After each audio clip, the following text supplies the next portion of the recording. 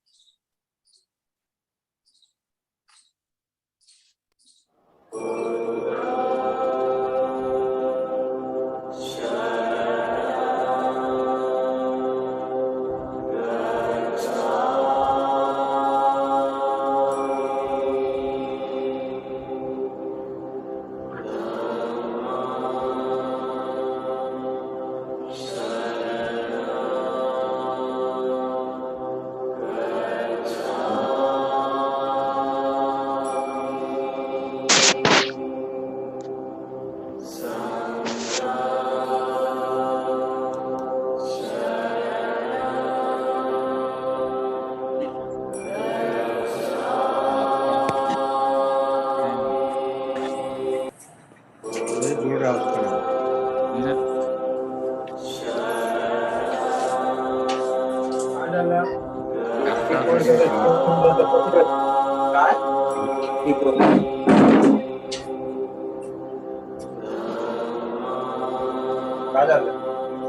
काय हे लागलं काय करा कुठे गेलं झूम ओपन करा परत प्रयत्न करू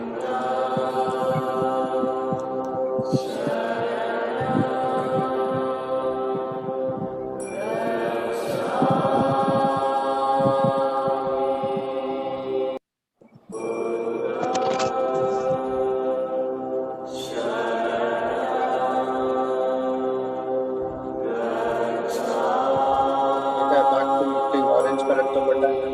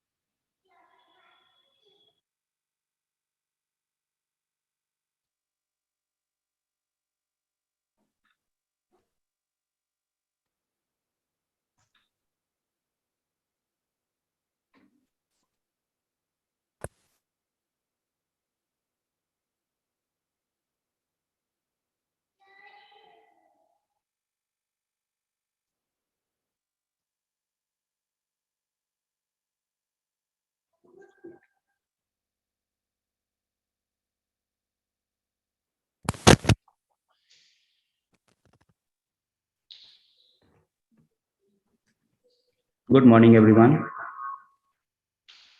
Our Honorable General Secretary, Venerable P. Sivili Theroji has joined us. Good morning, Venerable. May I please have the permission to begin with the of the day?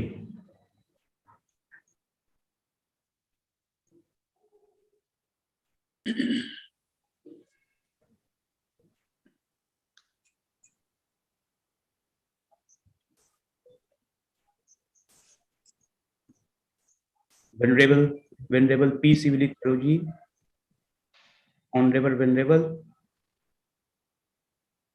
may I please have the permission to begin with the proceedings of the day? Just wait for 2 minutes, Animesh. Okay, sir. 2 minutes.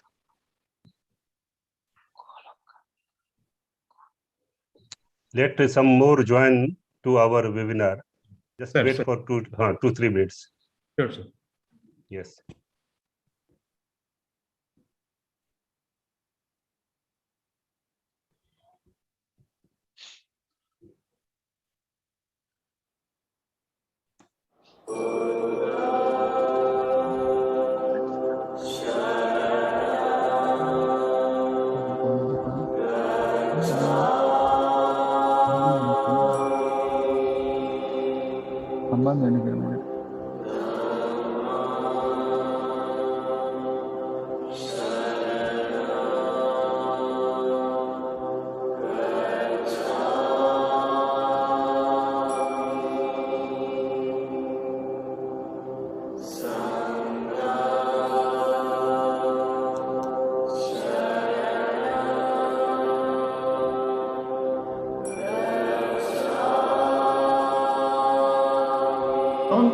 The meaning is being nice to got it. You just say got it. Okay, that's it. Try reading again.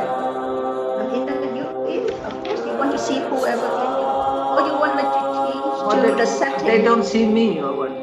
Wait, they don't see you because you didn't turn the video on. Now the video is off right here. You want to turn.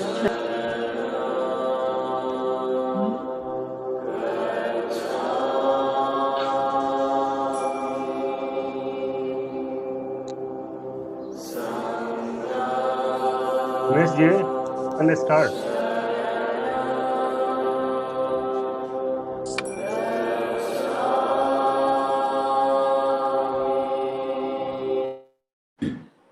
Good morning, everyone. Our General Secretary, Venerable P. Sivali Theroji has joined us. Good morning, Venerable. May I please have the permission to begin with the proceedings of the day? Yes. Okay, thank you, sir. Namo tassa bhagavato arahato samma sambuddhassa. Namo tassa bhagavato arahato samma sambuddhassa. Namo tassa bhagavato arahato samma sambuddhassa. Venerable P. Sivali Theroji, Venerable K. Medankar Theroji, Venerable R. Santanand Theroji, Venerable Bhikkhu and Bhikkhu, the chief guest of this session, inaugural function, Professor Asha Shukla ji, guest of honor, Venerable Professor Ralwe Padma Shri Theroji, our special guest of this inaugural session, Venerable Bhikkhuni Tathalok Theri, the chairperson of this session, Venerable Bhikkhuni Mr. Nanjay Dorje, our honorable president of MBSI, speakers, my dear participants, and august guests. On behalf of Mahatma Society of India, Sarnath Center, and on behalf of myself, I'd like to express my gratitude to all present here on this online platform in a 3-day international Kailash कुछ लोग parallel बोल रहे हैं, आप उनको रोकिए पहले। अनिमेश जी, मैं बंते जी आपको से अनुरोध करेंगे सारनाथ से सभी लोग को बोलिए अपना माइक बंद करने के लिए, बाकी लोग को बहुत डिस्टर्ब होता है। May I please request all speakers to keep their camera and mic switched on while presenting, and all observing participants are requested to keep their mic switched off throughout the course of webinar. सारे लोग please अपने mic को of कर लीजिए, है ना? ठीक है। I am Dr. Animesh Prakash, the convener for the first 2 days of this webinar. It is indeed a great pleasure for me to be here today with you all. Let us begin our program with an invocation to the Buddha. Now I take privilege to call upon our honorary member, Dr. Kiran Lamaji, for the same. Sir.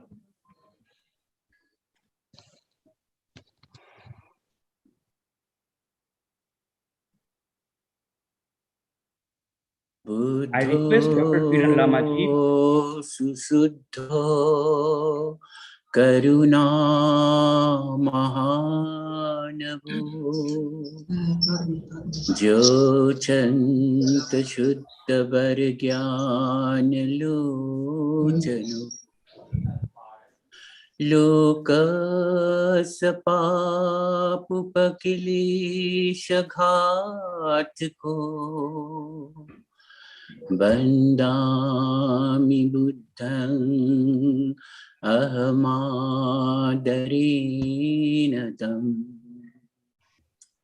Buddhang Sharanang Gacchami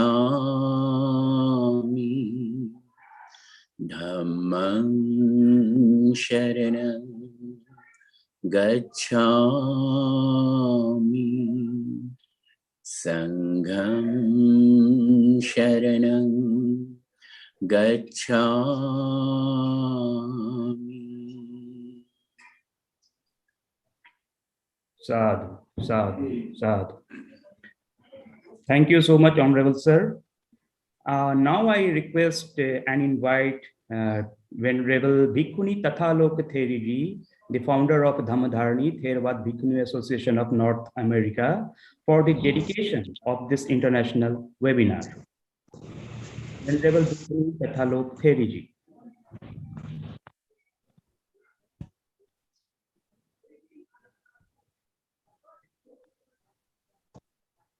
Greetings. Namo Buddhaya, Namo Ratanataya. My warm greetings to all venerables and most venerables and all upasikas and upasikas who are joining us on this auspicious occasion. Here in Northern California, it's the 16th evening. For many of you in Asia, then the 17th morning. The inaugural session and the inaugural blessings for this conference on Pali and Buddhism dedicated to the 25-year anniversary of the revival of the Theravada Bhikkhuni Sangha. So I'm going to offer some blessing chanting. Just a moment, please. I'm requesting my tech support.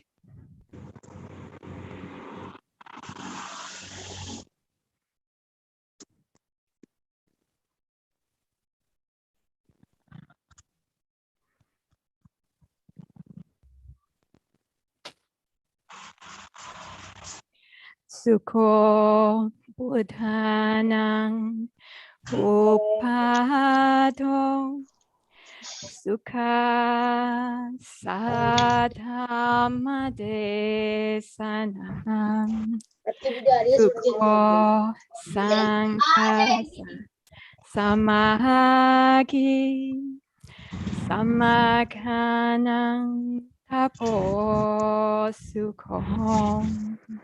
Happy is the arising of the Buddha.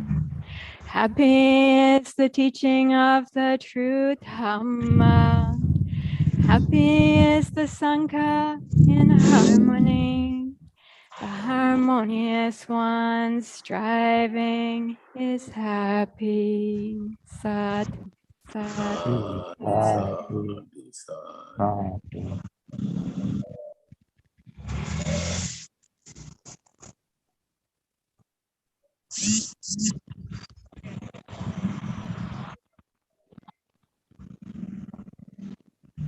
Thank you, Venerable Bhikkhuni Tathaloko Theri ji. Now I request Mr. Kiran Lama ji to proceed the event.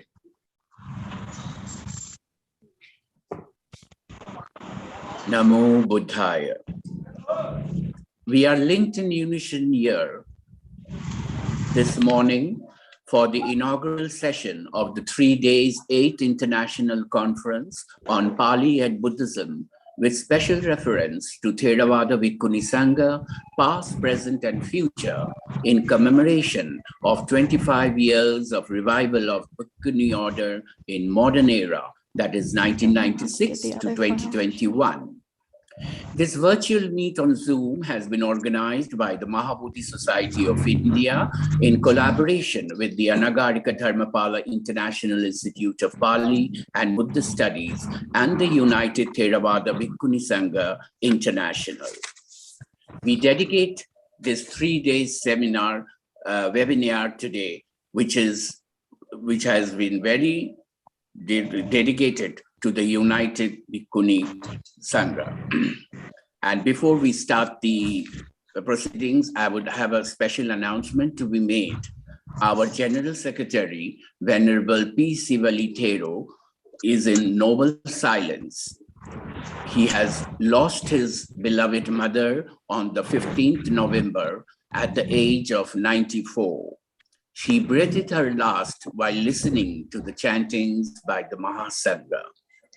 We all, on behalf of this webinar today, we offer our heartfelt condolences to the Most Venerable P. Sivali Thero and pray for the perfect bliss and attainment of Nibbana for his late beloved mother.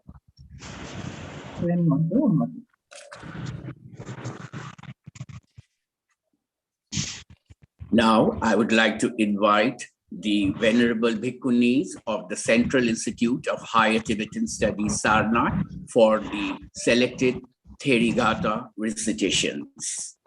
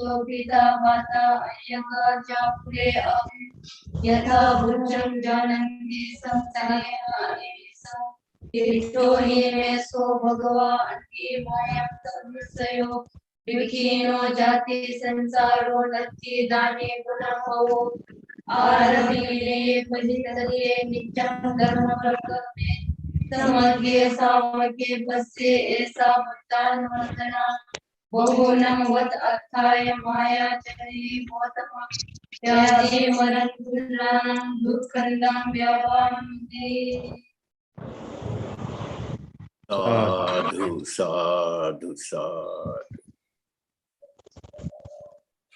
I would now like to invite Bhikkhuni Bodhichitta Theri from the Nisala Aranya, Australia, for the Jayamangala Gatha.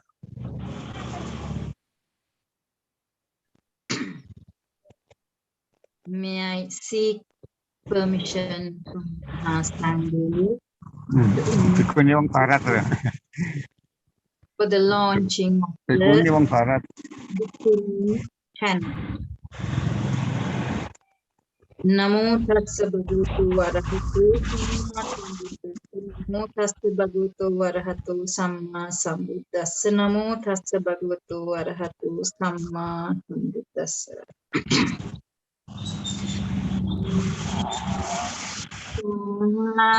Samabinim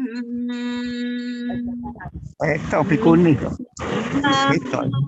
ayudang tang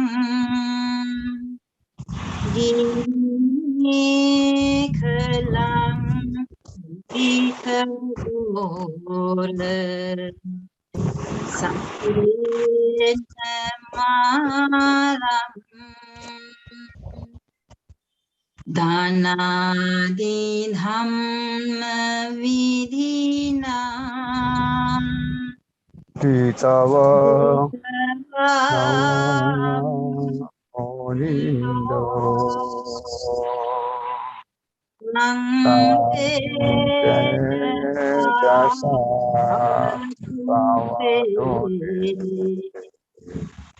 jaya manggane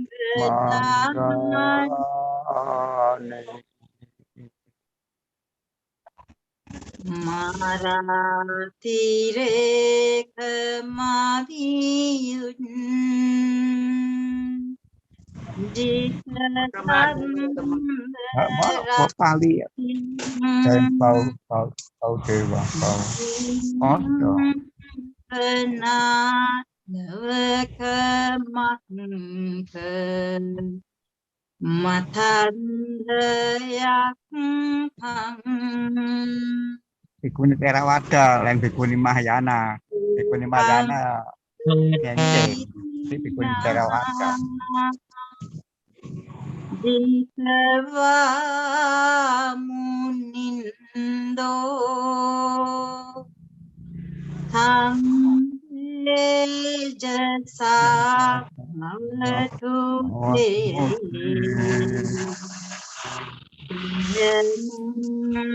Gelani Tapi Buddha Jayamang Gerak Gatha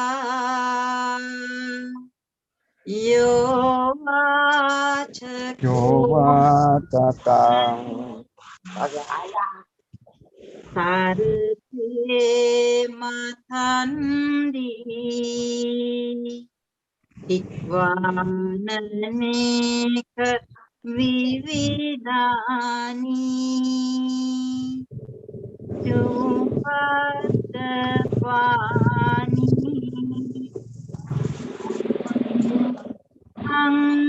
Sukhang Igamiye Naro Sapanyo.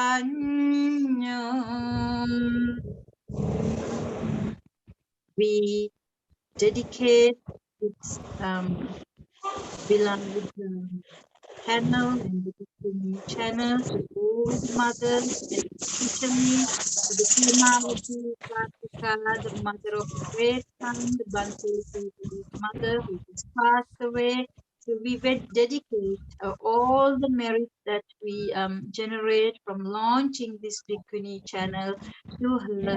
May she attain Nibbana as soon as Sadhu, sadhu, sadhu.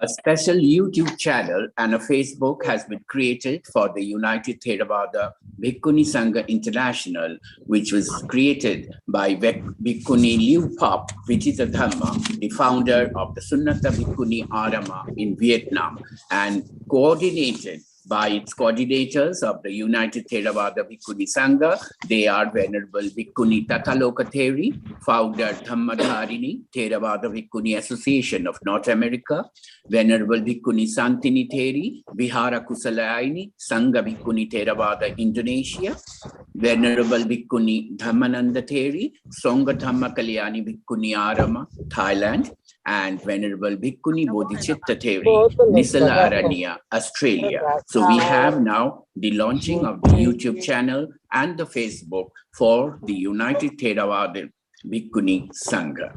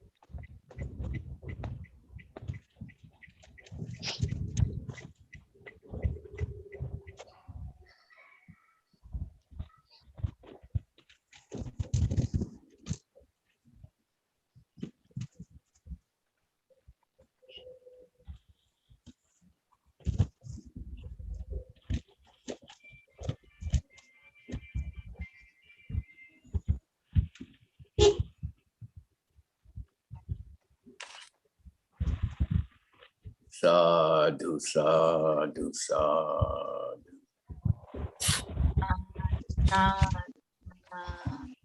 Here, the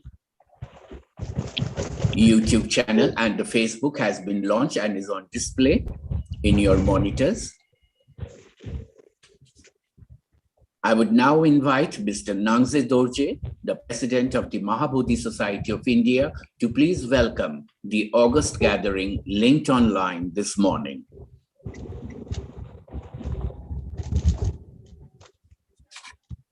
The most venerable Mahasangha, venerable bhikkhus, venerable bhikkhunis, learned speakers, participant scholars, and friends in Dhamma.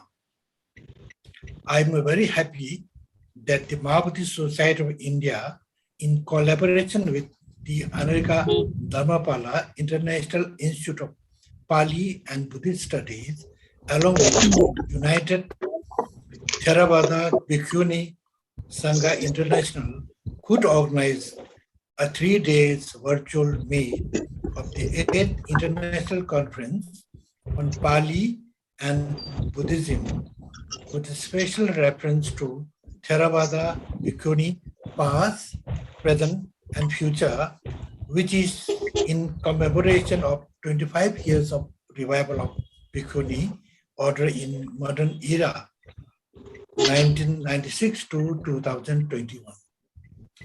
the ideology of Buddhism in the ancient times and the ideal concept of empowerment of the contemporary times are combined to blend both the ancient and modern ideologies.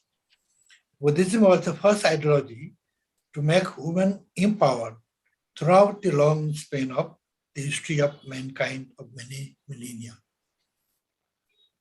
All types of empowerment, social, political, economic, cultural, legal, ethical, and religious, were allotted to women by the compassionate and the enlightened Buddha. Buddhist women since Buddha's time had shown a great support to the progress of Buddhism. The Buddha trusted the fourfold Buddhists, namely the bhikkhus, bhikkhunis, upasaka, and upasikas, as the strong foundation of Buddhism. I endorse that the women's contribution for the propagation of Buddhism must be supported and nourished according to the true spirit of Buddha's teaching.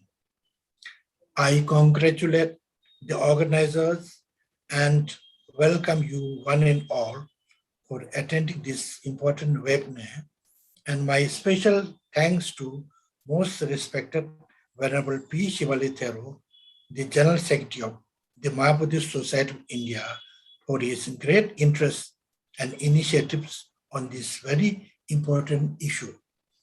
If we all have a clear understanding, then we all unitedly can work together to uplift this issue.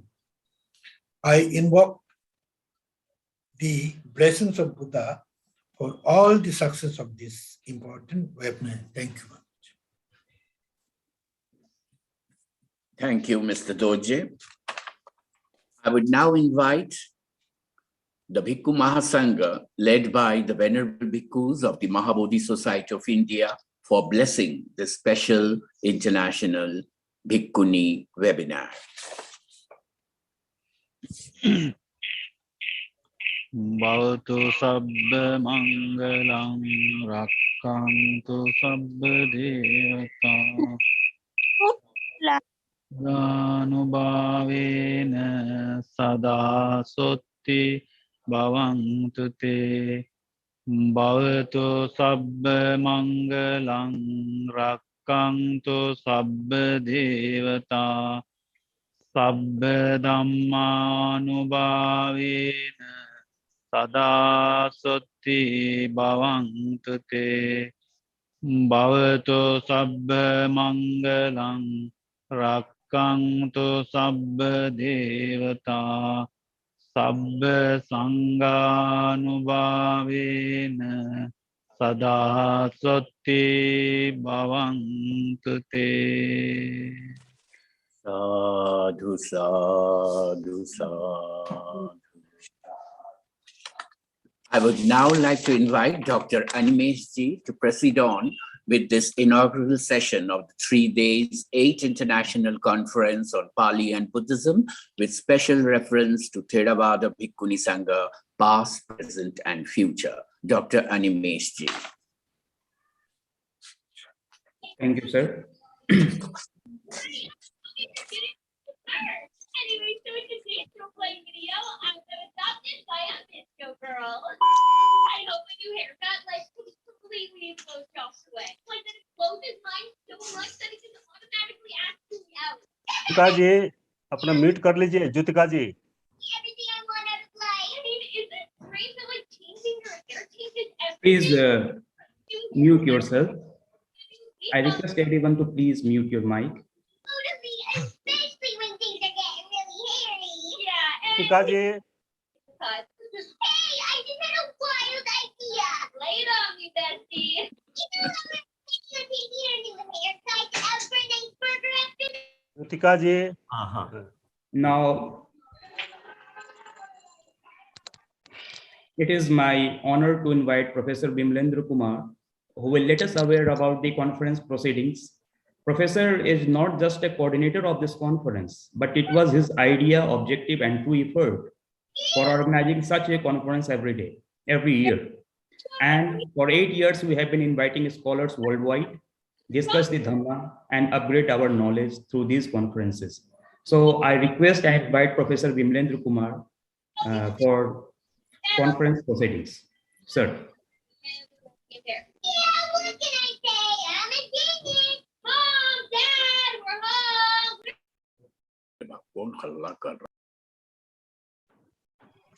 Thank you, Dr. Animesh Prakash. Mute করতে বলছে but mute করা গিয়ে যাবে mute এ যাবে তবে যাই যাই যাই দাঁড়া যাই আমি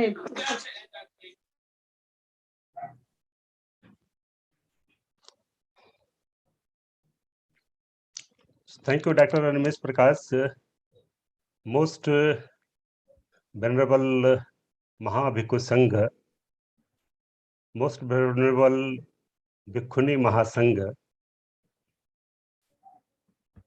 most respected our P. Sivali Thero, General Secretary, Mahabodhi Society of India,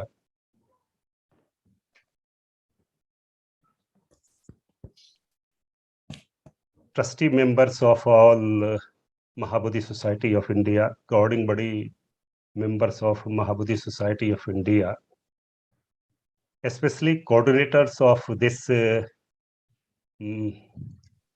8th International Conference on Pali and Buddhism, Most Reverend Bhikkhuni Tathaloka Theri, Most Venerable Bhikkhuni Santari Theri, Most Venerable Bhikkhuni Liu Thap Vidit Dhamma, Most Venerable Bhikkhuni Dhammananda, Most Venerable Bhikkhu Bodhichitta Theri. Our convener of the conference, Dr. Animesh Prakash, all distinguished participants of this webinar, all distinguished Reverend our speakers of this inaugural session, Professor Asa Sukla, Vice Chancellor of Dr. B.R. Ambedkar University of Social Sciences, Mau, Madhya Pradesh, Most Venerable Raulve Paramasri, Postgraduate Institute of Pali and Buddhist Studies, Kelania University, Kelania, Sri Lanka, Most Venerable Bhikkhuni Tathaloka of this inaugural session, Most Venerable our Bhikkhuni Bodhichitta Theri also.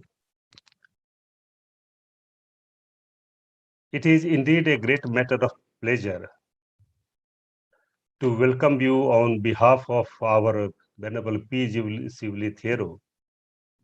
Actually, this perspective of the seminar was to be read out by our Reverend P. Sivali Thero, but due to some sad news, everybody knows, I have been asked that on behalf of our Reverend P. Sivali Thero, Venerable P. Sivali Thero, General Secretary, Mahabodhi Society of India, I am just welcoming you all, Most Venerable Bhikkhu Mahasangha, Bhikkhuni Mahasangha, our all coordinators of this international webinar on Pali and Buddhism, United Bhikkhuni Sangha, all the distinguished participants, all the delegates who are observing this international webinar, and all research scholars and students. Venerable Mahasangha, Most Venerable Mahabhikkhu Sangha. So, on behalf of, I am welcoming you all, Reverend P. Sivali Thero. It was a brainchild of this international webinar.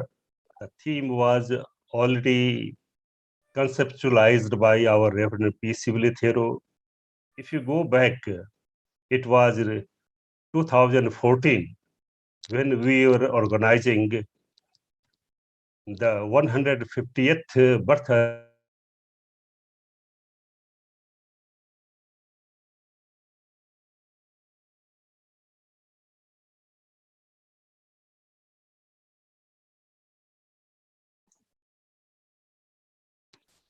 So it was 2014 when this international webinar was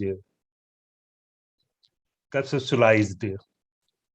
So just I am giving you a brief history of that, how we are organizing this international conference on Pali and Buddhism.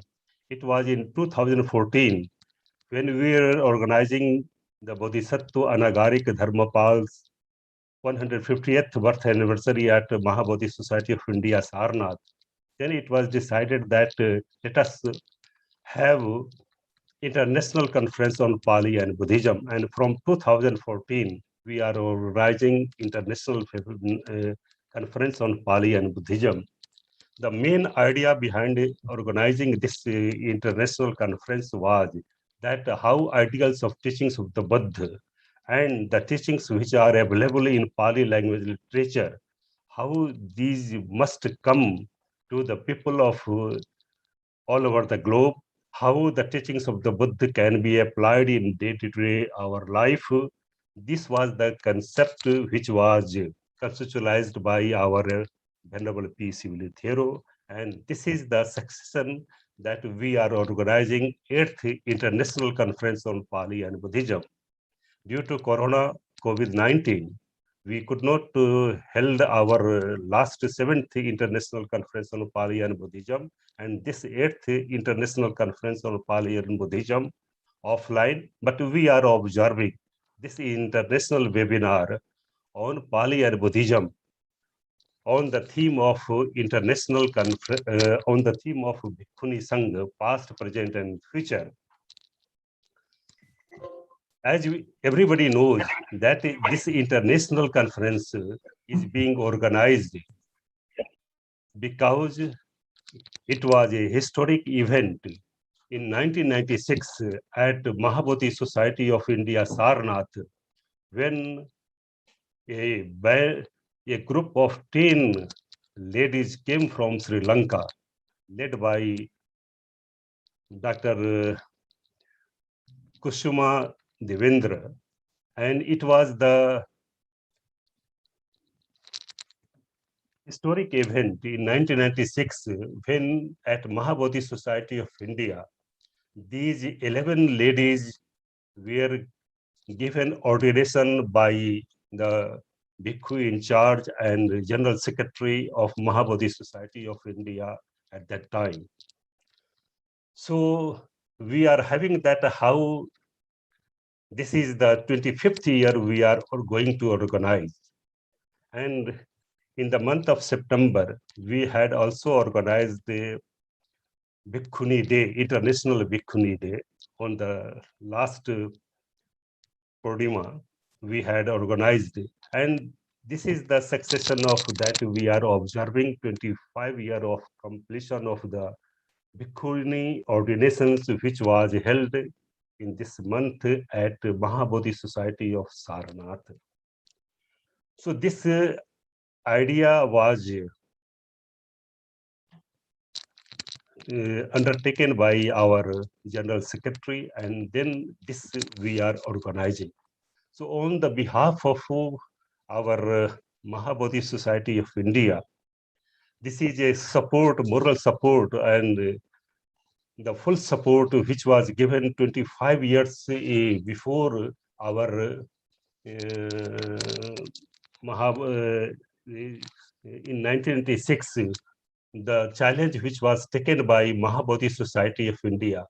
This is being celebrated here on the International Conference on Pali and Buddhism here at, again, we are organizing. So this Mahabodhi Society of India is taking again a historic event by calling an international webinar. And we are very much thankful to all the coordinators of this international conference on Pali and Buddhism on the main theme of Bhikkhuni Sangha, past, present, and future. And these 5 coordinators are taking hard task for the success of this conference. So on behalf of our Venerable P. Sivali Thero, we are very much thankful to our 5 coordinators of this main event. Venerable Bhikkhuni Tathaloka Theri, Venerable Bhikkhuni Santani Theri, Venerable Bhikkhuni Liu Fap Vidit Dhamma, Venerable Bhikkhuni Dhammananda, Venerable Bhikkhu Bodhichit Theri. So this is the idea which is being has come on the surface today. So all the coordinators of this international webinar we are observing on today. So on behalf of, this is the concept of the brainchild of our Venerable P. Sivali Thero, and we wish, I congratulate all the members of the coordinators of our this international webinar, as well as all the inaugural speakers who are going to present on the main theme today, as well as all the participants in all the 6 technical sessions. On behalf of our Venerable P. Sivali Thero, I congratulate all of you for joining this international webinar. Thank you very much. Thank you so much, sir, for letting us the historicity and historicity of conference and letting us know about the objective of the conference. We are so thankful to you. Now, our special guest for this inaugural session is Venerable Bhikkhuni Tathaloka Theri, and it is my honor to introduce Venerable Bhikkhuni Tathaloka Theri, one of the leading nun in the world. Venerable Bhikkhuni Tathaloka Theri was born in Washington, D.C. in 1968. At the age of 19, that is in 1988, she entered in monastic life as an anagarika, and later she met her female mentor in Buddhist monastic life in South Korea, Bhikkhuni elder Myung Seong Suning, under whose guidance she trained for 10 years. Venerable Tathaloka Theri received the going forth with her Bhikkhuni mentor in 1993 and Shramneri precept in 1995. Returning to United States in early 1996, she received Bhikkhuni Upasampada with an international gathering of Bhikkhu and Bhikkhuni Sangha in Los Angeles in 1997 with the late Bhikkhu Ratanasara Sangha Nayaka Thera as her Upadhyaya. Since then, Venerable Tathaloka Theri has focused on studying and practicing Dhamma Vinaya and has conducted researches in comparative Bhikkhuni Vinaya, the world Bhikkhuni Sangha history, and contributing articles on these subjects. Venerable Tathaloka Theri is the founder member of North American Bhikkhu Association, the Dhammadharani Vihara, and the Dhammadharani Support Foundation. In 2009, she received the gift of use of coastal redwood forested land for an off-the-grid women's monastic hermitage, Aranya Bodhi. Venerable Tathaloka Theri is the second Western woman to be designated as Theravadin Bhikkhuni preceptor.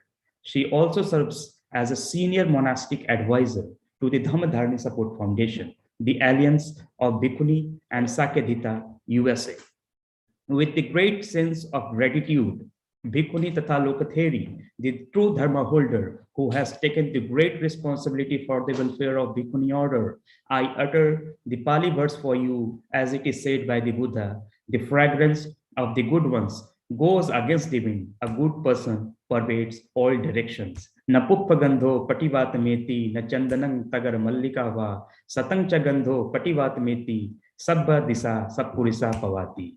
So now let us have a pleasure of listening Venerable Bhikkhuni Tathaloka Theri. Venerable.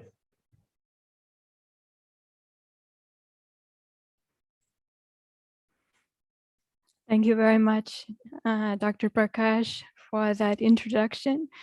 and to greetings to all of our most venerable Ubato Sangha, the Buddha's dual Sangha, to the Venerable Bhikkhu Mahasangha, Venerable Bhikkhuni Mahasangha who are joining us here today, and to all of our esteemed speakers, and to everyone who's joining us online together at this time. So I'd like to share for a moment. I'm going to share screen here. This is a dedication for this 8th International Conference on Pali and Buddhism, with special reference to the Theravada Bhikkhuni Sangha, past, present, and future, in commemoration of 25 years of the revival of the Bhikkhuni order in the modern era, 1996 to 2021. You've heard that our most venerable General Secretary of the Mahabodhi Society of India, Venerable P. Siwali Mahatero, that his mother passed away 2 days ago peacefully. And so we'd like to offer this dedication, thinking of her and to all mothers. So at the feet of the beloved mothers of the Tathagata Buddha, the Arya Mahasangha of bhikkhus and bhikkhunis of all time, in past, present, and future, who've sacrificed their life with tears, pain, and emotional agony of separation, and offered their sons and their daughters for the noble cause of the Buddha Sasana, the welfare of humanity towards ultimate freedom from samsaric miseries for nibbanic bliss. I offer this on behalf of our United Theravada Bhikkhuni Sangha International Consortium, inaugurated today. I'm going to continue with the screen share. I have to change to the next slide.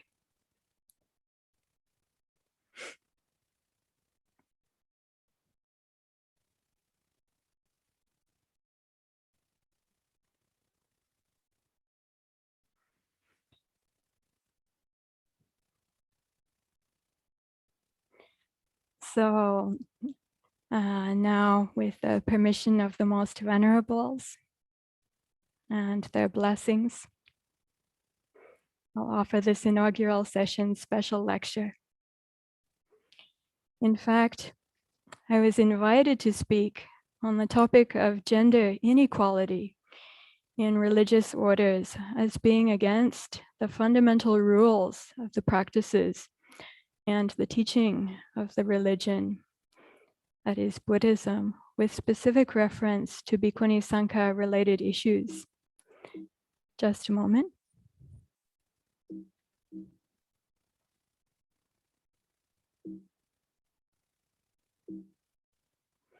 I'm going to have to stop sharing for a moment because my slides are not progressing. Just a moment, please.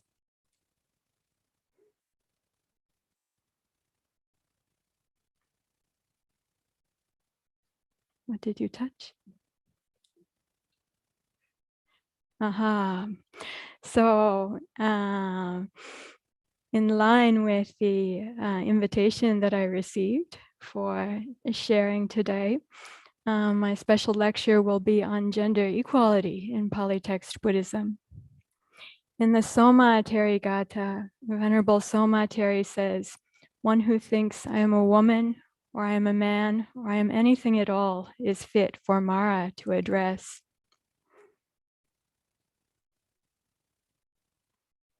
In fact, this is from the Soma Sutta. The Pali text is from the Mahasangiti Tipitaka, and I'm sharing it via Sutta Central. This teaching is considered so important that in fact it appears, just a moment. Can I put this up to the top? We're having some technical challenges.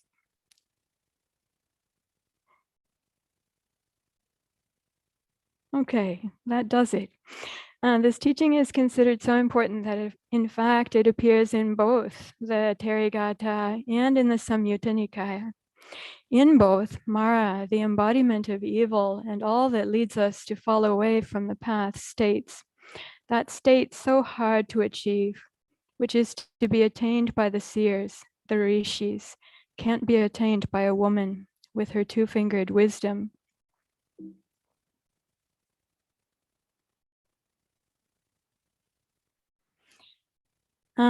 To which the Arahant Teri, as a fully awakened one, states, what does womanhood matter at all when the mind is concentrated well, when knowledge flows on steadily, as one sees correctly into Dhamma? But of course, we all know that it does matter in worldly terms. Plenty are the people who voice sentiments like Mara. These sentiments translate into real life supports or impediments. The Buddha recognizes that it does matter in important ways as well. An example, when he explicitly highlights eminent qualities of disciples of all four of the principal categories of his disciples, including bhikkhunis, or when he explicitly recommends parents with daughters to look to his leading bhikkhuni disciples, Khema and Upalawana Teri, as role models. Here the Buddha exemplifies and sets the proper Theravada or Savakayana Buddhist standard for both deconstructing and constructively applying gendered worldly terms and contexts in ways that are illuminating, uplifting, and empowering, offering not only transcendence, but concrete role models of excellence in his sasana and sangha in the world in ways that are, as we see exemplified here, both explicitly gendered and explicitly non-gendered and gender transcendent. The worldview of the Pali texts, analysis. The primordial state of humanity is said to be non-gendered beings made of light. This is from the Aganya Sutta, the Buddha's teaching on knowledge of beginnings, the 27th discourse of the long discourses of the Buddha, Tigha Nikaya. In the Aganya Sutta, these beings travel to earth back when the crust of the earth was still liquid, and they consumed the earth. It's called tasty earth. Over time, developing sexual characteristics, and with that, customs related to sex, acquisitions, attachments, disagreements, and violence. This is portrayed as the devolution of humanity.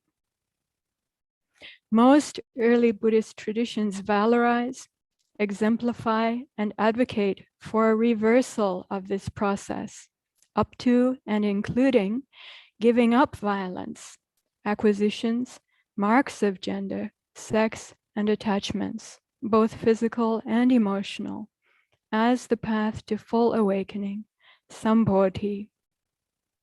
The state of complete awakening, abhisambodhi, is non-gendered, and the fully awakened ones, arahanta, no longer have tendencies to acquisition, violence, or sexual behavior, as exemplified in the Bhikkhu, Bhikkhuni Mahasangha and in the Uposita observance of the white-clothed lay disciples. We see in this the highest value in Buddhism. This is Buddhist evolution. Auspicious bearers of the essence. Moving from the Sutta Pitaka to the Vinaya Pitaka, in the Pali text Mahavibhanga, in the explication and analysis of the first precept of the bhikkhus and the bhikkhunis, both a bhikkhu and a bhikkhuni are defined virtually identically, with the only difference being that the latter is defined as fully ordained or fully accepted by the dual Sangha. Both speak of auspicious Bhadra bhikkhus and Bhadra bhikkhunis, and the heartwood Sara bhikkhus and Sara bhikkhunis, bearers of the essence. However, as we may know, in contemporary South and Southeast Asian Buddhist cultures, male monks are normally thought of as auspicious and essential, but unordained or not fully ordained female monastics are not generally thought equally so, or not at all.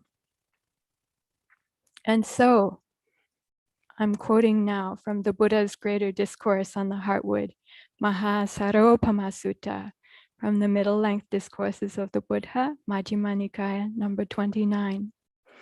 And so, monastics, this spiritual life is not lived for the sake of possessions, honor, and popularity, or for accomplishment in ethics, or for accomplishment in samadhi, or for knowledge and vision.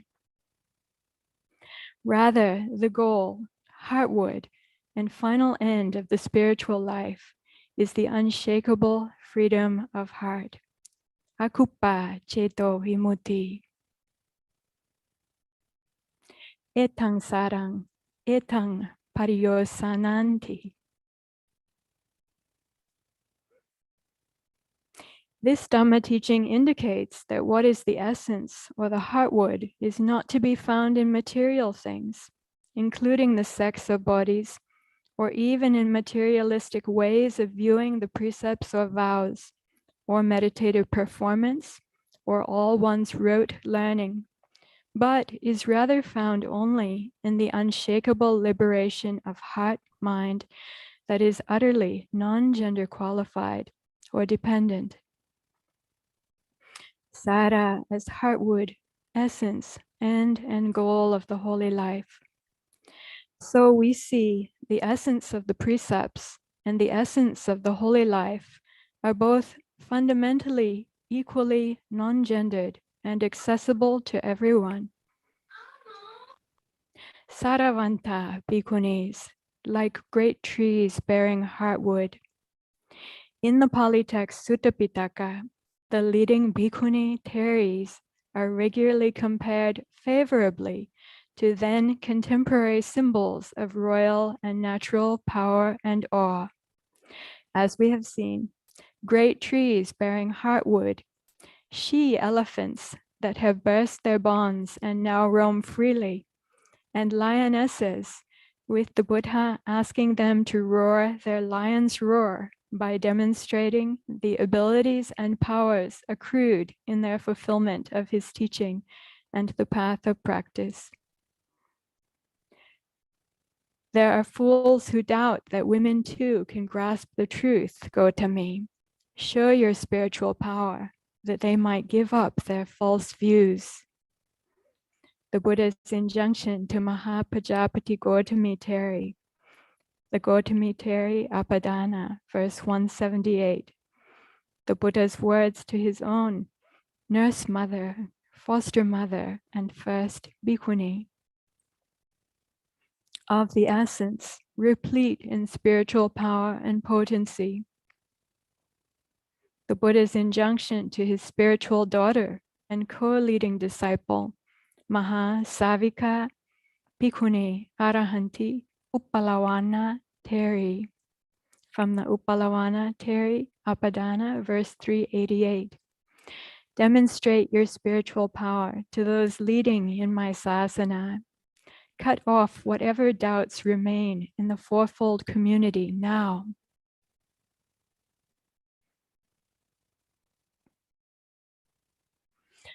I hope this special lecture has contributed to the Buddha's aim of clarifying and cutting off doubts and wrong views, and giving effective upliftment and encouragement. I would like to offer something that I propose to call the Buddhist Prime Directive. To offer the very best inspiration, encouragement, and expedient means, the most comprehensive support possible for encountering and fully developing the path of awakening, and all means of support possible for moralizing, valorizing, and expediting the effective sharing of that path by those with genuine knowledge and experience of it. We're celebrating the 25-year anniversary of the resurrection and the beginning of the revival of the Theravada Bhikkhuni Sangha and Theravada Bhikkhuni Sasana, as is said in Sri Lanka, in Sarnath, Isipatane, in the Deer Park in 1996. We've been focusing these last 25 years on revival. And now, 25 years later, we have an increasing number of Bhikkhuni preceptors, Bhikkhuni leaders, and teachers internationally. The Bhikkhuni Sangha of the Theravada has grown to more than 5,000, more than 3,000 in Sri Lanka alone. It seems to me that it behooves us now to consider the prime directive in Buddhism, and doing so, to move our focus not only from revival. Revival is still important and it's not yet complete. There's so much more we can do for it to be complete and proper according to the Buddha's meaning and the Buddha's vision. But to turn also our hearts and minds with the reappearance of Bhikkhuni seniors, preceptors, leaders, and teachers, their students and disciples, Bhikkhuni aramayas, viharas, upasayas around the world, to turn our focus from revival to renaissance. I ask myself, what would renaissance mean? To my thought, it would mean that not only do we have the rumors and the appearance of bhikkhu arahantas, or great bhikkhu teachers who are thought to be non-returners, or great bhikkhu teachers who are thought to be stream enterers, and laypersons who are thought to be stream enterers as well, as we have now in this time with the revival of meditation traditions, the revival of deep wisdom teachings, vipassana and insight. We have this in the Theravada Sangha at this time. But for this to be complete, for the revival to be a renaissance, what that would mean is for the Theravada and Buddhist traditions to also be once more replete with at least a few Bhikkhuni Arahantas, completely awakened ones, Savika Buddhas. I'd like to close with this blessing. May the power of all awakened women of the way always be a blessing to us, awakening within us our own dormant or latent or rising spiritual potency and potentialities, that we may know and experience for ourselves the fulfillment and highest rewards of fully living the holy life in the Buddha's way. Savika Buddha Setasa Sattha Sotin Karotu Savika Buddha Setasa Sattha Sotin Karotu Savika Buddha Setasa Sattha Sotin Karotu. Sadhu, sadhu, sadhu.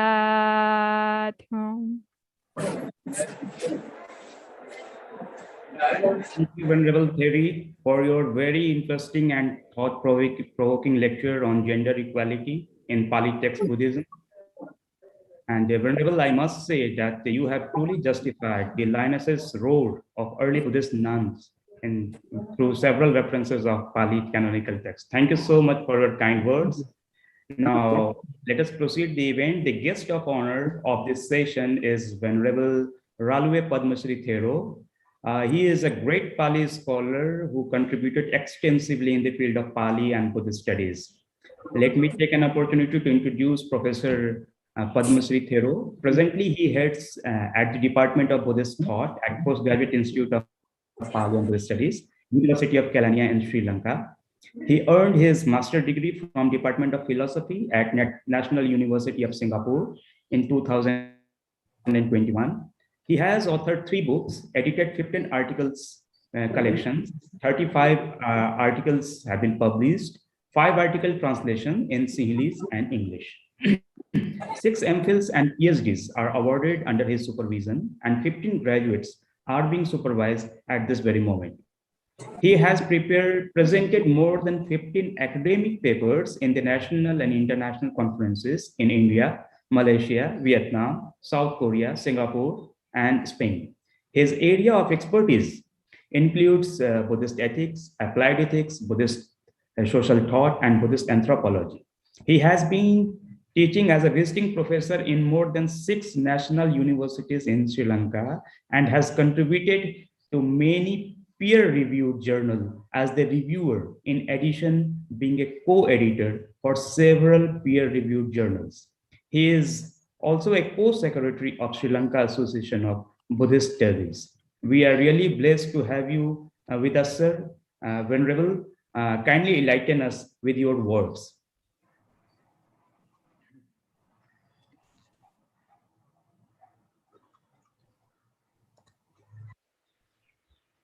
Namo tassa bhagavato arahato samma sambuddhassa. And wish everyone good health and most venerable Mahasangha, Bhikkhu Bhikkhuni, and fourfold members, including our Upasak and Upasikas, all our scholars. And thank you very much for giving me opportunity to make this kind of presentation, and without getting much time, and I will go to the topic. Actually, it is very honor to me to be with you today, being in the day that you are celebrating the kind of milestone of the renaissance of the Bhikkhuni order. And therefore, I am personally very much happy and delighted to see the progress of this movement. And therefore, I thought to share with you not much on what we find in the text, but I just wanted to share with you what I have experienced being a monastic member for more than 25 years and being a kind of academician for more than 19 years. And so I would like to share some of the Sri Lankan experience regarding this high ordination, and what are the reluctances, what are the problems we have, what are the alternatives that we can share. These are my thoughts. And so I took to discuss with you one simple matter, that is it is a matter of attitude than the Dhamm and Vinay. And what I mean by this is regarding this recognition of the Bhikkhuni order, and regarding the giving them these privileges or the equality. All these things depend not on the text but on the attitude of the tradition. And therefore, after reading and arguing, and I think I like to see here even Bhikkhuni like say here, and I have read her books also, that I mean those who have done until now, they have done a great job. Therefore, I want to talk with you the attitude factor behind this reluctance or behind this unwillingness to accept. And so I will take within 10 minutes, I will summarize my lecture. And I just want to, this negative attitude regarding this Bhikkhuni, we can see from the early text. And for example, we can see one example, Venerable, the statement attributed to Venerable Mahakassapa Thera regarding this, the dialogue that occurred between Ananda Thera and Mahakassapa Thera. And in the Samyutta Nikaya, you will find that. And therefore, I am not going to elaborate the matter. I just want to tell you there that point was, one point was like Thulananda, Bhikkhuni Thulananda's blame on Venerable Kassapa at her place. And it was a reason that it was a kind of experience that we can see Even in the Buddha's time, this attitude factor matters. And I do not say that Mahakassapa Thera had it. I want to say it in the text that we find it. And therefore, there was a kind of disagreement between Venerable Mahakassapa and Venerable Ananda, and for different matters, even some trivial matters. And one such example is Ananda Thero's request to, now one day, Venerable Ananda Thera was told or kind of blamed as a youngster, Komarikovat. And then Venerable Ananda requested Mahakassapa Thera, Venerable, I am matured now, please, at least by now, do not use this term like Kumarika, Kumara, or youngster. And what Venerable Ananda says is, I am not a kind immature. I am matured, and I just want to say there's a kind of attitude clash between the some groups of the monk at the very beginning and the latter part also. The second point I just want to share with you the very well-known fact that the accusations made against Venerable Ananda at the demise of the Buddha. Out of the 5, 3 of them are related to women, and therefore we know that the Venerable Ananda was highlighted and for helping women, and this ideology very much discussed, and I just want to say it was in history. And the second point, when I come to this, the Sri Lankan Buddhism, at the very beginning of the Sri Lankan Buddhism, when we read the chronicles, and the stanzas given to the Bhikkhuni Sangamitta and the very establishment of the Bhikkhuni order is not that much compared to the Venerable Mahinda and the other kind of mission. And therefore, when we read carefully the early literature, we can see this, even in Sri Lankan history, this happened. And it is one of the, okay, very sorry, and can you please the slide? Okay, I will make it bigger. Is it okay now? Yes, now it is okay. Okay, thank you, sorry. Venerable. Okay, then I was discussing the Mahavansa, Deepavansa, and the Samantapāśādika early chronicles, as well as the commentaries, how discuss the introduction of Buddhism. That Bhikkhuni order in Sri Lanka is not given higher place. That means when we compare, but I don't say we cannot expect this equal place there, but generally I see that person. And the other point I just want to say, then I just jump into some Sri Lankan cases in recent case, and from the history to now. And now one case is issue of official identity. And recently, I think more than 20 years now, these bhikkhunis are struggling for their identity card, national identity card, and whether they should be given the bhikkhuni, whether they should be given the title of Dasasil Mata, 10 preceptor, or whether they are going to be use the term Samaneri.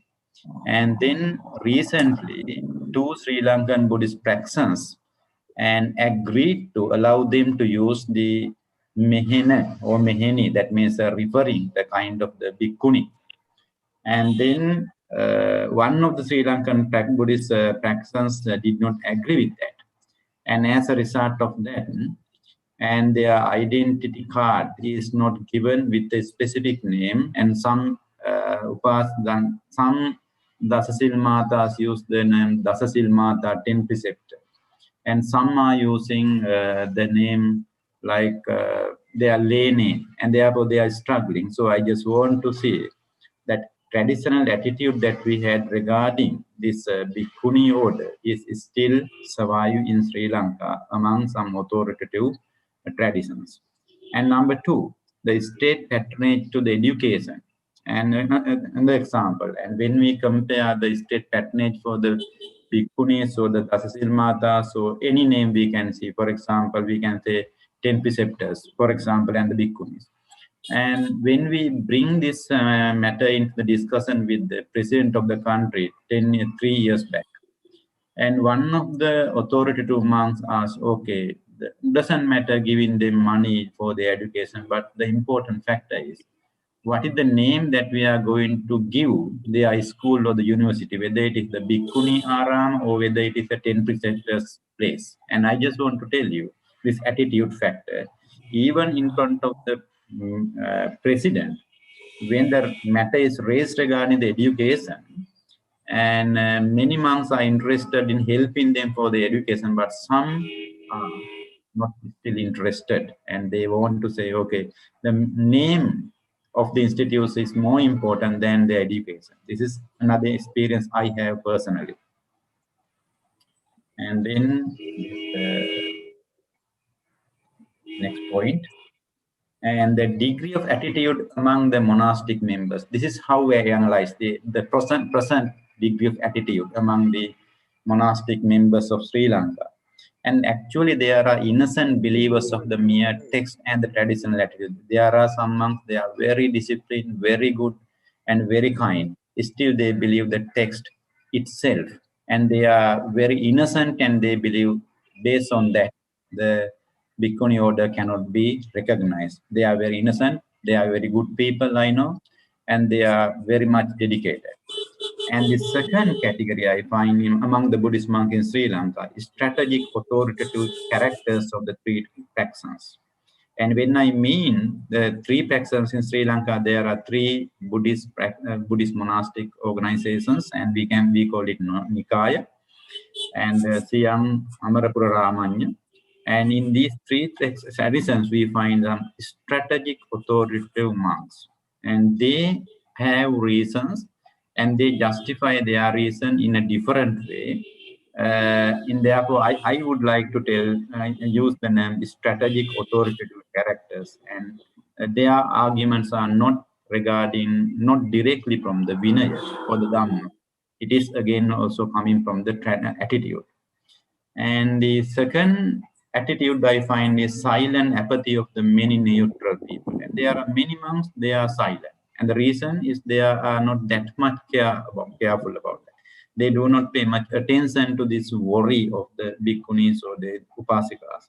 And therefore, that is the third and the most significant factor I like to highlight.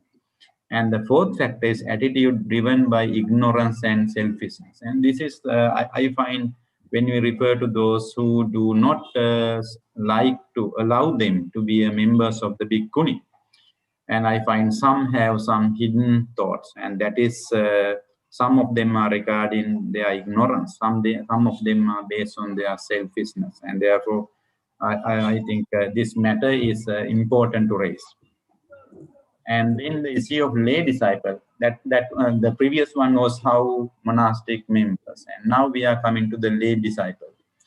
And one reason is the politicians, they do not implement the request or the recommendations because they are very cunning as everywhere, and they listen to one or two authoritative tradition or person and ignore the bhikkhunis' request and some of the monks' request regarding the bhikkhunis. And therefore, they just want to keep silent, not to raise up the matter. And therefore, politicians' silence make the progress more, very slow of the bhikkhuni order. The general problem is the indifference of the majority of the common Buddhists, both upasaka and upasika. And they are indifferent to they get a lot of help from the bhikkhuni. They also help, but generally they do not organize as a huge force. And therefore the indifference is there. And that factor is causing to stop or to make it slower, the progress of the bhikkhuni order in Sri Lanka, especially, I think.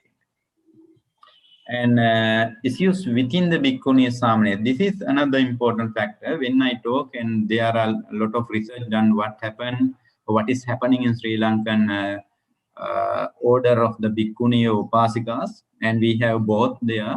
And even though not recognized officially in Sri Lanka, we all know that bhikkhunis are there, as well as 10 precept holders are there. And then when we interview them, there's a huge debate among themselves, and some want to say, let us wait until authoritative tradition allow us to get full high ordination. And among the 10 preceptors, they are a group and they are saying, okay, we will wait until one day all these 3 sections allow us this proper ordination. Then the second group says, no, let us work for that and let us dedicate for that. And as well as we rise up and work for that. And until they get together, and I think there's an internal conflict that we cannot help to the progress of Sri Lankan Bhikkhuni order in the present context. And then alternative solutions, and this is how I feel. These are the solutions I feel like alternatives. And for Bhikkhu Sangha, a solution is possible just by having a kind of attitude, even though they cannot see deep doctrinal support we have so far in this change. For example, what I want to highlight here, the change of the attitude of the majority of the monk can settle the issue very simply. And therefore, we have a lot of ways and means how to overcome the problem of the Vinaya. But for this change of attitude, we need a lot of strategies and we need a lot of dialogues. We need a lot of, close up interviews and the kind of associations. And the number one for Bhikkhu Sangha, it is matter of interpretation. And according to my understanding and most of the modern reading, and the religions are doing a lot of interpretation, and their present state is justified by the interpretation, and the interpretation is something always occurred and now also happening. But for this matter also, Bhikkhuni organization, Bhikkhuni high ordination, just making some interpretation is important. And number 3, for present Bhikkhunis, 10 precept holders be united and generate the power. And tradition has always been obedient to power in its entire history. When we see the Theravada tradition, and they have not, in some cases, directly come forward and change things. But when something becomes a power, they just accept it. And just allowing to go and accepting has become one of the means and method that Theravada has followed and throughout the history. And therefore, my suggestion is, okay, let's get together and work hard. And when you become a very, very powerful organization, when you become a very powerful, okay, they will allow you. And therefore, making power and generating power and expanding that power is important for this. And number 4, for lay rulers, what we can tell, okay, we have to educate them to be more learned about taking independent decisions and looking the things more deep without just believing what some people say. Number 5, educate the lay and generate social power. And these are my alternative solutions I would like to offer for the organization to reconsider to overcome some of the issues that we have as a barrier to our progress of the Bhikkhuni order. And the final and kind of aspiration, and we will, our will and dedication matter for future progress. And I will quote from Baddha Kundalakesi in Therigatha. Having bent my knee, having paid homage, I stood face to face with the Buddha, hands in the gesture of respect. Come, Buddha, he said. That was my ordination. So, Buddha is there, Dhamma is there, Sangha is there, you are there. Therefore, please come forward and work together. And then we will be able to make strong power. That power of the Bhikkhuni will enable to flourish the world. And Sukhi Hotu, everyone. Thank you very much for giving me this opportunity.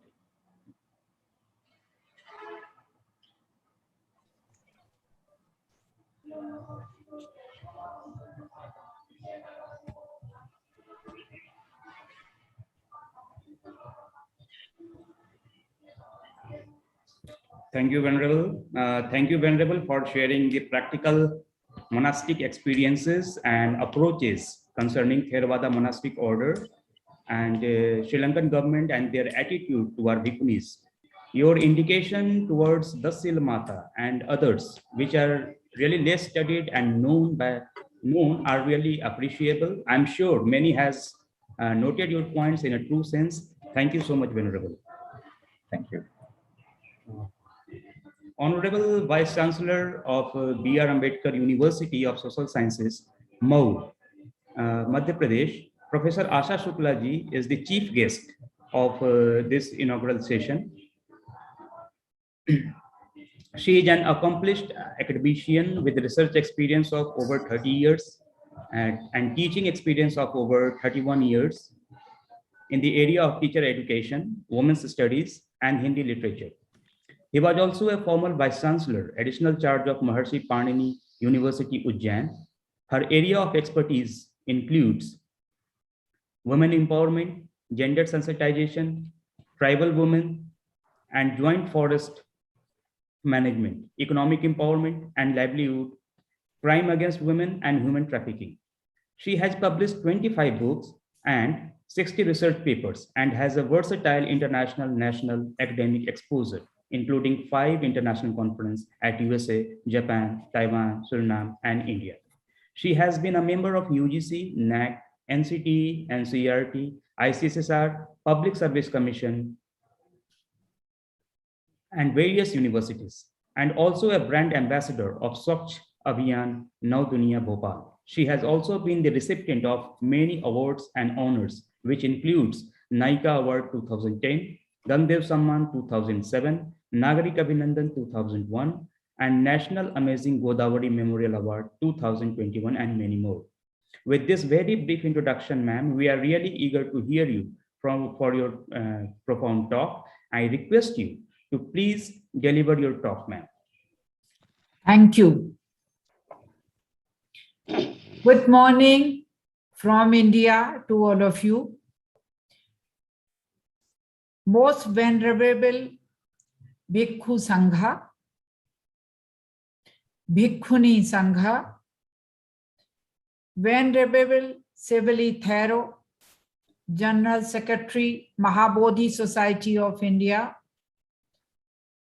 Venerable Professor Role Peramarshi, Venerable Dr. Bhikkhuni Dhammananda, respected Venerable Tathaloka, Professor Vimalendra Kumar, Dr. Animesh Prakash, distinguished guests, delegates, participants, ladies and gentlemen. I am working with Dr. B.R. Ambedkar University of Social Sciences, Mahu. On behalf of my university, I welcome to all of you and congratulate to the organizer for this big collaborative event. It's a pleasure for me to attend the inaugural session of the International Conference on Pali and Buddhism on the theme of Bhikkhuni Sangha, past, present, and future. There are some of the factors which motivate women to renounce the household life and embrace the life of nun. The women at the time of the Buddha or during the time of expansion of Buddhism in Asian countries entered into the order. It was a revolutionary step on the part of the Sangha to accept that women could also attain emancipation. This was the highest spiritual freedom for women. These ancient Buddhist nuns not only were involved in spiritual activities, but some of them taught Buddhist teachings and disciplines to large number of novices. The question of possibilities of emancipation of Buddhist nuns while she is having body of women has been discussed in the Pali literature, especially in the Jatak Atkatha, Sutnipat Atkatha, and Buddhist Sanskrit text like Sandarbha Purandrik Sutra. According of these sources, emancipation of Buddhist nuns is not possible while one is having a body of a woman. It is possible only when one is born with a body of a man. If he is only human person worthy of being emancipated. Buddha says that a woman can get arhantship and many become perfect, but she cannot be raised to the status of a Chakravarti Raja, Shakra, a Mar, a Brahma, let alone to the status of a Buddha. In the Bahudhatuk Sutta of the Majjhima Nikaya, it is said that it is impossible, it cannot come to pass that a woman who is perfected, one could be fully awakened one. But the situation occurs when a man who is perfected, one could be a fully self-awakened one. But this situation occurs. It is impossible. It cannot come to pass that a woman should be a wheel-turning king, but a man could be a wheel-turning king. This situation occurs. It is impossible. It cannot be come to pass that a woman could be a Shakra, a Mar, a Brahma. This situation occurs. Thus, from the foregoing accounts, it may be presumed that through the passage of time, the attitude of the Buddhist became much more rigid towards the women. In early Buddhism, women were accorded the scope of attaining the highest spiritual goal, but the same was snatched away from them in later period.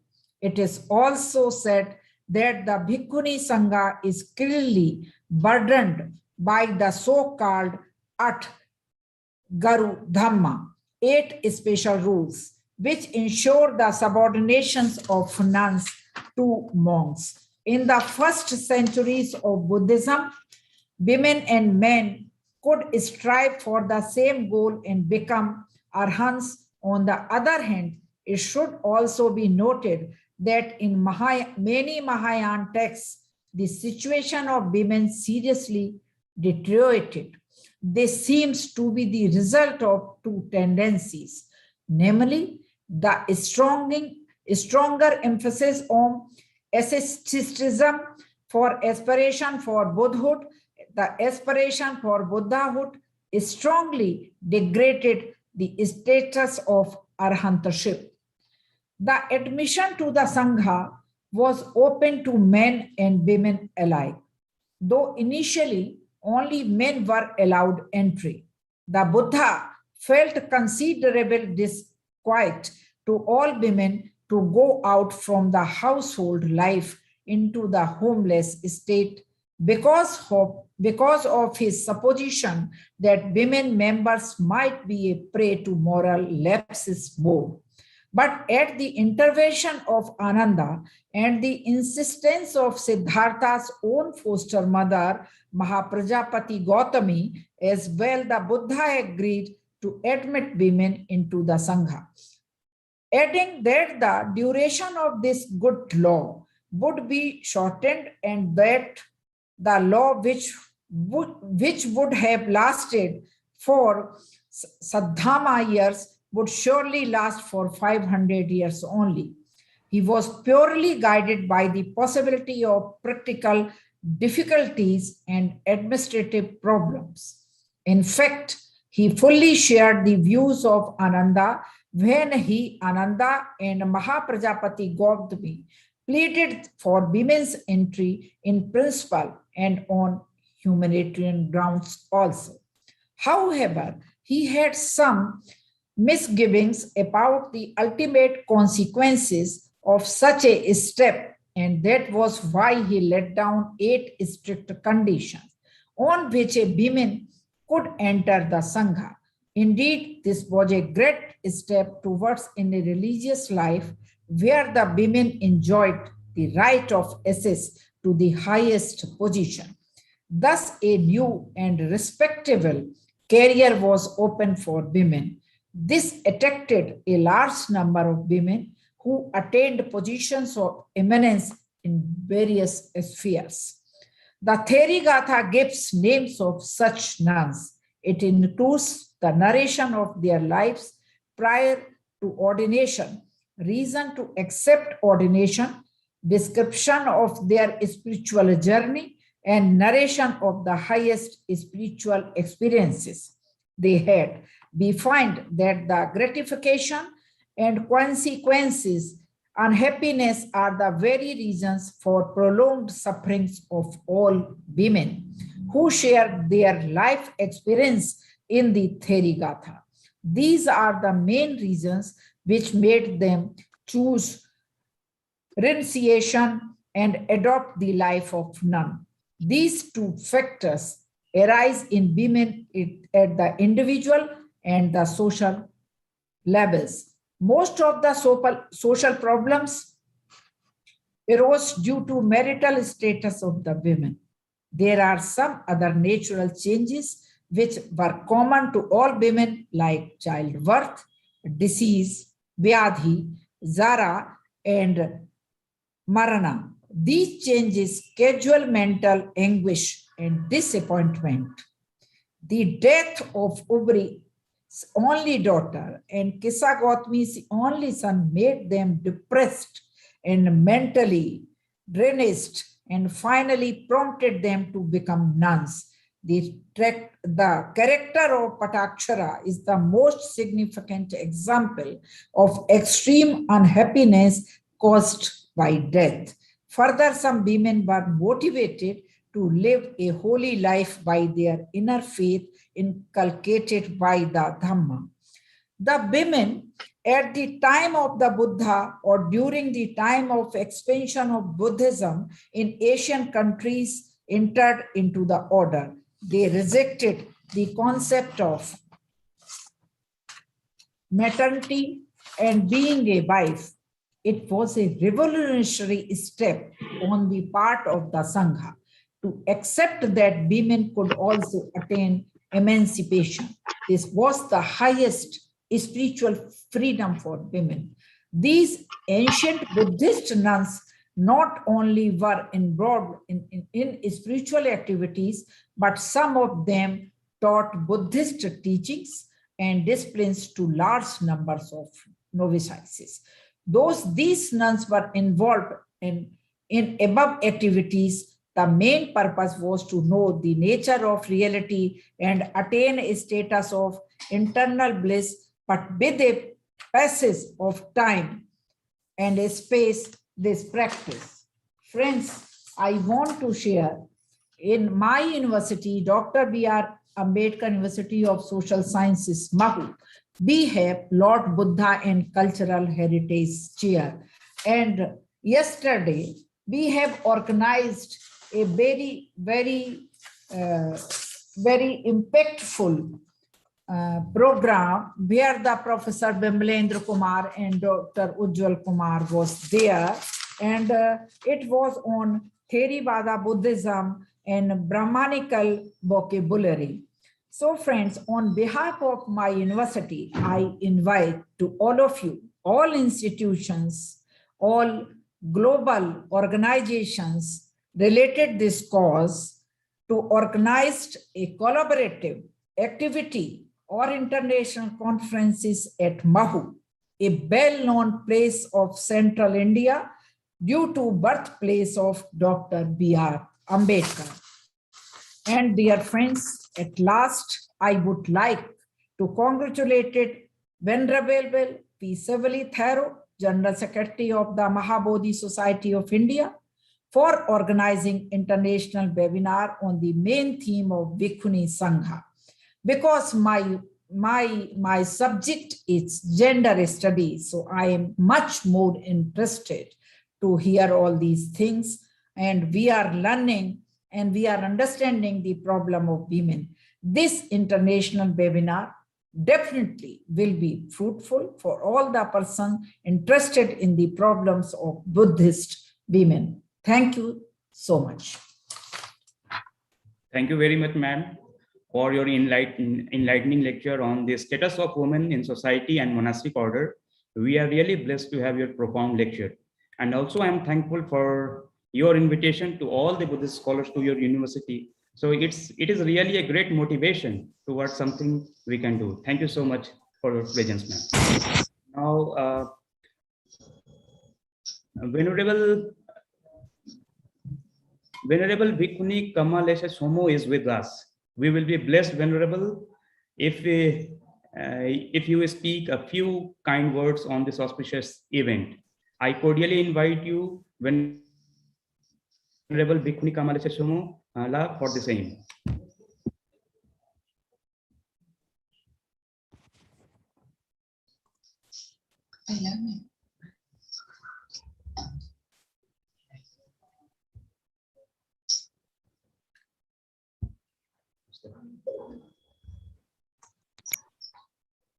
Kindly unmute yourself.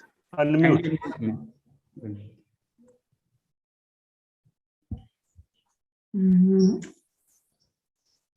Greetings to all of you. It is wonderful to see this august body coming together to celebrate the achievements of the bhikkhunis of the past, present, and future. My dear friends, I bow to you and I appreciate you. I think we have achieved so much in the last 30 years in the expanse of history. When we see, for hundreds of years, people didn't even hear the word bhikkhuni. And now within 30 years, 35 years, it's become a household word. All of the textbooks on world religions now talk about bhikkhunis, and they celebrate the achievements that we have made. This is something unimaginable when we began our work, and many of you remember. So this is, I think, something to take great joy in. If the Buddha were here, I think he would be very pleased. And the bhikkhunis are doing such wonderful practice, such wonderful studies, such wonderful work throughout the world. People are noticing. They appreciate the bhikkhunis very much. They say that they're very sincere, that when they have gatherings, they come early and they stay afterwards to tend to the needs of the people. So the people are very happy to have the bhikkhunis who work selflessly, many of them night and day, to tend to the needs, the spiritual needs, and even sometimes the material needs of the people, looking after the children, helping the women, helping the Dharma to prosper in a very difficult era. So I think this is something that we can all take great joy in. We see that the nuns, we have almost no scandals among the nuns. Their behavior is pure, their behavior is sincere, their behavior is in accordance with the Dharma. This is something to take great joy in. So we remember tonight especially, well, it's nighttime here. We remember especially the great work of the pioneers in all of the different traditions. Venerable Kusuma, may she achieve nirvana quickly, was a great pioneer. And she was at first reluctant to take the role as a pioneer, as a leader of the nuns.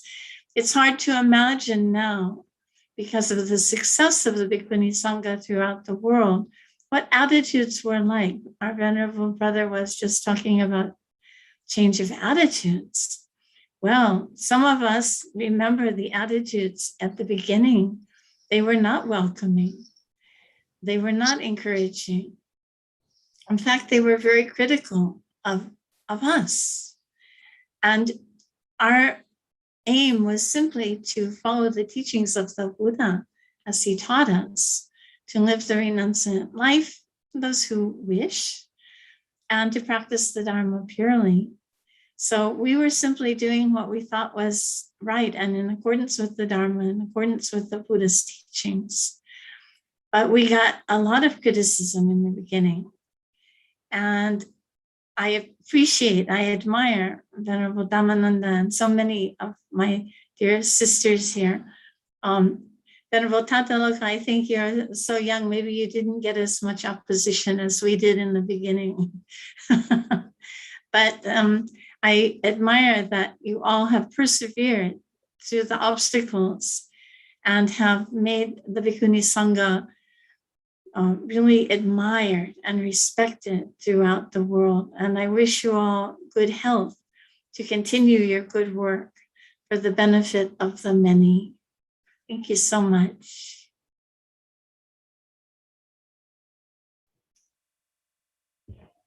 Thank you so much, Venerable Somala. After your kind words, may I please invite Venerable Bhikkhuni Santini, because she is kind enough and accepted to recite the sacred verses. So may I please invite Venerable Santini and to recite the 30 verses.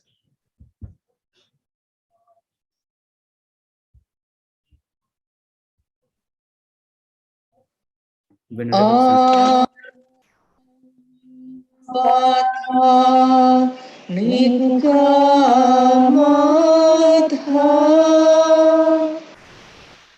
Yunjatha buddhasa sane Gunadhamat juno senang Nala Number you are calling. Yaro Yo imas aming dhamma vinaye ampamatto vihasati pahaya jati sangsarang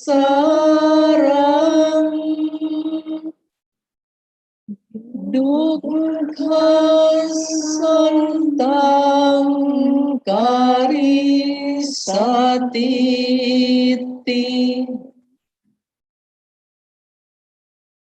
Bangkitkan usahamu, berjuanglah, kerahkan dirimu dalam ajaran Sang Buddha, usirlah bala tentara kematian, seperti seekor gajah melakukannya pada gubuk yang terbuat dari bulu.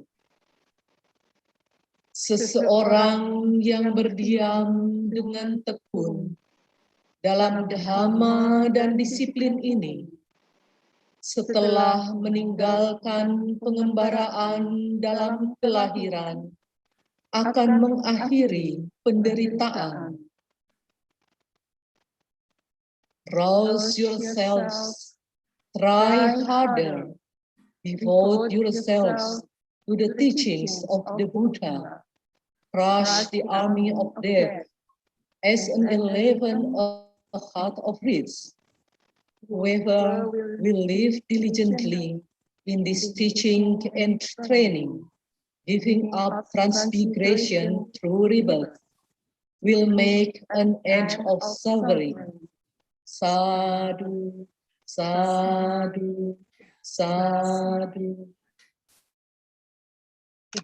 Thank you. Thank you so much. Now, with the permission of the chair, with the permission of the chairman, the president of this inaugural function, Venerable Bhikkhuni Dhammananda Theri, may I request you, because I just wanted to share the verses, Therigatha, recited by some Thai bhikkhunis.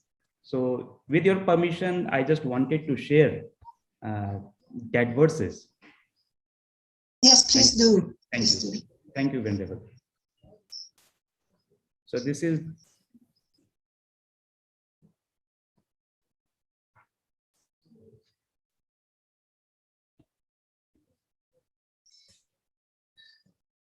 Tanyunang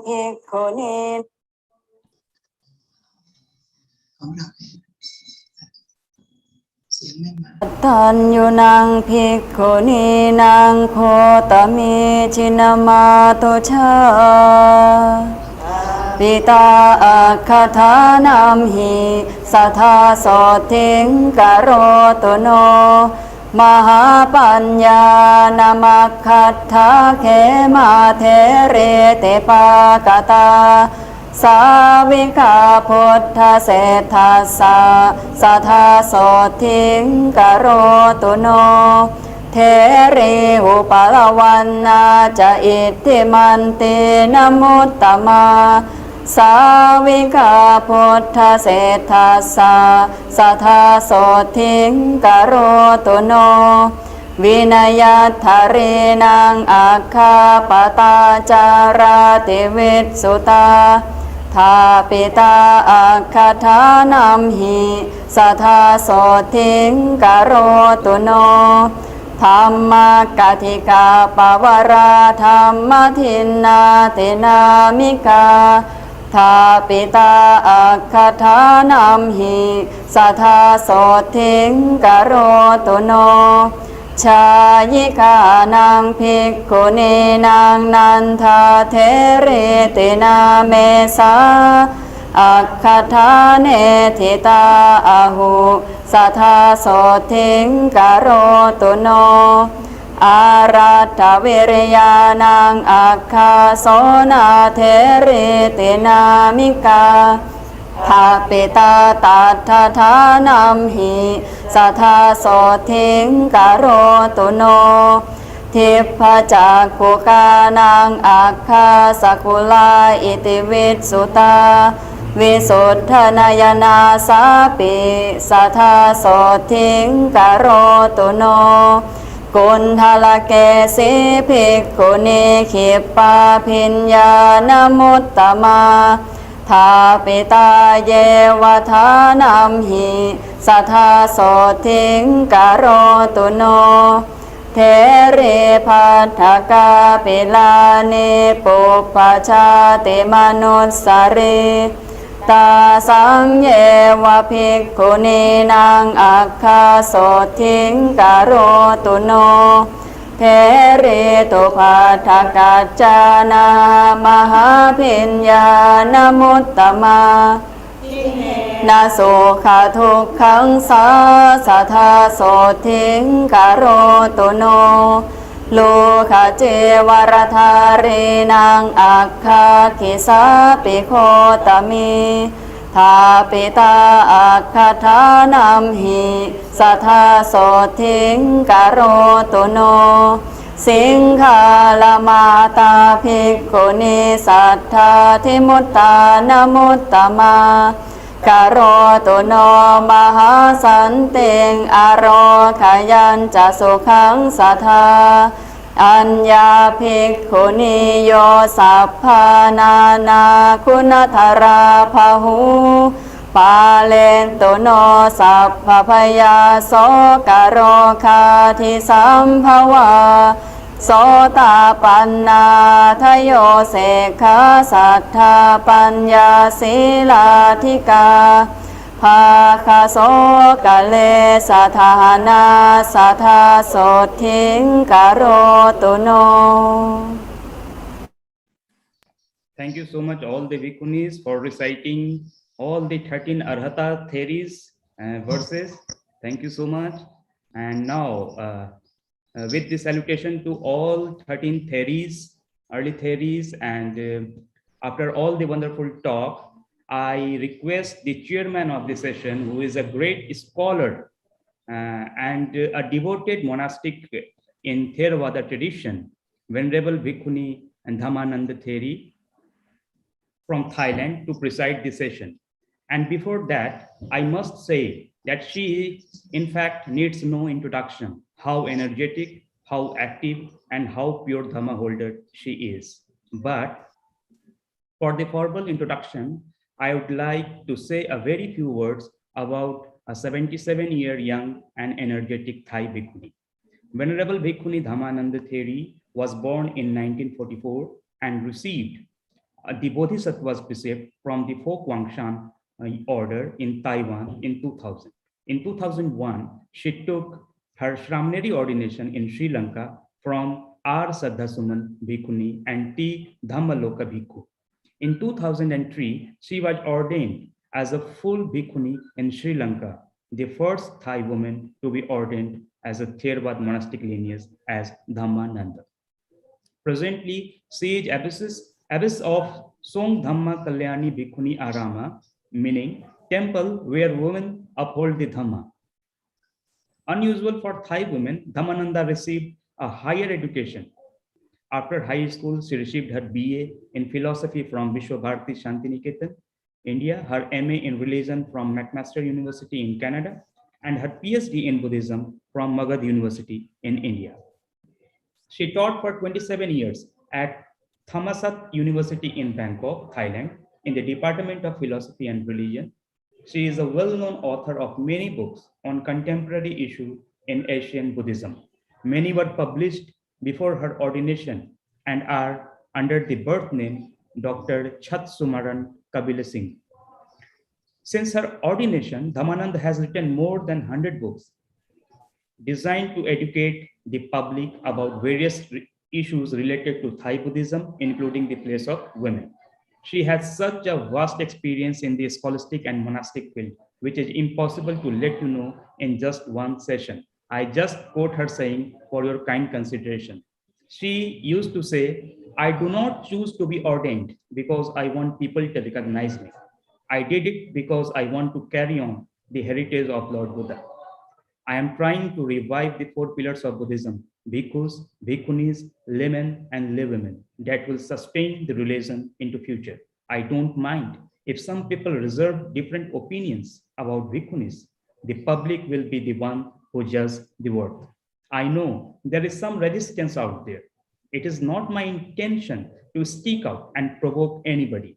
I'll try to honor everyone. I'll try to be supatipanno, to be a female nun with a good conduct. Time will tell. If society believes this is the worthy rule, then people will support it and consider it in another alternative for women. So with these words, I invite Venerable Bhikkhuni Dhammananda Theri to preside this session. Venerable. Thank you so much, Animesh. Can I share the slide? I'm sorry, share the screen. Yes, I can share. Yes. I have already given my talk. Yes, Venerable. Okay. Thank you. Thank you so much. So I'm sharing the talk of Venerable. Yes. Please have My 3 bows to Mahasanghas, Bhikkhu Sangha and Bhikkhuni Sangha, and greetings to everyone. Please allow me to share with you the old verses. It's composed in Thailand about 200 years ago. I cannot recite the whole thing. It takes about 1 hour and 5 minutes, but I will just give you the first piece. Ratan yunang bhikkhuni nang kotami chinnamatu cha thapita akhatha namhi satha soting karotu no. This is to pay respect to Mahapajapati as the very first bhikkhuni. The Buddha called her Ratan yunang, one who knows many nights. Of course, at this gathering, it is appropriate that we pay respect to her because she is our first bhikkhuni who started the history of the bhikkhuni lineage up till now. For this August gathering, let me share with you my personal story. I arrived in India to study way back 1962. My very first night I spent was at Mahabodhi Society of India in Kolkata. At that time, it was still called Calcutta. I remember the address very well, Bankim Chatterjee Street, College Square, Calcutta 7. I did not imagine then that after 59 years, I shall be back to work with Mahabodhi Society of India under the direction of Venerable Sivali. I felt deep gratitude.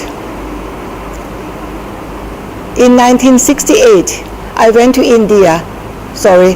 to Canada for higher education. This was the time that I researched about the Bhikkhunis. My thesis was on a comparative study of Bhikkhuni Patimokkha. I never thought that I would have a chance to see Theravada Bhikkhuni in my lifetime.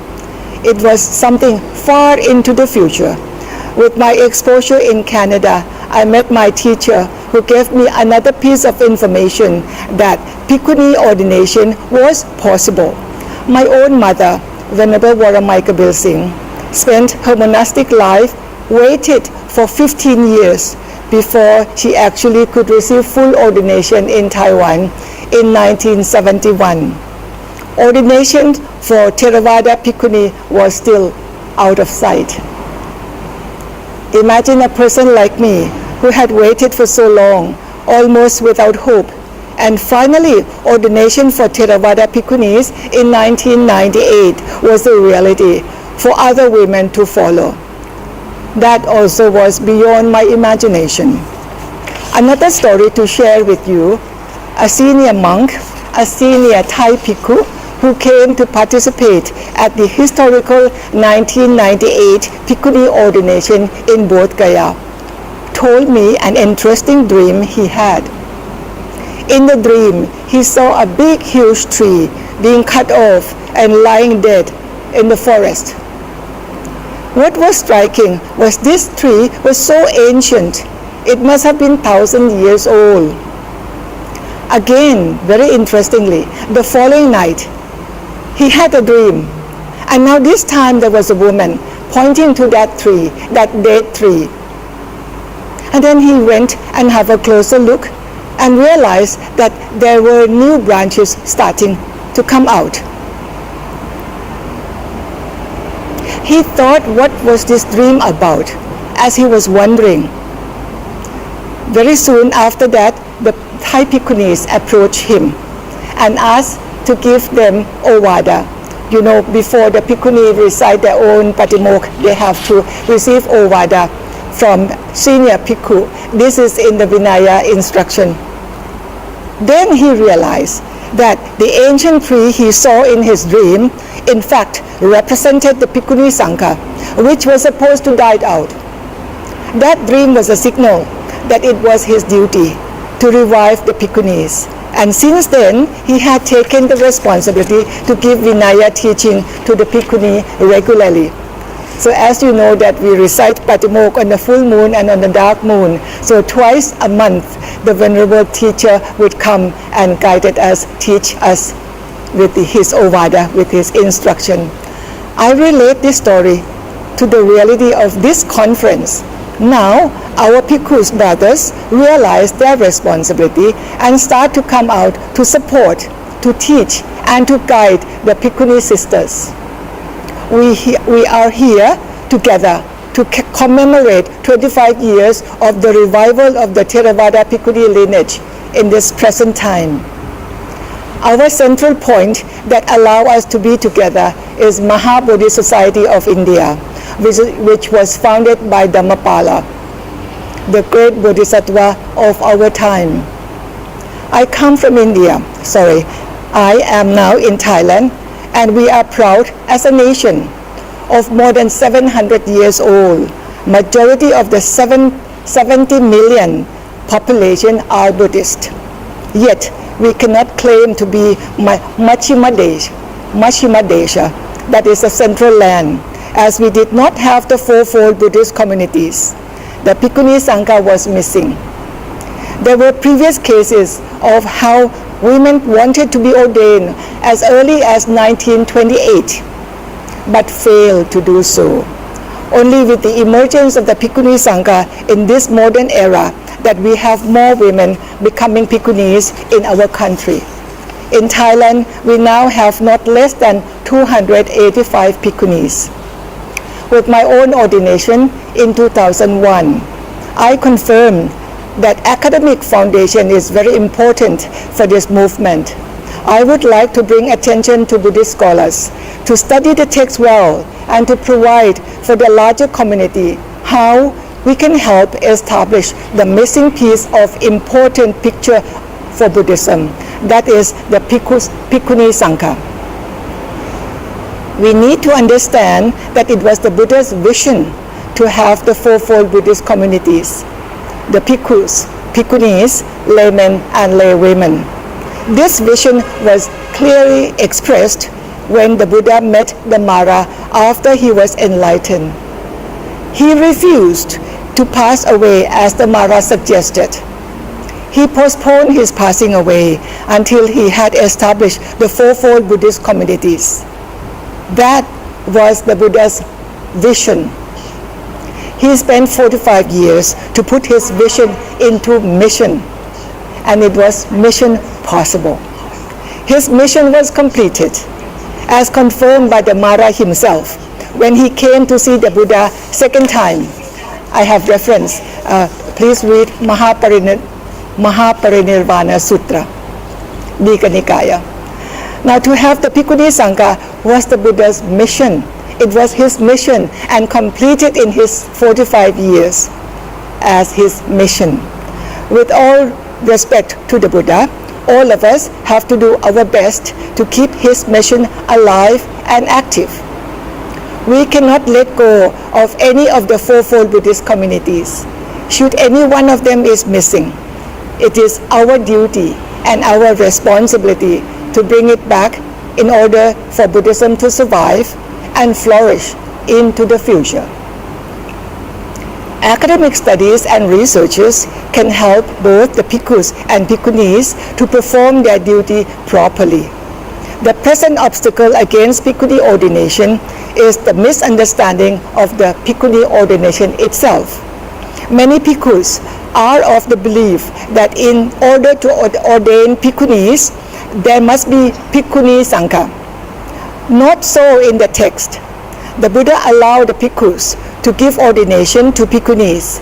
My reference is Bhikkhuni Khandaka, Dulavaka, Vinaya Pitaka. The Buddha's allowance is still valid and it was not lifted.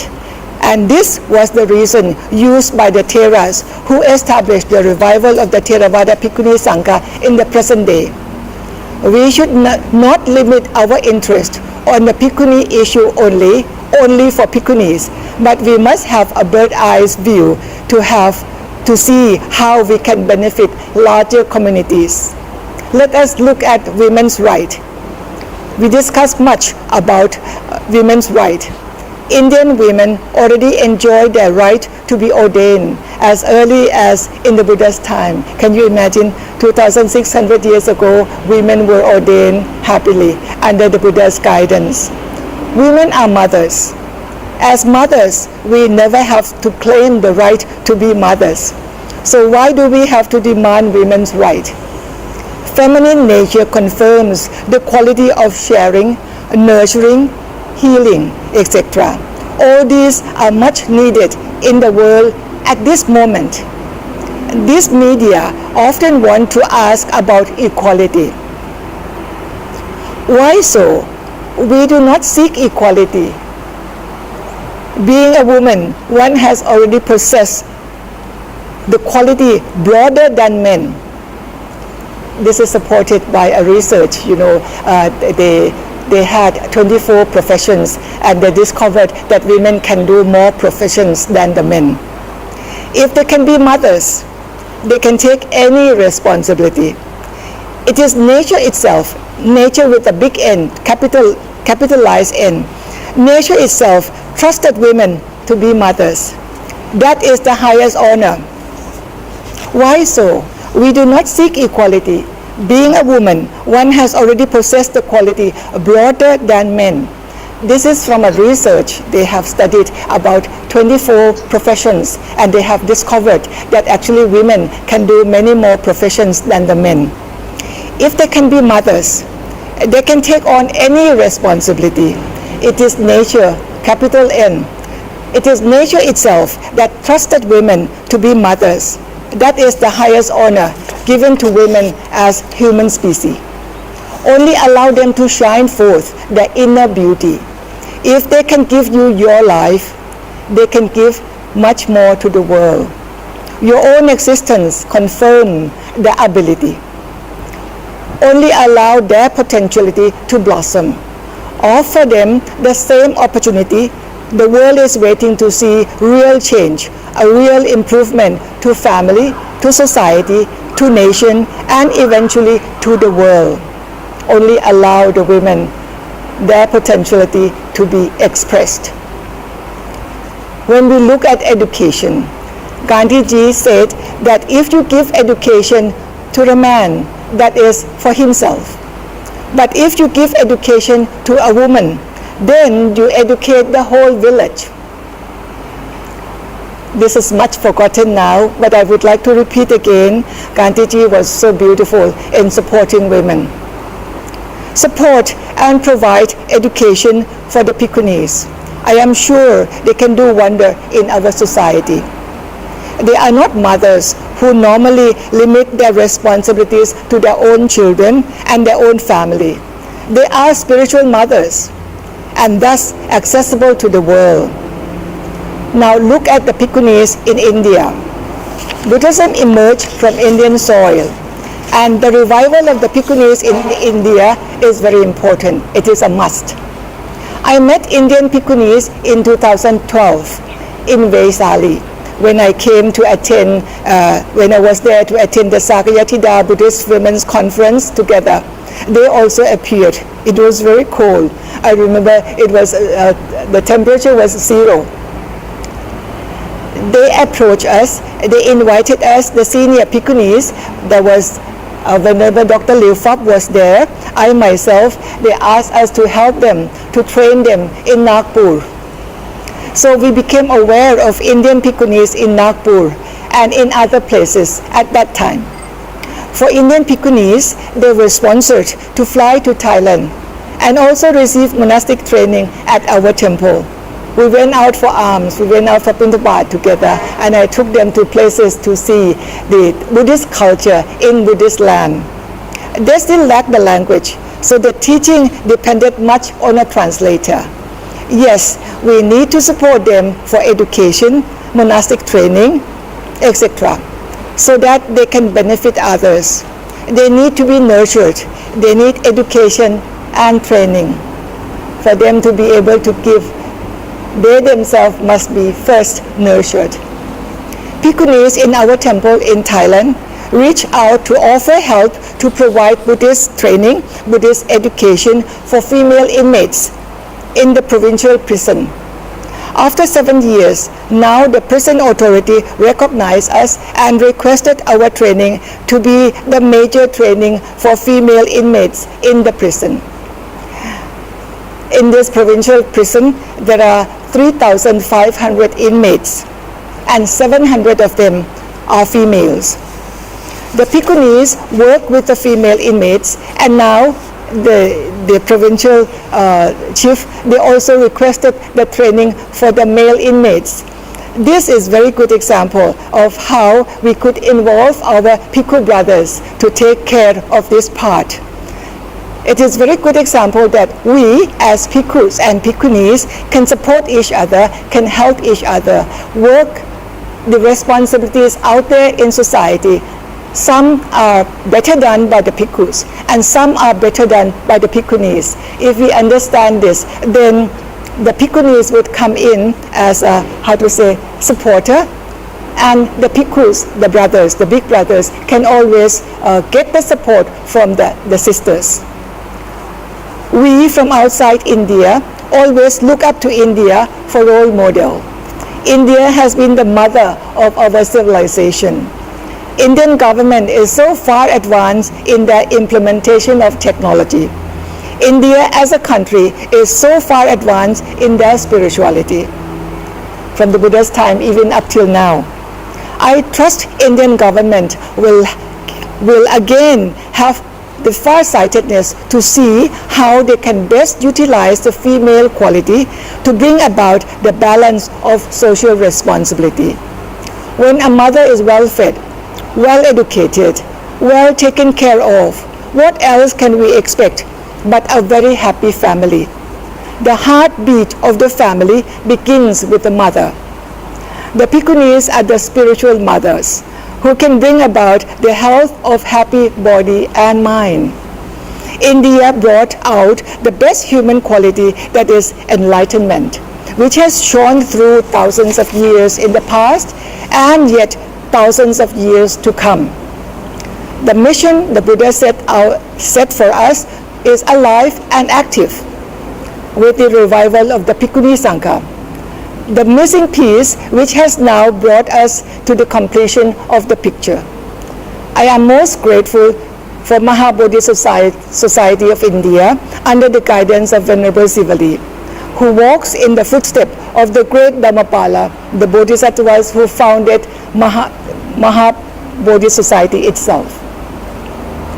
We can now lift up our heads and work for the benefit of ourselves and others in the true sense, which the Buddha instructed the very first batch of enlightened bhikkhus to go out to the world, be beneficial to yourself and to others. Thank you.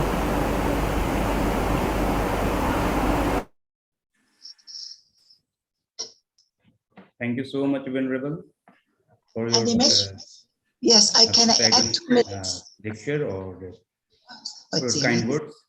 Thank you for your, for your energy and for your motivation. I just wanted to say something like, Yo chavas satang jive, kusito hin virye, ekaham jivitang se yo, virye mar bhato dalham. So if one were to live for 100 years, indolent and lacking in energy, better is the life for one. For one who puts forth to resolute life, to resolute effort. Can I add to? Now, can I add 2 words? This is the chance to invite the coordinator of this conference, Professor Bimlendra Kumar. Yes, Bhikkhuni. Yes. Animesh ji, just wait for 1 2 minutes. Most valuable. You are most. Yes. You can hear me, okay? Allow me for 2 sentences. Yes, when my mother was ordained, she received her ordained name as Tata Fa Si. Only this morning, I realized that her name is translated into Pali as Mahabodhi. Her name is translated as Mahabodhi. So this morning, I thought about her greatly, and I also thought about Pante for losing his mother. So I would like to make donation to the Bhikkhuni Sangha through Venerable Sivali under my mother's name. We would like to make donation of rupees 5 lakhs. Thank you. So, thank you, Venerable. Thank you, Venerable, so much. Thank you so much. So now we cordially invite the coordinator of this conference, Professor Bimlendra Kumar, for formal vote of thanks. Sir, please proceed. So thank you very much. We are 50 minutes late behind the schedule. So in a very brief manner, I would like to pay my respect to all the speakers and all venerable bhikkhus, bhikkhunis, bhikkhu, upasak and upasika. So first of all, because we are lacking behind the time, so in a very brief manner, I will just, on behalf of Mahabodhi Society of India, I would like to pay gratitude to all the speakers who have spoke in this inaugural session. Before that, I would like to pay my deep sense of gratitude all the 5 coordinators of this international conference on Pali and Buddhism on the main theme of Bhikkhu Sangha, Bhikkhuni Sangha, past, present, and future. Because of these 5 coordinators of this international webinar, we are concluding the inaugural session of this webinar. So these 5 coordinators on behalf of my Mahabodhi Society of India, I pay my deep sense of gratitude to all the 5 coordinators, namely Venerable Bhikkhuni Tathaloka Theri, Most Venerable Bhikkhuni Santani Theri, Most Venerable Bhikkhuni Liu Fap Vidit Dhamma, Most Venerable Bhikkhuni Dhammanand Theri, Most Venerable Bhikkhuni Bodhichitta Theri. Besides that, I would like to pay my deep sense of gratitude to our President Mahabodhi Society of India, Nanjay Dorjeji, for welcoming speech of this inaugural session. After that, on behalf of Mahabodhi Society of India, I also pay my deepest thanks to all the Venerable Bhikkhunis from Central Institute of Higher Tibetan Studies, Sarnath, for reciting verses from Theri Gatha, as well as we are very much thankful to Venerable monks of Mahabodhi Society of India, Sarnath, for chanting Sutra Path or Mangala Path before the inaugural session of this session. Then we are also thankful to our Dr. Kiral Nama, our governing member of Mahabodhi Society of India, for invocation of this inaugural session of this webinar. We are also thankful to our all trustee members, governing body members, Vice President of Mahabodhi Society of India, for making this inaugural session a grand session for their August gathering as well as presence. On behalf of Mahabodhi Society of India, I pay deepest thanks to all persons who are observing this inaugural session of this international conference. We are also thankful to our speakers of this inaugural session. First of all, we are very much thankful to our most venerable Bhikkhuni Tathalok from USA for giving a wonderful talk on the problems of Bhikkhuni. After that, we are also thankful to most venerable Dr. Professor Raule Premasri from Postgraduate Institute of Pali and Buddhist Studies, University of Kelania, Sri Lanka, for giving how socially marginalized are the Dasil Mata of Sri Lanka and how they are not having identity in Sri Lanka itself, and they are facing a great challenge before the Sri Lankan government, as well as where the Buddhism is said that they are holders of the Theravada Buddhism. We are also thankful to our most venerable Bhikkhuni, Santhani, from Indonesia, for chanting verses of from the Anguttara Nikaya or from the Pitaka. We are also thankful, and on behalf of Mahabodhi Society of India, I pay heartfelt thanks to most venerable Bhikkhuni Santhani. We are also thankful to our next speaker who spoke, and suddenly we found most venerable Karma Alexi Chomola, who gave her 2-minute blessings to this inaugural session and for making this inaugural session a grand success. On behalf of Venerable P. Sivali Thero, I pay my deepest sense of gratitude to Most Venerable Karma Alexi Chomoji. We are also thankful to our President of this inaugural session, Most Venerable Bhikkhuni Dhammanand of USA, of Thailand. We are also thankful for reciting the Sutra part in honor of 13 Arahant theories, as well as for giving a nice presentation of video recording of our talk. So on behalf of Mahabodhi Society of India, all the members of our trustees as well as governing body members, we are paying a deepest sense of gratitude to our most venerable Bhikkhuni Dhammanand. Those who are observing this our international webinar inaugural session, Vice President Mahendra Singh ji, as well as trustee member Dr. Surendra Mahapatra ji, and all senior professors, our Professor Ravindra Pant ji, Professor Upendra Rao, and others senior professors. It is not possible to name all the persons. And all Upasaka Upasikas who are present in this inaugural session, on behalf of Mahabodhi Society of India, I pay heartfelt thanks to all of them.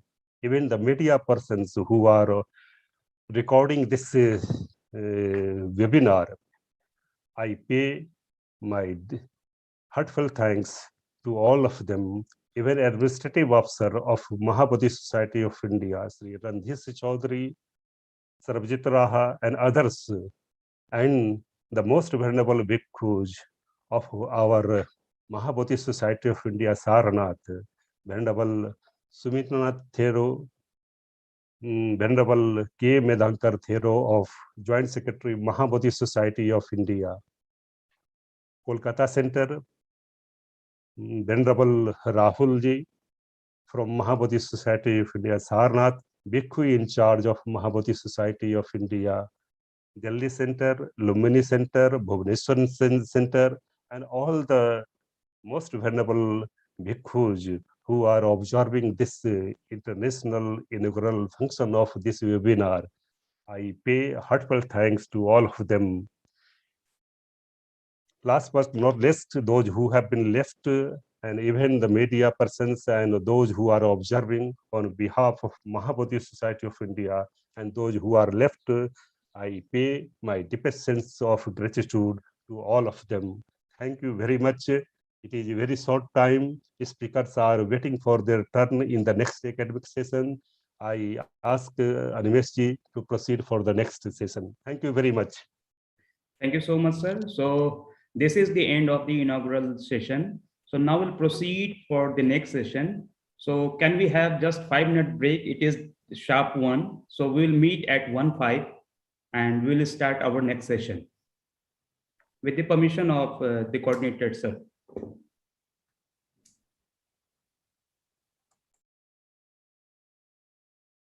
Thank you, sir. So I would like to, on behalf of Venerable P. Sivali Thero, we are very much thankful to Most Venerable Bhikkhuni Dhammananda Theri for giving donation to Mahabodhi Society of India.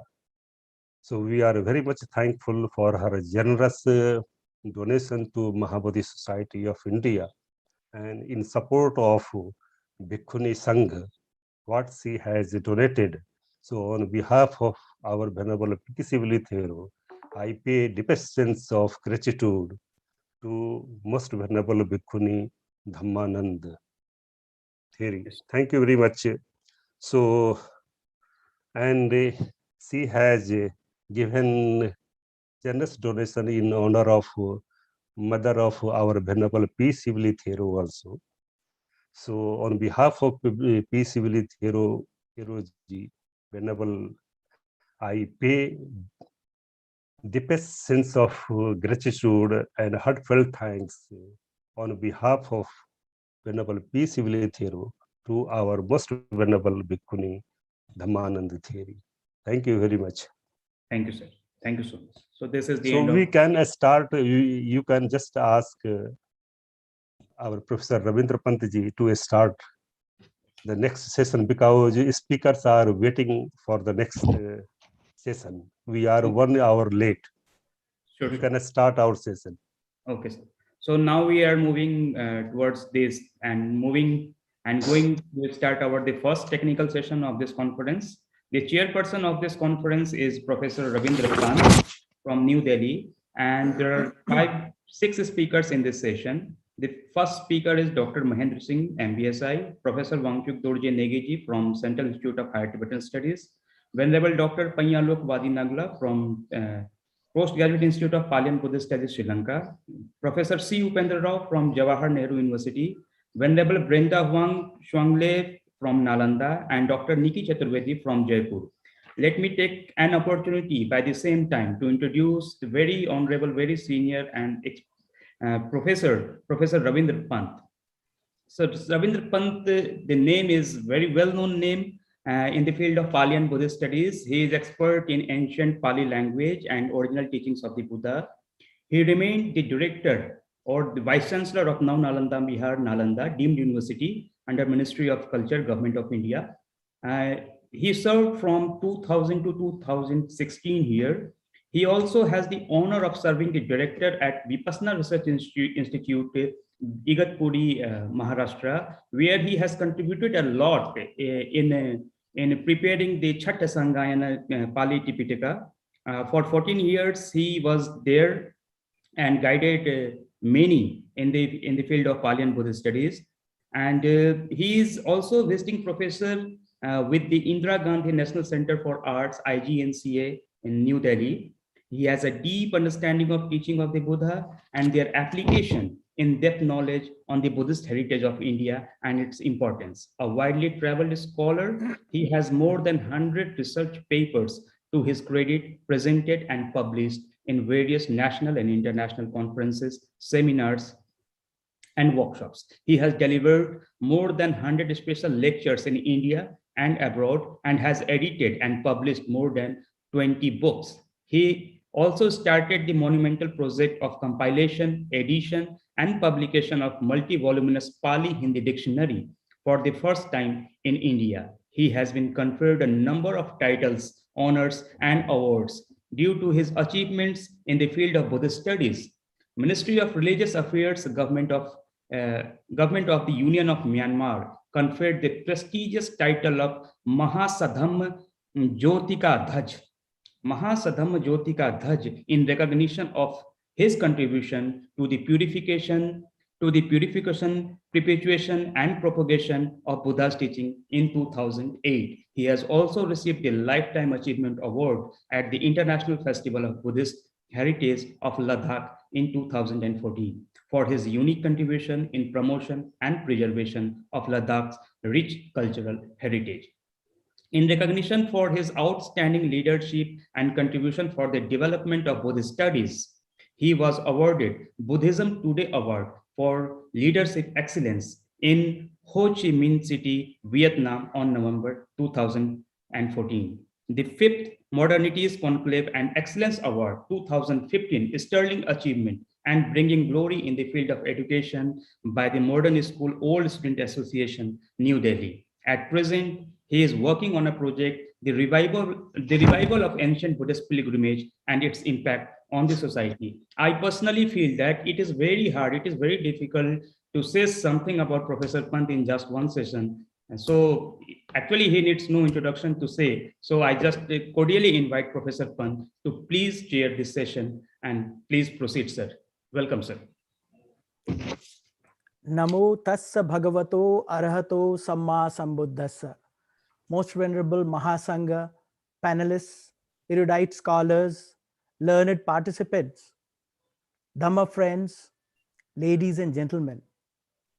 Welcome to the first technical session of the 8th International Conference on Pali and Buddhism to commemorate the 25th years of resurrection of Bhikkhuni ordination in modern India, with a specific theme, Theravada Bhikkhuni Sangha, its past, present, and future. Friends, we all know the great service which Mahabodhi Society is doing for the promotion, preservation of the universal secular teachings of Shakyamuni Buddha and the Buddha Vachana. The present international conference is yet another edition in contribution of the great service which Mahabodhi Society of India is doing. Today, we celebrate the 25th years of establishment of the modern Bhikkhuni order in India after its disappearance for centuries from the world. Mahabodhi Society of India laid the foundation for the modern Bhikkhuni order in Theravada tradition. The conference gives an opportunity to discuss the prospect, challenges that would occur in the revival of the Bhikkhuni order. Friends, we have 6 speakers. I request that, if they can be brief, it'll be nice. They can give the essence of their talk. And with this, I start the session and I call upon Mr. Mahendra Singh Ji to give his presentation. Thank you. Namo tassa bhagavato arhato samma sambuddhassa. Namo tassa bhagavato arhato samma sambuddhassa. Namo tassa bhagavato arhato samma sambuddhassa. Thank you, sir. With your kind permission, I will speak some words. My paper is already submitted, but I will say the salient features, not to take much time because there are so many speakers and we are already late. Today, on this pious occasion of the 8th International Conference on Pali and Buddhism, with special reference to the Theravada Bhikkhuni Sangh, past, present and future, in commemoration of 25th years of revival of Bhikkhuni order in modern era, 1996 and 2021. So, I first of all pray Lord Buddha and his predecessors, all the Buddha and their Buddha Parishad and the forthcoming Maitreya Buddha, whenever he will arise in the world, on behalf of all of us present here, to give healthy life and very happy life to all of us. Secondly, I will like to pay my respect to the departed mother of our General Secretary, Sivli Bhante. Yesterday, she left for the Nibbanic state. All of us, I pray that she must have achieved the good state in the next existence.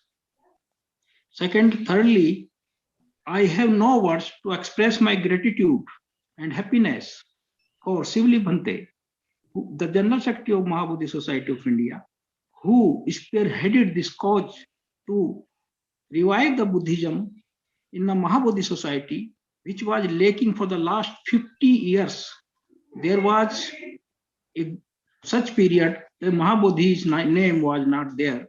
But since he is the General Secretary, he took everything sincerely, and now he has given the new impetus and beginning to the revival of the Bhikkhuni Sangh in India.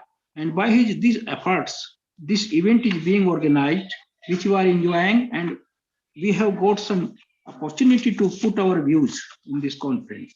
So with the permission of the one honorable chairperson, I want to start my talk. My subject and theme is the Theravada Bhikkhuni Sangh, past, present, future is the theme. My sub-theme is the Buddha and the gender equality. As we are well aware that Buddha, whether the first Buddha, Medhankar, Tanhankar, Sarnankar, the details are not available because it's a so old period. And after that, the Dipankar Buddha, the fourth Buddha, we see everything clearly in the texts that he also constituted the Buddha Parishad. Buddha Parishad comprising Bhikkhu, Bhikkhuni, Upasak, Upasika. It means 50% representation to the women in the name of the Bhikkhuni and Upasika. So, again, I will like to say that up to our Lord Buddha, Gautam Buddha, this same system continued. What system? the constitution of the Buddha Parishad and the appointment of the two chief Bhikkhuni disciples as the first Bhikkhuni and second Bhikkhuni. It has the practice of the all Buddhas. And as I heard and I read, then before enlightenment, every Buddha is the Bodhisattva, and there is a prophecy by some previous Buddha that in so and so period you will get Buddhahood. So when they complete their 10 paramis, in the 7th such paramis, what they say, the Bodhisattva who is aspiring to Buddha makes the resolution to rescue all beings, through to this firm determination. He renders help even to those who had wronged him. How can now the focus of today's conference webinar, just Venerable our senior Theri Tathaloka USA and Venerable Relwa Padam Sri Thero and Venerable Dhammananda has given some gestures that there is inequality felt in the Dhamma, and the Theris or the Bhikkhunis are being a little lower graded person in the Dhamma all over the world. I can say I have heard this and I also read in some books, but I can, sir, say that if the Buddha can constitute the Buddha Parishad having 50% representation to the women in the kind of the Bhikkhuni and the Upasika, and he can appoint, any Buddha can appoint his two female Bhikkhuni disciples, first Bhikkhuni and second Bhikkhuni. And moreover, every Buddha is born from the mother, and every Buddha is married to a woman, and Gautam Buddha was born to Mahamaya and was fostered by her foster mother Prajapati Gautami, and he married Yasodhara then, and he got a son from Yasodhara. I am puzzled, rather very disturbed, to understand how can Buddha make discrimination between the male and female. I appreciate and I endorse in full sense the views of Tathalok Theri from USA that this Dham is for all, not for all the human beings. It is for all the living beings, creatures, devas, Mar, Brahma, unseen, flora and fauna. So it is not digestible. That Buddha must have said that she must be in a lower status, and she must bow and she must pay respect to a Samner of one day ordinated. And if a Bhikkhuni is 80-year-old, she will pay respect. Respect is another thing. She will bow before the monk who is ordained today also. So it is also indigestible, because I suppose there is a monk. I am giving an example. I am not casting any person. It is the stage to discuss and to ponder over the problems. Suppose there is a monk of 80-year-old and he is not Arhat. And on the other part, there is a Bhikkhuni who is 20-year-old and she is Arhat. How can it be presumed that the 80-year-old monk will be able to say that you give me the prostrate salutation? Indigestible. On the contrary to this, if any Bhikkhuni aged 80 years and still is not Arhat, or Sotapan or Anagami or Sakdagami, and there is a, just like our examples in the history. Mogliputtatis, he was 20 years old, but was Arhat. And a Bhikkhuni having the age of 80 years, but she is not Arhat. She has not been entered in the noble order. How can she expect salutation from a monk who is Arhat but of age 20? There is a once upon a time, Sariputra, Venerable Dhamma Senapati Sariputra, was asked, what is the measurement in your Arya Vinay Dhamma? What Sariputra said? It is quoted in the texts that if any monk in our order is of the 80 years old and he is not Arhat, and he talks, he chats like a boy of the 25-year age, we consider him of the 25-year age, not of the 80 years, because he has not got the maturity of the 80 years age person.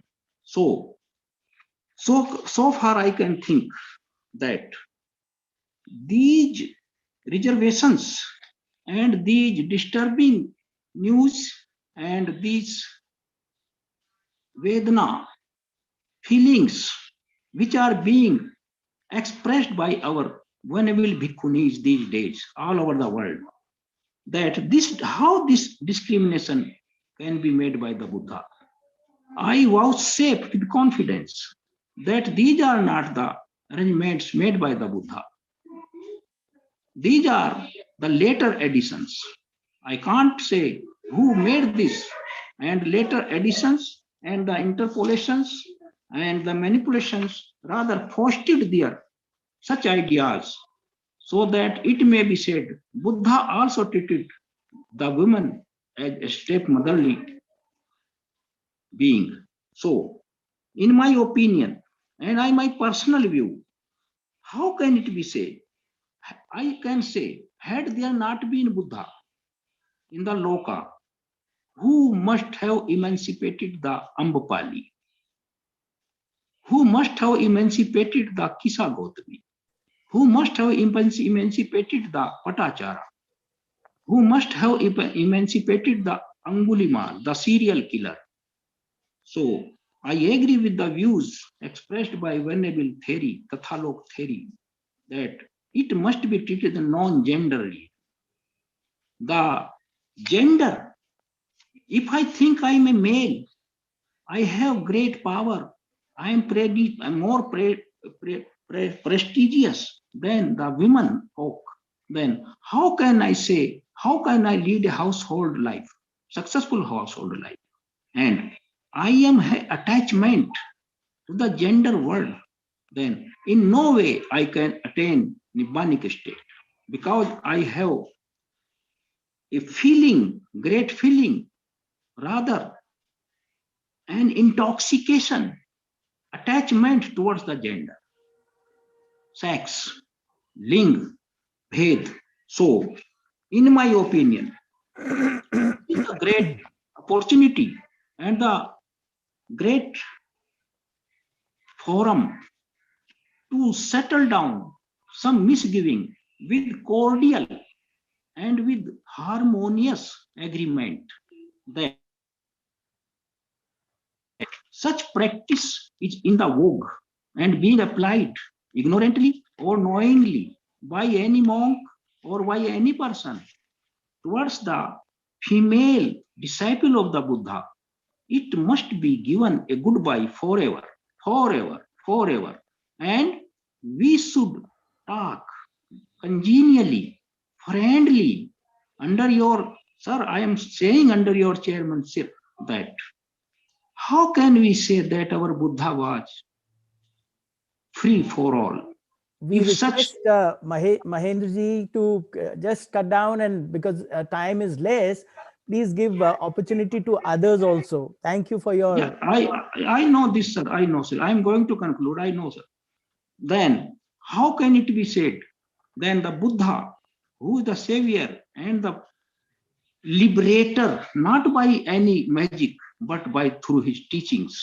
So on this occasion, I can only say, I will only read 10 lines You kindly permit me, sir.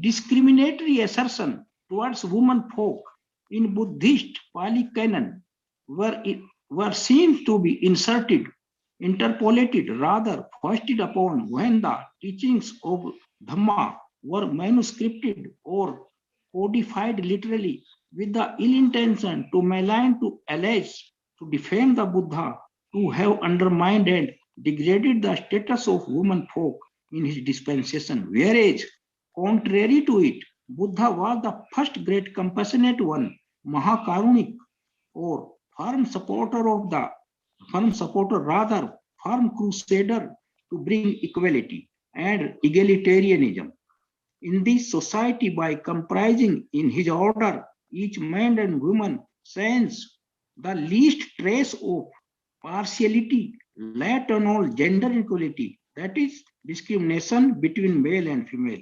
So I exhort and appeal in the capacity of being the Vice President and Trustee of the Mahabodhi Society of India on this pious occasion at this international event with all submissiveness that such literature, whether in the form of the books, written or spoken, or hereditary blind practice to lower, degrade, underestimate, minimize the status of bhikkhunis, female lay disciple, in comparison to their male counterpart, must be shunned to bid and adieu forever, once for the all. Let such literature, which is contrary to the past teaching of the Buddha, henceforth be put aside to be a bygone dream based on the sheer bigotry. Let a resolution to this effect be passed to deface such incoherent and post-Buddha request Mahendra Singh ji to kindly conclude, please. So, kindly with these conclude. words, Thank you. You are giving me again and again order, but I am unable to. I am sorry, sir. Sir, it is not an order. Complete. You know, time factor is important. There, we have time to conclude factor. this section, and the others are also there. We have already given you 15 minutes. Please bear with us. So, with these words, I conclude by the order of the chairperson, under compulsion, my Dham talk. Thank you, Mahendra Singh ji. Now I request Professor Negi to give his deliberation. Professor Negi.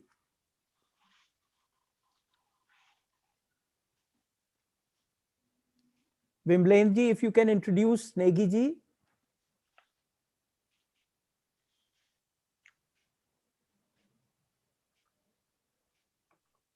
So you need to unmute. Yes. Animesh, you can just introduce Professor Wangchuk Dorje Negi ji. It is very great pleasure to introduce Professor Wangchuk Dorje Negi sir. He is my ideal professor at my university. Whenever I need, he helped me a lot. The Professor Negi is a senior professor in Mool Shastra. He heads the department and he is the dean of that faculty. He is not just a great Buddhist philosopher, but also a very great Pali scholar who has done a comparative and extensive study in Pali and Tibetan text. His Dhammapad and many other books, we all know, we have learned it, and we are here. So to a very great scholar, and we are eager to listen, sir. We are blessed that you are with us, and thank you so much for coming here, and please proceed your talk, sir.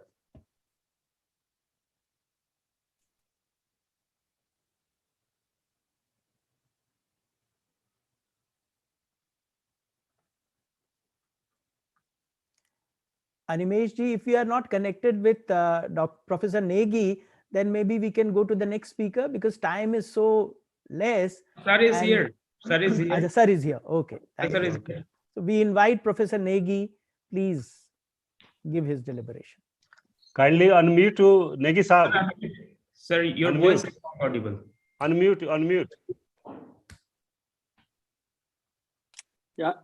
Yes, Venerable, yes. Namo tassa bhagavato arahato sambuddhassa. Namo tassa bhagavato arahato sambuddhassa. Namo tassa bhagavato arahato samma sambuddhasya. At the outset, I would like to extend my warm greeting to all the Bhikkhu and Bhikshuni Sangha's members and the chairperson of this first technical session, Professor Panji, and all the distinguished speakers and all the participants. It is my immense pleasure to be part of this program this afternoon, and I am delighted to share some of my thoughts on the topic Buddha and gender equality in the light of significance of the revival of the Bhikkhuni Sangha, for which I have prepared very short paper. So I would like to go through it and present it to the gathering, August gathering. First of all, I would like to thank Venerable Bhikshu Shivaliji Thero, the President of Mahabodhi Society of India, all the other members of the organizing committee, and especially to the Professor Vimalendra Kumarji for giving me this opportunity to share my thoughts on the importance of revival of the Bhikkhuni Sangha on this special occasion, 25th anniversary of revival of the Bhikkhuni Sangha in the Theravada Buddhist tradition. In fact, 25 years ago, from today, in the year 1996, at the very holy sites of the Rishi Patanmrigda Sarnath Varanasi, Mahabodhi Society of India took the bold initiative to revive within the Theravada tradition the long lost Bhikkhuni Upasambhada tradition for the first time in this modern era.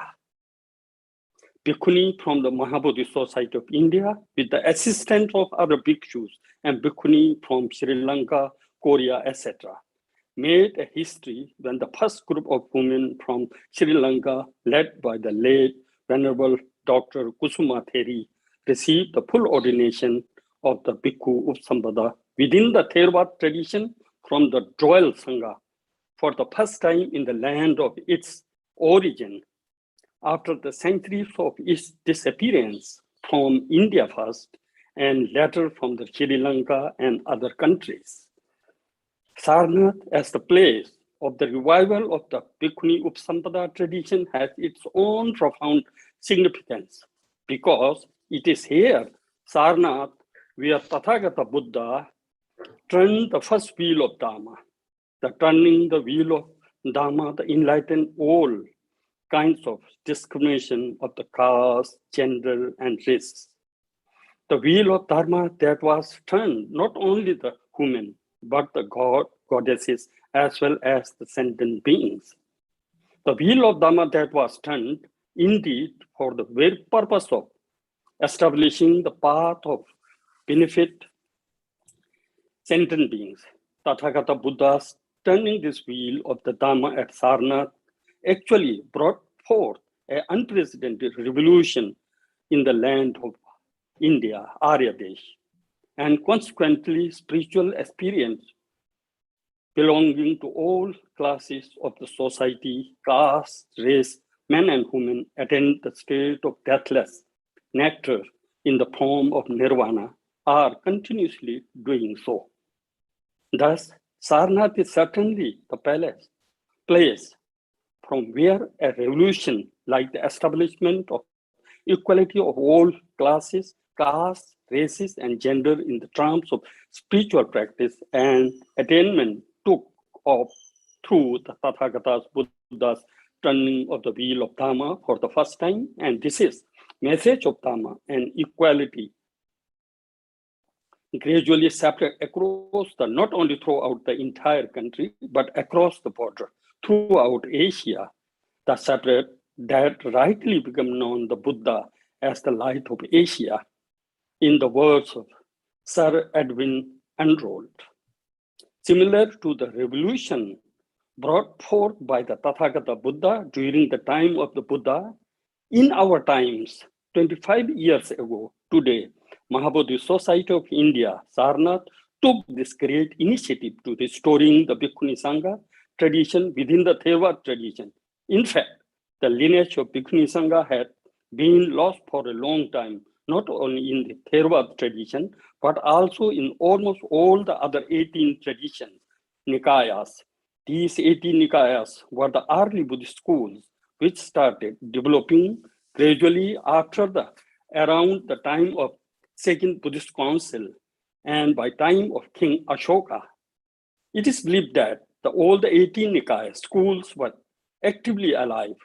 According to my observation, during the time of King Ashoka, although all the 18 Nikayas were actively in existence, it was mainly the Theravada tradition on the basis of which the Third Buddhist Council was held under the patronage of the King Ashoka.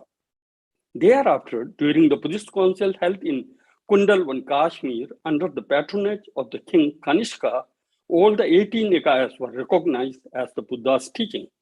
Until the recent revival of the Bhikkhuni Sangha within Theravada tradition, it was only within the Dhammagupta tradition that the Bhikkhuni Sangha was alive through the unbroken lineage of transmission, and fortunately, in our time, through this unbroken lineage of Bhikkhuni Sangha, we are today able to revive the lineage of Bhikkhuni Sangha transmission within other Buddhist schools as well. Therefore, reviving or making the Bhikkhuni Sangha's tradition alive again within all the existing Buddhist tradition is indeed an important revolutionary step in the making complete the Buddha Sasana. The complete body of the Buddha Sasana is fulfilled further with the harmonious participation of the all fourfold followers of the Buddha, Bhikshu Sangha, Bhikkhuni Sangha, Upasaka, and Upasika, in upholding the Buddha Sasana, because as it is known to all of us here that from the Buddha's own reference to the interaction that he had with the Mara not so long after the Buddha's attainment of the Samma Sambuddha in Bodh Gaya and before the turning of the wheel of Dhamma at Sarnath, the significance and importance of the existence of all fourfold Sangha members. We can clearly see from the dialogue between the Buddha and Mara how the Tathagata had led equal importance to the existence of Bhikkhuni Sangha alongside the Bhikkhu Sangha, Upasak and Upasika. Hence, Mahabodhi Society of India initiated in reviving the Bhikkhuni Sangha tradition within Theravada tradition is in one way re-fulfilling the wish of the Tathagata Buddha and relaying the broken pieces of the foundation stone of the prosperity of Buddha Sasana and harmonious existence of fourfold Sangha members. Therefore, from the bottom of my heart, I express my rejoicing toward this unprecedented huge contribution of the Mahabodhi Society of India as the seed of revival of the Bhikkhuni Sangha within the Theravada tradition planted in the year 1996 here at Sarnath is in full bloom today in many countries following the Theravada tradition. This is indeed a matter of great rejoice and sense of fulfillment. I also came to know recently the passing away of the Venerable Dharma Kusuma, who, despite several challenges, led the group of Sri Lanka women who received Bhikkhuni Upsampada for the first time in this modern era at this very place of Rishi Patanmrigdava, Sarnath. Hence, I would like to pay my heartfelt tribute to the late Venerable Dr. Kusum Theri on this occasion. While today, the total population of world amount to about 7 billion, half of the 3.5 billion is made up of the women. How can the women be deprived of the highest level of ordination in the Buddha Sasana, the Bhikkhuni Upsampada? Generally, when I ponder upon the human nature, I see that comparison to men, women are more inclined towards spirituality because the sense of renunciation or surrendering is greater within women than man. The sense of renunciation and surrendering is the one of the main driving forces and one of the most significant elements in the advancement of the spiritual practice. On the other hand, men are more inclined toward intellectualism and more focused toward the activities involving loss and gain. Whenever I go to place to participate in the Dharma program, the number of women participants are far more than the men most of the time. As women can understand human emotion far better than the men, more women should be encouraged to be a part of the precious Bhikkhuni Sangha. To do so, I think, is the responsibility of the head of the Buddhist community. In any way, say among 3.5 billion world population of the women, how many women can there be in today's time who wish to become an ordination as a Bhikkhuni? If those who wish are also stopped from doing so, then I would say that this sort of mentality is very distant from the compassionate intention of the Buddha that he shared the precious Dharma for the benefit of all sentient beings without discrimination of any sort. These are, anyway, my personal thoughts. Today, when we try to dig into the essence of core of the Buddha Dhamma, we find that indeed, as said in the Dhammapada, Sarva Papasya Akaranam, Kushalasya Upsampada, Swachit Prayotpannam, Etang Buddhanam Shasanam. Don't commit any unwholesome actions, perform abundance of the wholesome action, tame your mind completely. This is the Buddha's Sasana, Dhamma. It means to abandon all unwholesome activity, to uphold the moral discipline, to perform wholesome activities, to convert one's mind into wholesomeness is indeed the practice of Shila. To keep one's mind concentrated is the indeed Samadhi, and to genuinely realize the knowledge of Anicca, Dukkha, and Anattama is the Pranja. In fact, Eightfold Noble Path is the path of Nirvana in Buddhism. How can there be objection for the woman to practice this? When there is no difficulty in women to terms of practicing the Eightfold Noble Path, the path of achieve Nirvana, why should there be objection to give Bhikkhuni Upsampada somewhat to women? There should absolutely not to be any objection regarding this from any side of the Buddhist community. Furthermore, in the spiritual point of view, the foundation of the basis of attainment or nirvana is human mind characteristic, alobha. Just as it is said in the Abhidhamma Kosha, alobha Arya Vansha. Non-attachment is the lineage of Arya. Alobha is the nature of human mind, the potential of human mind to develop genuine detachment towards samsara. It is the potential to abandon attachment towards oneself as well as other, and the capacity to practice Shila, Samadhi, and Pranja. The three shikshas of the three higher training, accomplishment which leads unto the attainment of Nirvana. If this can be achieved by men as well as women, without any doubt, as we have hundreds of women arhata, great theories, as documented in the Vinaya Pitaka, Theri Gatha, Theri Avdan Shatak, and so on. Sir, we request you to kindly conclude, please. Yes, in 2 minutes. Yes, in 2 minutes. Yeah. Therefore, does not be difficulty come from. When I see the overpouring nature of the rule related to the vow, I see that these rules are not made by the Buddha at one go as rule. They were made in a gradual procession according with the located place and period from time to time, whenever there arose a necessity for the particular rules. I beg your pardon for saying this, that in this time and era of 21st century, how many of the rules of bhikkhus are observed sincerely by ourselves? We know it very well. We ourselves sometimes place utmost importance to the sum of the petty rules and not even think of those rules which are actually very important.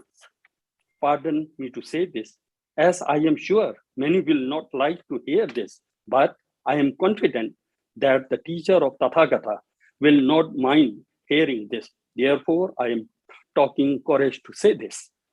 Tathagata Buddha is the embodiment of Karuna. Hence, if we take any step for the benefit of the great society inspired by compassion, that is in accordance to the Buddha's greatest wish to give equal opportunity to both men and women to be part of Sangha, then I think it will be definitely not be going to against the intention of the Tathagata Buddha. Therefore, it is my request to the chief of the old Buddhist tradition to responsibly take note regarding this matter of the Bhikkhuni Sangha, and for the flourishing and harmonious existence, the Sangha for upholding the Buddha Sasana. Please grant recognition to the Bhikkhuni Sangha wholeheartedly and encourage women who wish to join the Bhikkhu Sangha to do so. Thank you. Thank you, Professor Negi, for your wonderful talk on Buddha and the gender equality. And you took us back 25 years when the Bhikkhuni Sangha in India was getting revived. I am thankful for this. And I appreciate your appreciation for Mahabodhi Society to doing such a great work. Once again, I thank you for your wonderful talk. Now I call upon Venerable Dr. Panyaloka to give his talk. Sir, we would request that if you give us essence, it would be wonderful. Thank you. Please. Thank you, sir. May I share my slides? Sir, we have 10 minutes, and 10 minutes, if you can share the slides, it will be good. Because, you know, time factor is very important. Yes, we are getting too much late. I will take into consideration that. Yeah. Okay, first of all, I am grateful all who work to invite us. Especially, I should render my thanks to Professor Vimalendra Kumar for asking me to join this international seminar, and also the organizing committee. Second, I am to present my paper on the topic Buddhist Karma Theory, a framework for female empowerment. Before touching the topic, I am to share some of my experiences and feelings about the Bhikkhuni society. It's a great thing always to see that thriving of the Bhikkhuni Sangha in the Buddhist world, and firmly I do believe equal progress of male members as well as female members is contributory to the progress of human society, whether it is bhikkhus or bhikkhunis or lay students, girls or boys, all should be provided equal opportunities to achieve what they desire, because it finally helps to the betterment of the world. Second, I have a personal experience with the Bhikkhuni Sangha. I was several years in Taiwan, and Taiwan is a Buddhist country where the Bhikkhuni Sangha performs, I think, very well. And my experience is that I was in the Buddhist college. My teachers, especially there were two teachers at the research institute. One is the dean of the institute, and other was a teacher. These two, they were nuns, and the way they took care of us, there were 7 Korean students. All were from Theravada countries, the Buddhist monks. But we went to the Buddhist college and we studied their Chinese and Mahayana tradition. So during that period, these two teachers, two nuns, showed very great qualities, and how their behavior showed us how they have been cultured in the monastic order, and how they put their knowledge and their practice into real life. I saw it not in their extra societal activities, but how these two nuns helped us, educated us. It was not only they taught us Chinese language, and then not only teaching the Chinese language in the classroom, but they taught us how to keep a room, how to interact with others, and how to keep hygiene. And like mothers, they were really mothers. And sometimes they were mothers, sometimes they were rude, of course, like mothers. And also they were teachers, they were mentors. I believe that if I enjoy something in academic field using my Chinese knowledge, actually most part of my success as a student or a teacher in this field belongs to these two nuns and other teachers. So I saw when the monks and the nuns, especially female community, which is under focus now, is given proper education, whether it is monastic education or secular education, that will help them to express their abilities to the world, benefiting the whole world. So my topic is, if I'm touching my topic, that Buddhist Karma theory. This is an intellectual effort, and also I can say an academic effort, that we know there is a growing literature regarding the Buddhist female order, and also the female issues under gender studies and feminist studies. So among the Buddhist feminist scholars, one perception that I noted is about the issue with some Buddhist doctrines like anatta or kamma, how these teachings can help to liberate the female kind, and whether these teachings are helpful to promote the well-being of female community. So the gender studies or feminist studies have addressed in different ways these theories. For example, Rita M. Ross, in her classical work, Buddhism After Petrarch, has touched many areas of these theoretical issues. So I have undertaken in my presentation the theory of karma. According to some of the feminist readers or the scholars who have read and interpreted the theory of karma in Buddhist tradition, it's they say that, and they see that karma theory has been used to justify the status quo, or it does not challenge the present situation, what we are experiencing now. So then it asks us to embrace the pathetic or painful experiences as our karma and retribution of karma. So then this can be used to justify the lower position assigned to female members in the society. If it is the reading that we make about karma as a theory which justifies injustice against female, I think it is a wrong interpretation of the karma theory. Therefore, I think we are to read the karma theory from a different perspective. Some feminist scholars, of course, they have done in different ways.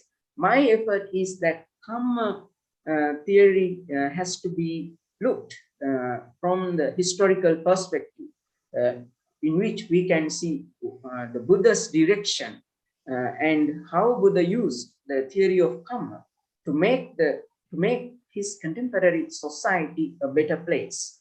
So in the Chulakama Vibhanga Sutta in the Majjhima Nikaya, we can find the differences in the society are seen as a result of one's own actions or moral actions. Among the differences, of course, in that particular text, the gender difference is not taken into consideration, but at the moment, this difference, gender differences or gender issues or discriminations is a serious issue existing and influencing our life. So gender difference is to be addressed. We are to consider under this teaching. So then, if we see the karma theory, does it help to embrace the pathetic life we are sometimes given by environment, the society and environment and different structures of the society, or are we to challenge these societies? I think Buddha's way was not to ask us to embrace what is given to us, but the Buddha's direction or Buddha's guidance is to change what is not desirable to us. So he did it in the Sutta Nipata. This is the one of the often quoted texts in the tradition, Vasala Sutta, where the karma theory is summarized that no one is a Vasala or a lower person or Brahmin by birth. It is by deed one becomes either a Vasala or a Brahmin. So this sheds great insight into the situation we are living in, and it asks us to question what is given at birth, which is not at our selection, can decide our lifetime, or can we transcend, or can we go beyond what is given at birth? This is the question, because under the patriarchal structures or the influence of androcentrism, etc., all these structures and ideologies finally have put women at bay, and women are sacrificed under these systems. So they are always undergoing a kind of suffering. What is the suffering means? They are not allowed, or they are not provided equal opportunities and access to education, to flourish as professionals, and to aspire to go for their goals. So this is the highest harm that the society can inflict upon female members. So these things come at when we are born as a male and a female. There is a social structure. We are to conform to that social structure. That structure has strategized to keep some members of female as lower and male as higher. So this is a given. So are we to live with that? Is the question. As I understand the karma theory of the Buddha, it is not to be conformist, not to conform unquestioningly to what is given, but we are to change. Change through our own actions. So then in that case, the theory of karma proposes or comes forth with the framework, what to do and what not to do, in summary. So then kusala and akusala, the kusala actions and the akusala actions. So long as akusala actions and akusala roots and akusala actions remain in a society, in that society, all, including male, female, and all are under threat, and all can be harassed, all can be discriminated. So therefore, I think in a Buddhist society, a society should be governed, society should be driven by skillful karmas, the promotion of skillful karmas, under which we are to remove Lobha Dosa Moha, the psychological roots, and then our actions, either physical, verbal, or mental, all should be purified. And so then the way to bring about harmony, peacefulness, and mutual love and respect in the society, in which we all get security and safety, that no one is harassed, no one is discriminated. So then in a society where these actions are followed, the thinking and communication and the physical activities are implemented on the basis of Arya Atthangika Magga or Dasakusala Kamma is the way. So then such kind of activity, and it is not an atomic actions, but these actions, because we assume that we are living in a given in a society, particular society, the society embraces the process of actions which we call skillful actions. So then actions govern our life and determine our life and improve or degrade our life. So then Venerable, we request you to kindly conclude because of the paucity of time. Okay, We sure. would love to have your slides so that we can share, the organizers can share it with everyone. So please, I'm sorry for this. Okay, I will summarize. So then, yes, please. In a society where the its rules, regulations, institutions, and structures are mechanized or devised based on the kusala kamma, that society assures safety, dignity, and equality for all the members. It is not only female members or male members, but for all will be equal. And I think because of the time constraint, I am not to go for much. This is the summary of my idea. This is a kind of thought experiment that I am sharing with, at this moment with this erudite community. And I wish the Bhikkhuni society to flourish into future more and more. And I wish all the leaders of Bhikkhuni society as well as Bhikkhu society well-being and happiness. Finally, this Triple Gem bless you all. Thank you. Thank you for your wonderful presentation, Bhante. Through karma, you have shown about this, the whole problem, how it works. And we are really thankful to you for this.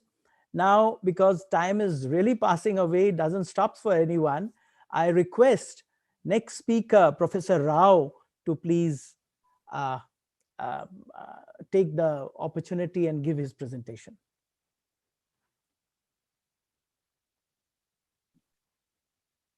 Animesh ji, Professor Rao is there? Sir, he is there, sir. Very good. So thank you very much, sir.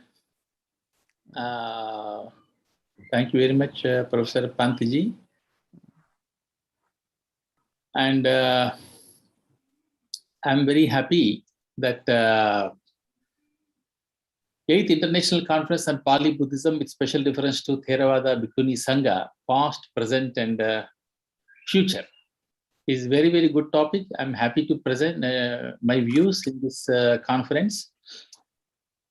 I'm happy to see many bhikshunis and bhikshus and scholars in this conference. I'm not very much specialized in Bhikshuni Sangha issues, but I wholeheartedly wish that Bhikshuni Sangha should be developed, and it should blossom, and it should develop, and more Bhikshuni should come. And because in some of the countries, only Bhikshu Sangha is very strong. Bhikshunis are not there. Like in Cambodia, also in some parts of Thailand, Bhikshunis should come very strongly there. So the domination of Bhikshus will be balanced in those countries also. Also in China, in many other parts. And I'm very thankful to the organizers of this International Conference of Pali and Buddhism, this Mahabodhi Society of Sarnath. And This is very, very good concept. And I appreciate the Sarnath, this Mahabodhi Society for their concept. They have prepared it very wonderfully. They wrote that in the concept, the essence of ancient India, all traditions and all, including Hinduism, is a quest for the truth. This problem is not only in Hinduism, Buddhism, also in Hinduism. In Hinduism also, sannyasini should come. Only sannyasis should not be limited to sannyasis. And also in Buddhism, bhikshuni should come up, because Buddhism is Buddha's attitude towards the women was more enlightened and considerable. Ancient Indian history reveals that women enjoyed more freedom in Buddhist period. It doesn't mean that women had completely lack of period in other periods, lack of freedom in other periods, but mostly scholars express it, and also we can also see because Buddha gave equal importance to bhikshus and bhikshunis, and that is why I say that in Buddhist period, the women enjoyed more freedom. How I can say, because you can take, for example, some Vishakha's example. Take the example of the woman Vishakha, who was the housewife and who served the Buddha and his order. Because Upasakas formed an important part of Buddhist religion. Not only Buddhist religion, Upasaka means householder. Householders are very important for every religion. And Upasakas are important, that is why in even Buddhist religion, the Vishakha was the most prominent female devotees to Lord Buddha. She was a very prominent Upasika. She took keen interest in the progress of the Buddhist Sangha. Fortunately, she was very lucky to give donations to Sangha. She had donated 18 crores of golden coins to a monastery named Pubbarama Vihara. She has donated 18 crores of golden coins. Rahul Sankurchayan has pointed out that she had made a charity worth of 27 crores in the cause of Sangha. Besides such philanthropic deeds, she vigorously took interest in the activities of the Sangha. The Vishakha was the first and perhaps the last lady in the Buddhist community to promulgate the 8 laws for the monks, which are sanctioned by the Buddha and incorporated in the Vinaya laws, Vinaya rules. The Buddha often sought her advice at the time of crisis. You see, Vishakha's advice he has sought.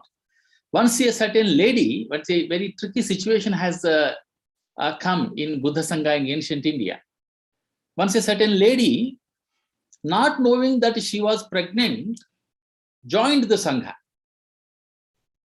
As she realized her condition, after that she realized the condition that she was pregnant. And then she narrated it to the preceptor Devadatta. Devadatta expelled her from the Sangha. She then came to Buddha, who appointed a tribunal on this tribunal, and Vishakha was appointed as one of the members of this tribunal. Then you know what Vishakha did? She found the nun innocent and pleaded to give her shelter in the Sangha as a special case, because she understood the problem of women, because she also was woman. That is why she could understand, as a member of tribunal, she has arranged, means agreed, her stay in Sangha only, not expelled. At this juncture, she requested the Buddha to promulgate 2 laws, which are known as Aniyata laws, Aniyata rules. But it doesn't mean that, but I feel not comfortable when some scholars criticize the condition of pre-Buddhistic era, as I.B. Horner did in her work, in her book, Women under Primitive Buddhism. The I.B. Horner is a very good author and she wrote very wonderful book on this book. But what she writes in the part 1, in the pre-Buddha's days, status of women in India was on the whole low and without honor. You see what she's writing? Without giving any evidence, without giving any reference, she just writes like this. In the pre-Buddhistic days, the status of women in India was on the whole low and without honor. But this does not seem to be true, because Upanishads, we can find the Gargi, Maitreyi, Jabali, Usati, and many other women who were scholars. Men shared their knowledge and wisdom with their wives in ancient India, and engaged them men engaged their wives in philosophical conversations. It is wrong to believe that women were treated as only slaves or servants in the houses.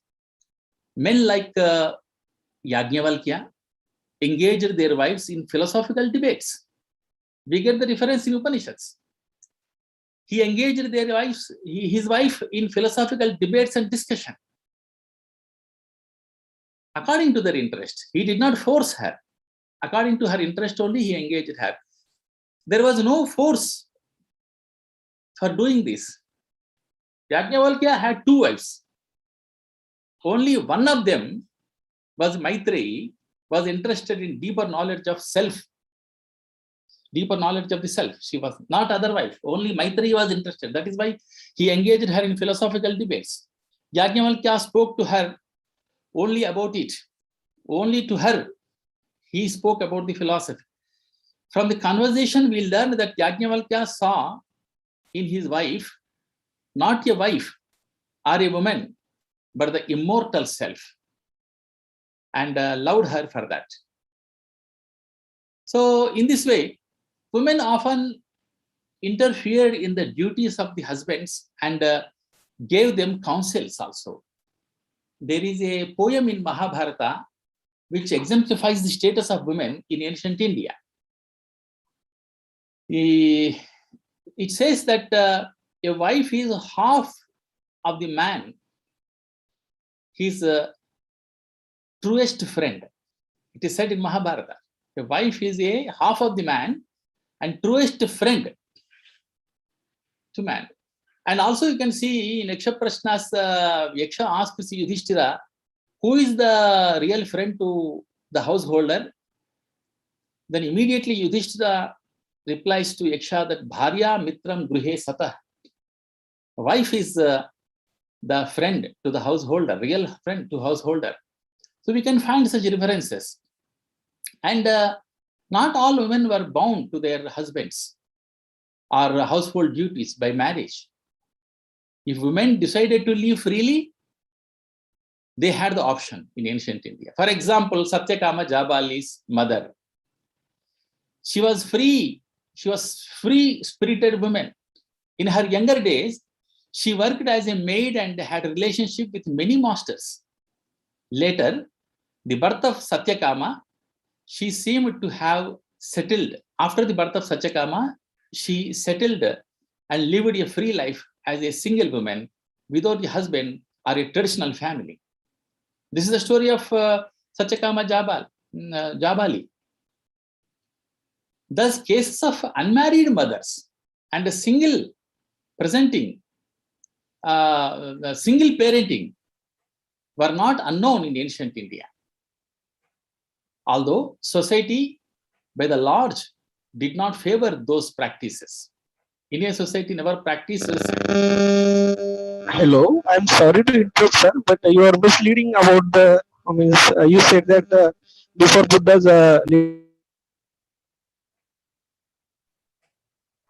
Let the speaker present. Please don't disturb in between. Somebody was telling something I could not. Yes, sir. Sorry, Sir Upendra. Sir, please you proceed. Sir, we request you to conclude. Professor Rao, you are giving such an important and wonderful examples for pre-Buddhist this thing, but time is short. If you can just summarize, it will be really good. Yeah, this is what I wanted to say, that I'm very happy that Bhikshuni Sangha should develop, and I'm very happy to see many bhikshus, and today I was very happy to hear the bhikshuni, some of the bhikshuni speeches, bhikshuni from Thailand, bhikshuni from USA, and I'm really happy that Bhikshuni Sangha should develop in Buddhism. Thank you very much. Thank you, Professor Rao. Wonderful exposition. And, as you said, everyone is supporting this Bhikkhuni Sangha, and, how the tradition comes, because the basic teaching of the Buddha is dukkhaṅca dukkha nirodhaṅca, and how, any person, then for dukkha nirodha, it is for everyone to work. Thank you for your exposition. Now, Animesh, do we have the next speaker? Venerable Brenda Huangshu Shan? I think she is there because by this name there is no participant here. I cannot see. But maybe, okay, yes, there Bhikkhuni, Doctor. No, she is there. Animesh is there. Okay. If she is there, please request her to give her presentation.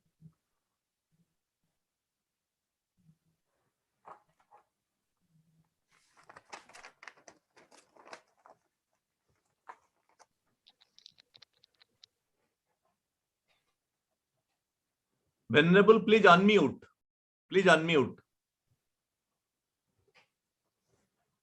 Namo Buddhaya, Namo Dhammaya, Namo Sanghaya.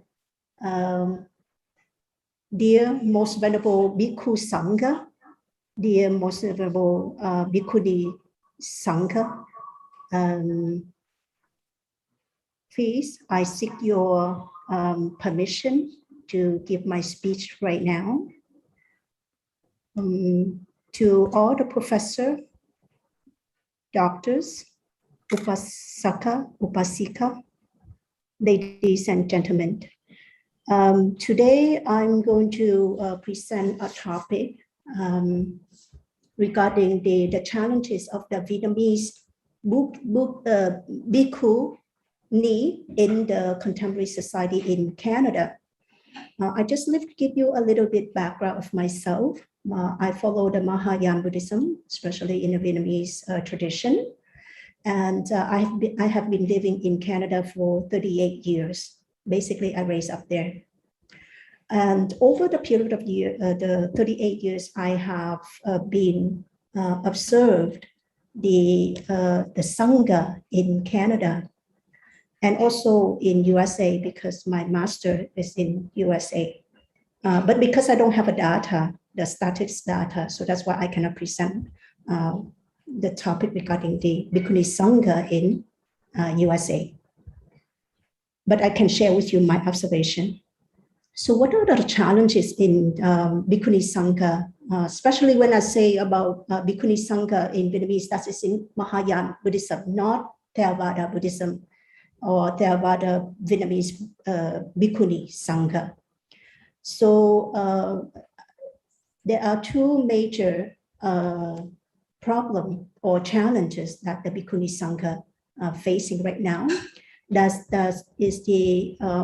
We see that less Vietnamese devotee come to the temple for the learning the Dhamma and also joining the Buddhist ritual function, especially for chanting or meditation. And because of this, so that's why the Bhikkhuni Sangha facing the financial lack of financial support. So then from my observation, and I traveled the past 2 years before the COVID, then I take note now and observe what I have observed. So the first, I list out the three major factors. The first one is the effect of accessibility of times and place of the online learning. The second one is to increase the population of the Vietnamese Canadian born. And the third one is the lack of navigational and updated practice in Bhikkhuni Sangha. And so let me elaborate more in the first problem here. In the what do I mean by accessibility of times and like learning online? As we know that the technology gives us a lot of benefit to learn, not only for communication, but it's also for distant learning. And because of that, so people can access the Dhamma talk on YouTube and also live stream. And so that's why they don't need to go to the temple. So then this is considered beneficial because at the same time, they can download the live stream and then we listen to the Dhamma talk. So then the Canadian-born Vietnamese children doesn't have to go to the temple as well. So they're not being restricted by the geographical boundaries at all. And talking about a scholar, they can download a lot of sources from internet like PDF form, Kindle textbook, sutta, video, etc. So this is very beneficial, but yet it's the factor that brings the problem to the Bhikkhuni Sangha. And the second one is that the problem is that increase the population of Vietnamese Canadian born. So I came to Canada in 1984. So according to the statistic, from 1979 to 1982, 50,000 Vietnamese has been sponsored to Canada. And these are the boat people after the Vietnam has been independent from American. So this 50,000 Vietnamese people sponsored to Canada. And then from 1982 onward, there's almost about 75% of the population Vietnamese immigrate to Canada, and through the sponsorship by these 50,000 people. So 2006, this was, according to the statistic, is about 180,000 Vietnamese in Canada. And according to the statistic, this was about 60.5% of the population that they write in their statistic that they are part of the Vietnamese, spoken Vietnamese origin, or they speaking Vietnamese at home. And then another statistic show us in 2001 to 2006, only 10,000 Vietnamese immigrant. That means every year the Vietnamese immigration has been reduced to Canada. And 2019, this is the most recent statistic that I found, and only 4,000 Vietnamese migrate to Canada. So from my observation, from 2000, I went back to the temple. I've been going back to temple since 1987. And I started teaching the young kid in the temple from 2020. Those basic Dhamma, like what are the triple gem, what are three poison, Lokha, Moha, Doha, something like that. So then that's what I taught them. But you know, that is when 2000, and I have the kid around from 8 years old to 16 years old. And this kid, they speak English and also they speak Vietnamese, but they speak broken Vietnamese, not pure Vietnamese, because they're not very fluent in Vietnamese. So can you imagine, with the statistics, 60.5% of the population indicate that they speak Vietnamese at home, That doesn't mean that they understand Buddhist teaching.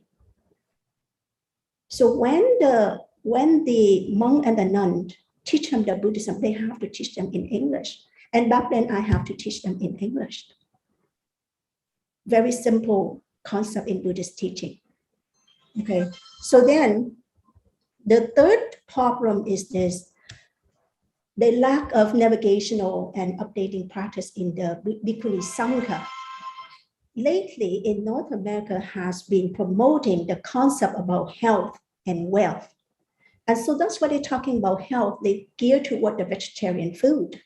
So as you know, the Mahayana Buddhism, we are the vegetarian.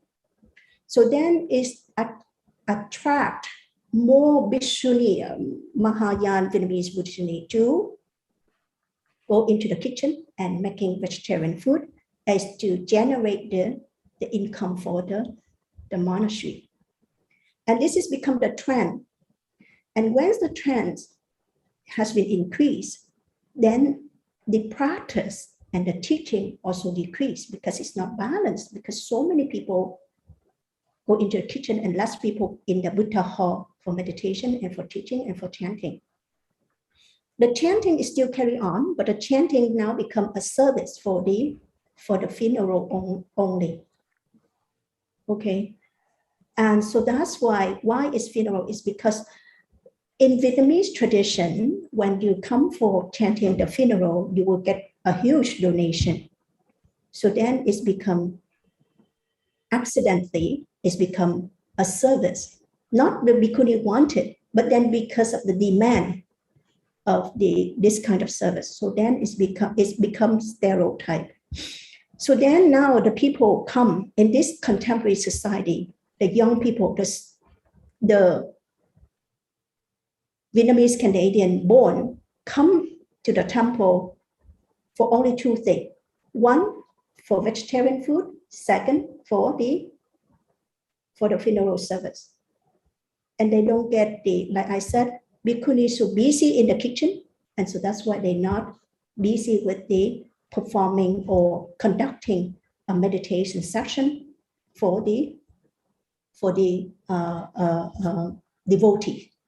So then you see, and because they don't conduct, and also they don't have time to send their freshmen to learn English either. So how can these two generations, from the generation from migrate to Canada and the generation Canadian born, they cannot communicate. Even though they teach, but then they cannot use English to teach, then how can the Canadian born, Vietnamese Canadian born understand the Buddhist teaching? And also that they just keep the tradition of chanting the Amitabha Buddha, that is the Pure Land sex. And then now, because of lack of teaching, a lot of people think that Amitabha Buddha is a savior, like a god. Then the young people, the Vietnamese Canadian born people think, now if I chose Buddhism, Buddha as a savior, then what is the difference between the Buddha and Christianity, God? So they don't see the differences. That's lack of knowledge. So then that is the problem. And here is, I'm sharing this as I know this is the Bhikkhuni Sangha conference. But you can see that we are gathering now, trying to flourish the Bhikkhuni Sangha. But yet in the meantime, we need to learn the technique, how to sustain it, how to sustain the Bhikkhuni Sangha, that's beneficial for Bhikkhuni Sangha and also beneficial to the lay devotees in the society that we live. Before we seek for any solution, I must say that we need to, as a Bhikshuni, we need to assessing the circumstances and the society, because nowadays society moving so fast toward the technology, and people are so busy, especially in North America. So we need to assessing the society. What is the need? What is the need that we, Bhikkhuni Sangha, can survive and also can contribute our service toward the Upasaka and Upasika. And so that's why First, I would think that the Bhikkhuni Sangha should increase not only in the monastic teaching, but also increase in the academic teaching. Because nowadays, with their next generation, most of them enter the university. They have a high education, high learning. So their knowledge is very deep. And coming from, for example, we are a nun and come from a village. How can we use the village language to convince them to listen to what we're teaching? Venerable, I would like to intervene because of the paucity of time. You know, if you can just conclude, it will be really nice. This is a conclusion, and you can, sir. and you can share these. You can share these slides, which is wonderful. You know, excellent. This is the conclusion, sir. Oh, this is the conclusion. And the second one is the teaching, not only 4D, we have to let them know learning online and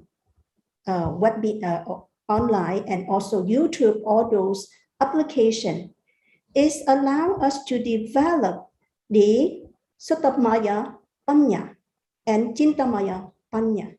But Bhavanamaya Panya, you need to come to the temple to interact with the people. So then we can share our experience and listen to other experience, and also provide. The temple is not for the funeral service only, not for the vegetarian food only, but it should be for the meditation, for sharing, for socializing in the Buddhist context. And that's what is my conclusion for my speech of the condition in Bhikkhuni Sangha in the contemporary society in North America.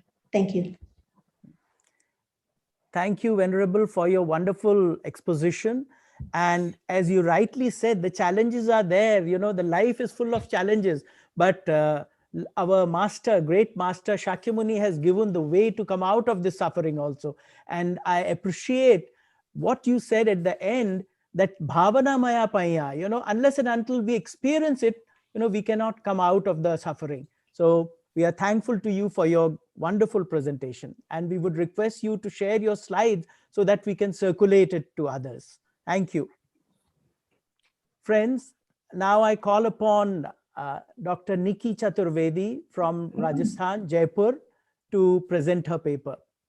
Thank you. I'll request you to be brief, you know, so that I know, you know, so much of things have happened, but, you know, it will be right if you can just give the summary. Thank you. Yeah, sir. I'll try to be very brief, but I'll take this opportunity to thank you for your inspirational leadership and scholarship all throughout, and especially the Mahabodhi Society of India and Professor Bimalendra Kumar. I can do better, but there's no time. So I'm very, very grateful. You'll get a lot of other opportunities. Sure, sir. Sure, sir. Thank you so much. I would be making only a few points. I would not be able to share the evidences so much, but I'm trying to look into the experiences of nuns in historical scriptures, mainly Vinaya Pitaka and Theri Gatha, to look at the Bhikkhuni Sangha as the nuns were practicing it. You know, generally the scholarship, the academic scholarship tries to look at these, the position of nuns from a position of weakness. Because when the nuns entered the community, it was called Ubhayato Sangha. But there is a lot of focus in academic scholarship on the Artha Garu Dhamma, or the reluctance shown in entering the Buddha, that they had to struggle. So what I'm trying to show here, the word struggle is a word for empowerment, is a word for how nuns were taking action into the situation, into what they were doing. So this entry to women, you know, there is this whole episode in the Vinaya Pitaka where Anand is urging Buddha to allow women to enter the Sangha, and Buddha clearly says that there is no spiritual limitation with the women. So I think that part should be highlighted, that struggle was there, and because of this, their spiritual capabilities were highlighted. Of course, it was also urged that Mahaprajapati Gautami is your mother. That's what Ananda says. But this motherhood metaphor is, you know, much more, you know, it is a feminine metaphor. And this becomes a very big force. This empowers the women that they are mothers and they are much more capable. So this metaphor I will come back to in another point. But I think doctrinally we should remember what Alice Sponberg is a very famous scholar in. She wrote this paper where she uses the terms Buddhism is soteriologically inclusive. So there is absolutely no limitation on a female to achieve the highest goal and spiritual capabilities in the beginning. That is how, and that is why they are given entry into the Sangha. But also there is one very interesting episode that happens. Mahaprajapati Gautami enters the Sangha. In Gautami Apadan, we get Gautami Theory Apadan, we get this episode where she goes to Buddha and tells him that this is, this kind of a subordination where we have to pay obeisance to every monk, whether junior or senior, younger or older, is not fair to women. And Buddha says this is the convention of all the communities of the time. So doctrinally, I think what Buddha is trying to say, obedience is not a doctrinal requirement. It is a requirement of the conventions of that time. So the times change and the conventions change, and women are not to be considered inferior or limited because of that convention at any level. So this is a very, very important point. Gautami's struggle does not end here. She is like the foremother of all the nuns. She has made the struggle for entering. But when she is passing away, I will not talk about Soma Sutta because in the inaugural lecture, Venerable Tatha Loka talked about this sutta a lot, where gender is not important for a nun or for any practitioner. It's just not important. But Gautami's struggle, when she's passing away, when she's passing into the other world in the Nibbanic state, Buddha urges her, that is recorded in the scriptures, to show a miracle to the people. Those who question those who say that women have only two-finger intellect, then you show them the miracle. And Gautami shows it to them. So the intellect of women is proven at the end of her life also. But then there also it does not end. She encapsulates her struggle in a very beautiful verse where she urges all her followers that my struggle should not go in vain. My own liberation is not enough. You should all take inspiration from my struggle. So that is what I'm trying to say, that all the struggles that nuns are, we talk about historically, that is not a position of weakness. That is rather a position of empowerment, that they are taking an action continuously to register a very vital presence into the Sangha. Then I talk a little bit about the lived experiences of some of the, it is the society. We cannot completely segregate ascetics from the society they come from. So it's an embedded identity that the theories had. Theories brought their painful experiences from the secular society when they came into the Sangha. There are some examples. I don't know if I can talk about them. But the things that, we have to remember, that there was a context of gender relations that they came from. There were painful experiences that they were coming from. And there was this alternative space, which was also a healing space that the the Buddhist community was providing to the women. So that has to be highlighted. This is the story of Kissa Gautami. But there is also an example of Bhadda who got duped into marrying a person who wanted to kill her for money. And she pushes him over the cliff. After that, she's guilt-ridden. She cannot go back to the family as a woman who killed her husband. But she finds a very healing community, a place where, that was like a therapy for her. But there was also a sisterhood where people were comforting her. We have examples of Kissa Gautami, who could not bear the sorrow of losing her son, Patachara. So it indicates, it's certainly provided solace in acute grief, one thing. The second thing, some awkward domestic settings which could not adjust such extraordinary episodes. For that, the Buddhist community was providing space. There are many other examples, but Olivia is a scholar who puts it very succinctly that tragedy, insanity, and abuse, it was not just that they were providing a space, but they were transformed into great spiritual accomplishments. So we have to remember that it led them to spiritual liberation. The body is a locus of our sensory experiences and also contested territory in case of women.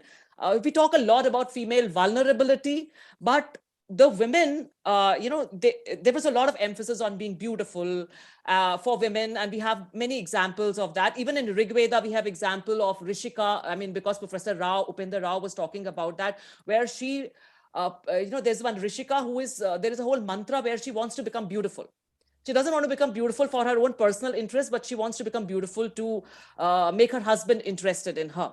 So that kind of pressure of beauty also kind of lifted its burden when you entered the community. And we have examples of beautiful courtesans like Vimala Theri, like Amrapali, who show that they kind of ruled the world because of their beauty, and they become detached from their bodies.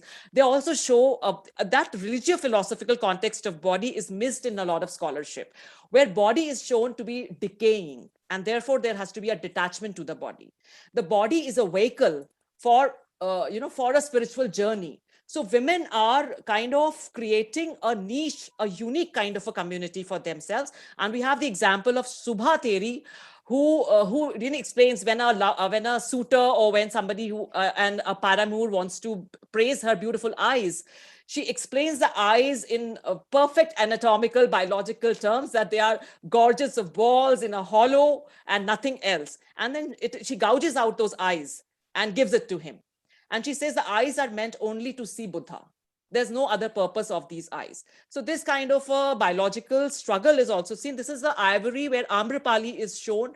So it is not just the scriptures which record the experiences of the nuns, but this is in National Museum, Delhi, and it is in the art also, in the inscriptions also, that we realize that women were not only empowering the Sangha, they were nourishing the Sangha, and they were creating a unique kind of a community. And therefore, we need to engage with a different kind of interpretation of these stories, where we see them in the terms of the nuns. We don't see them from a lens of a gender, from comparing them with the community of the monks, but what were the women trying to achieve? And what were the effort they were making, and what were the opportunities that they were getting. So I just say that these new narratives and these struggles, these negotiations, whether they were achievements or not, but that kind of a life force, it should be empowering, and it should inspire and should strengthen the issue of ordination of nuns. So I just seek to inform the struggle of present Bhikkhuni Sangha in this historical context to remove obstacles, and they would achieve spiritual summits as everyone deserves to. Thank you so much, sir. Thank you, Dr. Nikki. Wonderful exposition, and such a short time you gave, and talked about the empowerment, and the word you used, the struggle. Struggle is, it is said that struggle or suffering leads to transformation. So that that struggle led to the transformation, and you rightly mentioned about quoted some of the experiences of these theories, what they experience, ultimate release from the suffering. Wonderful presentation, and I thank you for your excellent presentation. And we would request you to share your slides so that it could be circulated among Definitely, the people. Certainly. Thank you so much. Thank you so much for the opportunity. Friends, in this, we are way ahead of time. We need to sort of come up with a time factor, because the second session was to start, and we have not yet finished the first session. And in this session, we had 6 papers, and all of them were so supportive of the revival of Bhikkhuni Sangha and the steps which Mahabodhi Society has taken for the revival of the Bhikkhuni Sangha. And we all are there to support this. And I think in next stage, we can do something more for this.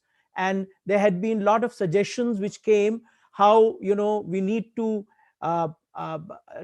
make more aggressive attempts to make this Bhikkhuni Sangha in a better way. And we had a wonderful presentation from the Venerable. She talked about the things happening in Canada, but this is something which is everywhere. We need to support this movement.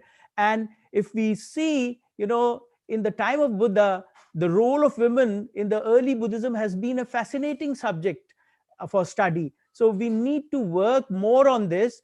And as rightly said by the chairperson of the inaugural session, Most Venerable Dhammananda, that we need to discuss the stories, the wonderful passages which are there in Pali Tipitak, which talks about these theories and the inspiring stories composed in verses, how these theories they exerted and they came out of suffering. Before I conclude, I was supposed to be presenting a paper in the next session, but due to unavoidable reason, I won't be able to participate in that. So I want the organizers to note this. And one thing which I want to say is that there have been so many experiences of these wonderful nuns, what they experience at the time of with the practice of bhavana maya paya. But here I would like to quote one of the instances of a great theory, Uppal Vanna. I quote in the Apadan, she says, it's a wonderful thing which I think we should all, and very encouraging. It says, first I give in Pali, and then it says, Kilesa jhapita mahyang bhava sabbe samuhata nagiva bandhanang chetva viharami anasava swagatang vatame asi mama buddha setthassa santike tisso vijja anupatta katang buddhassa sasadang patisambida chatasso vimokhapi attime chalabhaiya sachikata katang buddhassa sasanang. So most of these theories, they have come up with these wonderful experience which they had, and they have shared.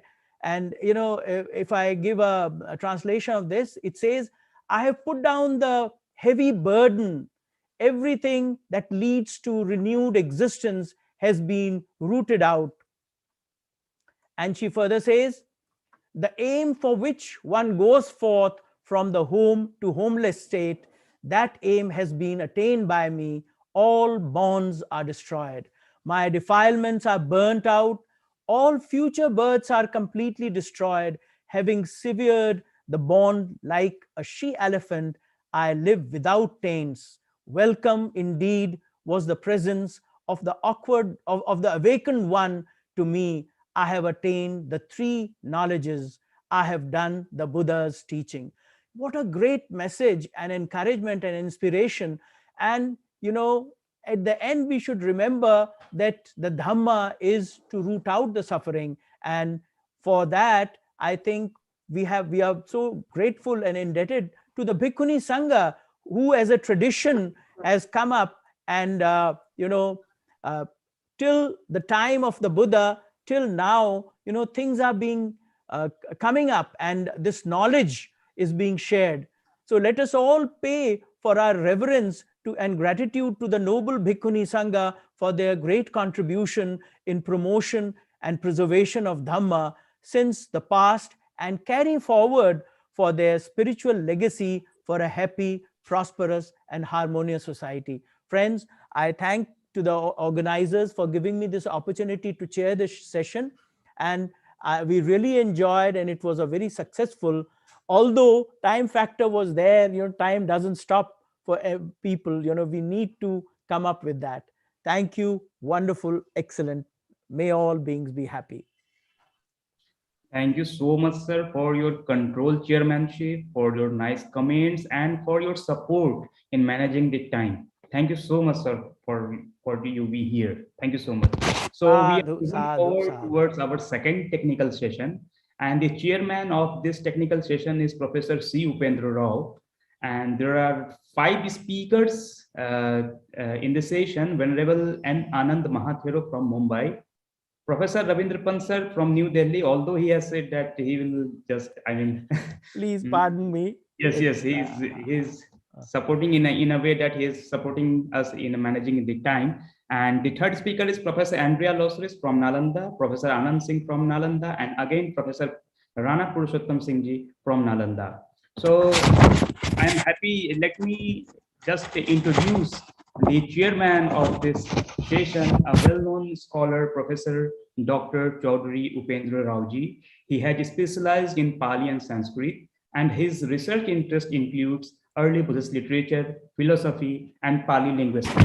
Professor Rao is a prominent scholar in the field of Pali and Indic studies. He is the senior professor in the School of Sanskrit and Indic Study at Jawaharlal Nehru University, New Delhi. Professor Rao was appointed as a visiting professor in Cambodia on ICCR chair to teach Pali and Buddhist studies. He was the chairperson of the Special Center for Sanskrit Studies at JNU, New Delhi. He has extensively written and published books in Pali, Sanskrit, Hindi, Telugu, and English. He received awards and certificates of honors from various institutions in India and abroad, such as certificate appreciation from Royal University of Phnom Penh, Cambodia, Kadambari Award from Akhil Bharatiya Vidvat Parishad Kashi, Vidyasagar Award from the Institute of Oriental Studies Kolkata in 2015, and Rashtriya Gaurav Samman in 2016, and the 3 gold medal from Osmania University and Banaras Hindu University for his outstanding performances.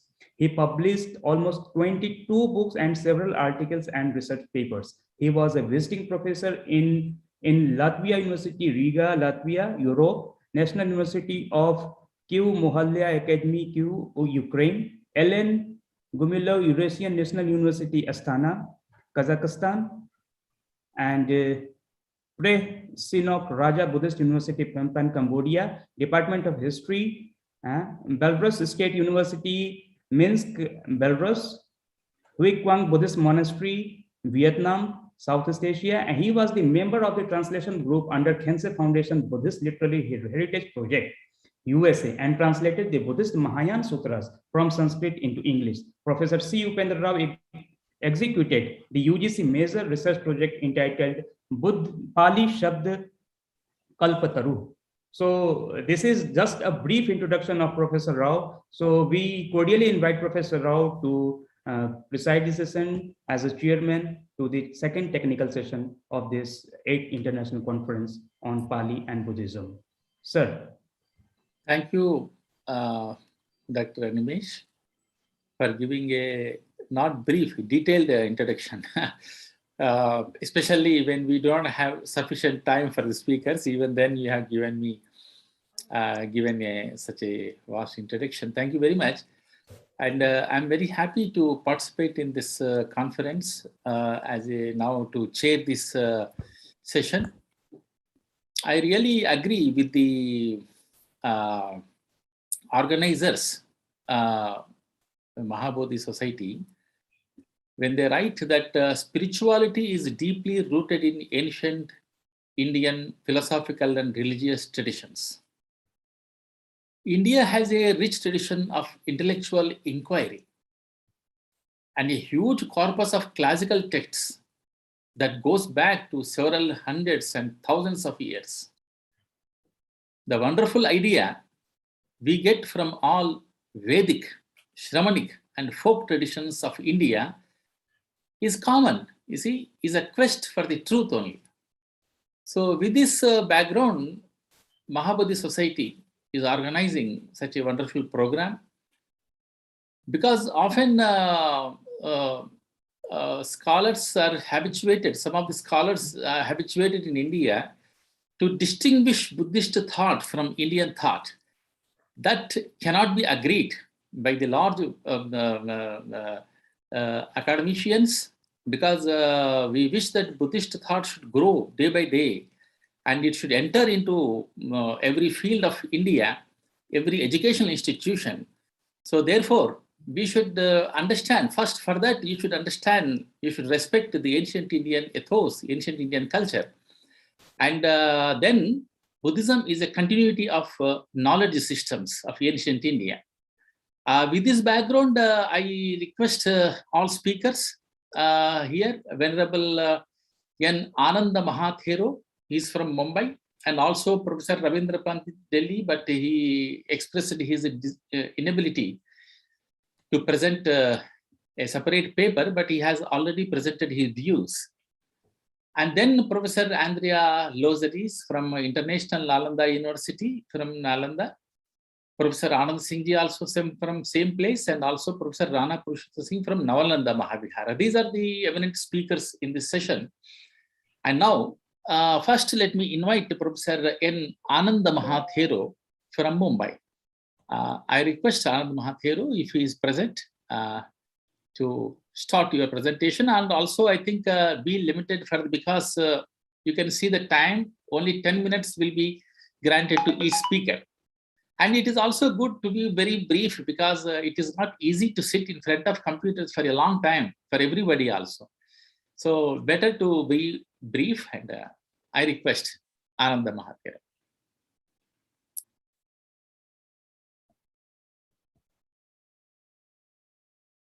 You had to unmute. Honorable sir, I think you had to Ananda Mahathero is not here. I think somebody I do not see his name. Can you please? Yes, yes, I am here. Okay. I am here. I have seen. Okay, Bande ji. That's me.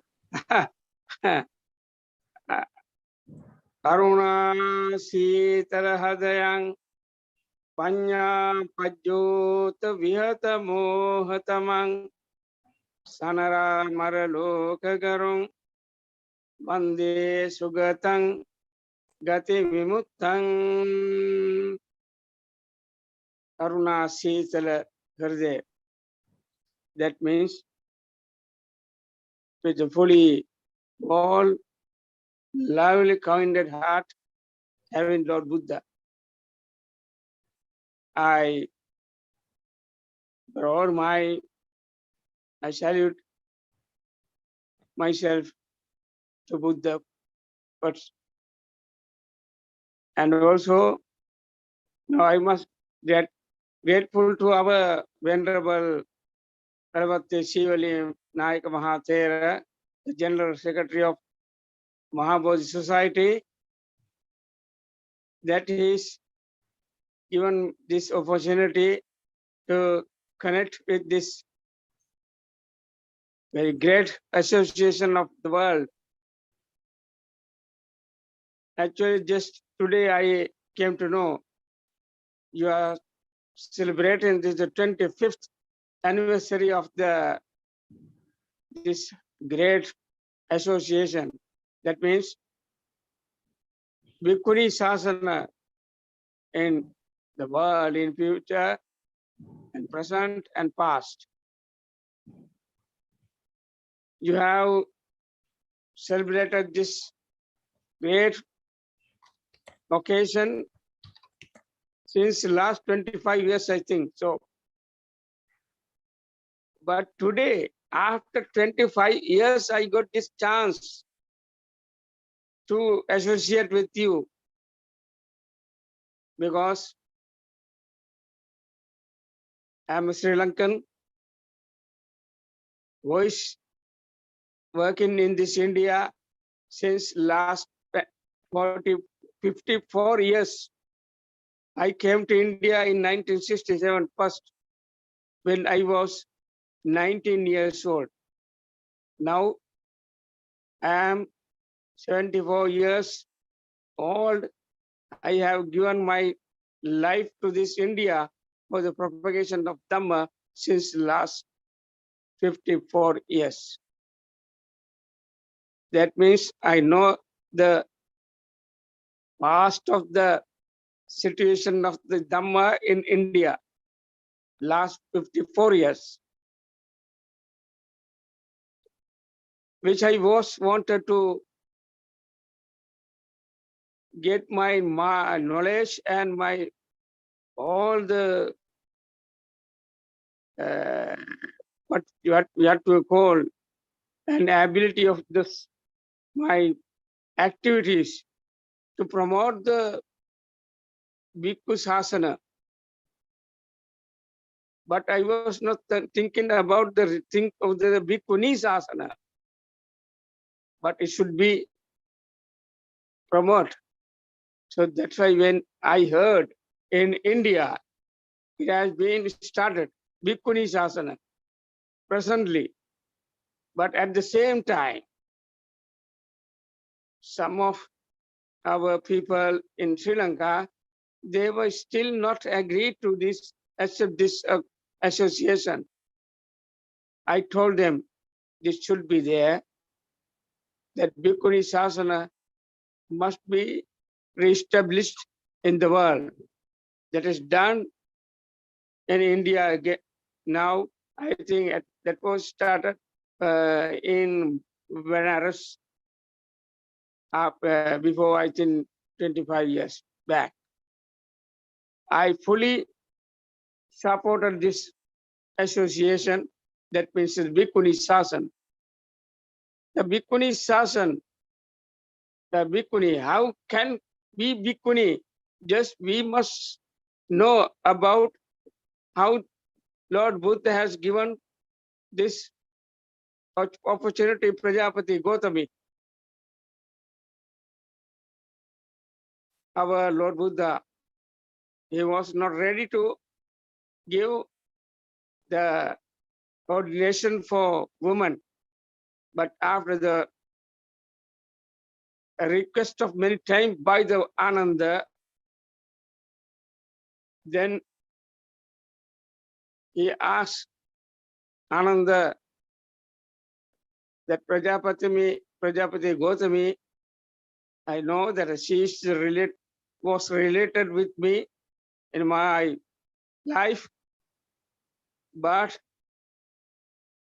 for the scope and for the future of Dhamma, I can't give the ordination to this woman or Prajapati.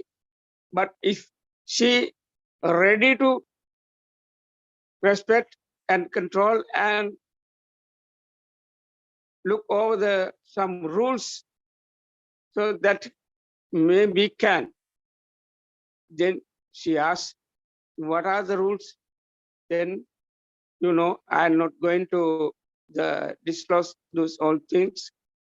He has given 8 things, and Guru, that is called Guru Dhamma, or at 8 Guru Dhamma, if she can control or like to control or follow this Guru Dhamma, 8 Guru Dhamma, that may be, that if she is ready to accept and follow, that means he may get the ordination of this our Buddha Sasana. Then she was ready and accepted that at 8 Guru Dhamma, that was the ordination for Bhikkhuni Sasana. If the same thing can happen now, why cannot open the Bhikkhuni Sasana now? That only we want the followers of the rules. Those who follow the rules or accept the rules, that means Vinay Rakita. Vinayo Nama Sasanasya Ayu. Vinay, that Vinay is that is the age of that the real life of the Sasana. If we prevail the Sasana with the Sasana in the world, we must follow the layman or Bhikkhu or Bhikkhuni, anybody. If follow the rules, that means this Vinay may be protect the Bhikkhuni or Bhikkhu Sasana. So that's why we are celebrating this Bhikkhuni Sasana, future, past, and present. So at present, you are giving the support to this, the great occasion under this very good banner. Actually, that is, I think, started by Mahabodhi Society before 25 years. I am very much thankful to Venerable Kalavatte Sivali Naik Mahathir, the General Secretary of Mahabodhi Society.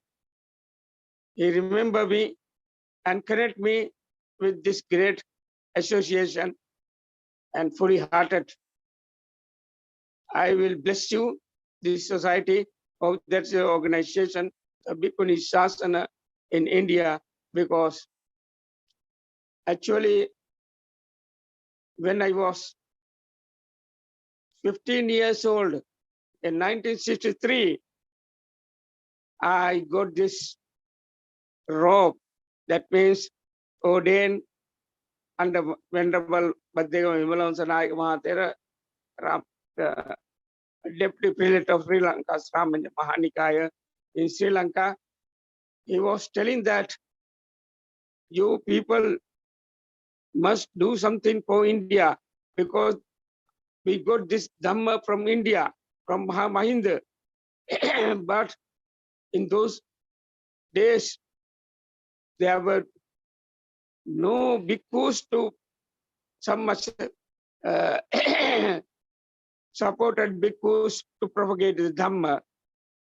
So that's why after 1956, there were lakhs of people, that means 5 lakhs or 6 lakhs people embraced Buddhism in India under the leadership of Dr. Babasaheb Ambedkar. So that's why, but unfortunately, he couldn't do that and complete this work due to his sad demise within 2 months of the embrace Buddhism. That means 6th December, he lost and departed from these people, in this poor people of the India in 1956. Then, after the 11 years of this embracement, our Venerable High Priest asked to us, you must do something for India. That means we got this Dhamma from India. Venerable, your time is over. 10 minutes are over. Kindly, you have to conclude. Yes, yes, okay, very good. Because always we have to control. Time is very less. Yeah. You already My spoke time, very and well. because Buddha has told, you say, oh Janya Maranam Sue, tomorrow you will be here. Oh no, we can't say. So that's why I was getting my time, there's much time to bless this society and bless you, and mostly grateful to our Venerable Kalavate Shivali Mahatera, who gave me this opportunity. Thank you very much. Thank you very much. Go ahead. Thank you very much. Samma Sambuddha Sadhana. Thank you very much, Bhante. And Venerable Ananda Mahathero, I'm very happy to hear your words. And I'm very happy that after 25 years, you got this chance to speak in Mahabodhi Society's program. And also, I'm very happy that you are living in India for the last 54 years. Yes. And we are always inspired by the talks and advices of senior monks like you. And you entered into Pravraja in 1963. Yes. This is very, very amazing, and I'm really happy to know about you, Bhante, and thank you for giving your valuable time. And now I request Professor Andrea Dosari from Nalanda International University. She is working as a faculty in International Nalanda University. Recently in Nalanda University, I met her. I had that opportunity. And she has been working in the field of Buddhism for the last several years. I request, she has very good understanding of Mahayana Buddhism and Vajrayana Buddhism. And she's from Vienna. And I remember, and she knows some of my friends also, and she's very good having understanding with also like previous Bhante. She is also she has been living in India for the last several years, And she met many people, many important scholars and institutions in India. And our request now, Professor Andrea Lozaris, to present her paper.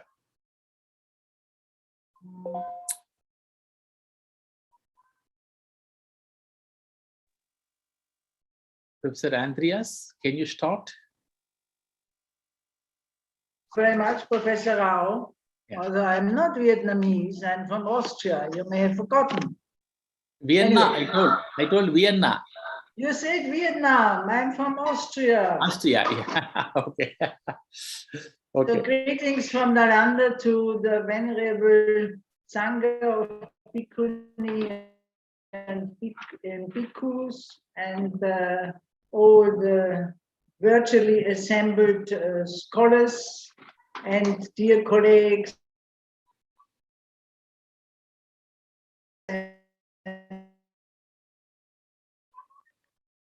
in exile, and this is a PowerPoint, right? So this is mostly with Your voice is breaking, Miss Andrea. And I think you do not have. So these photographs are mostly in self. The photographs which I have taken from Indian exile, I have taken from the internet, and I hope I have not violated.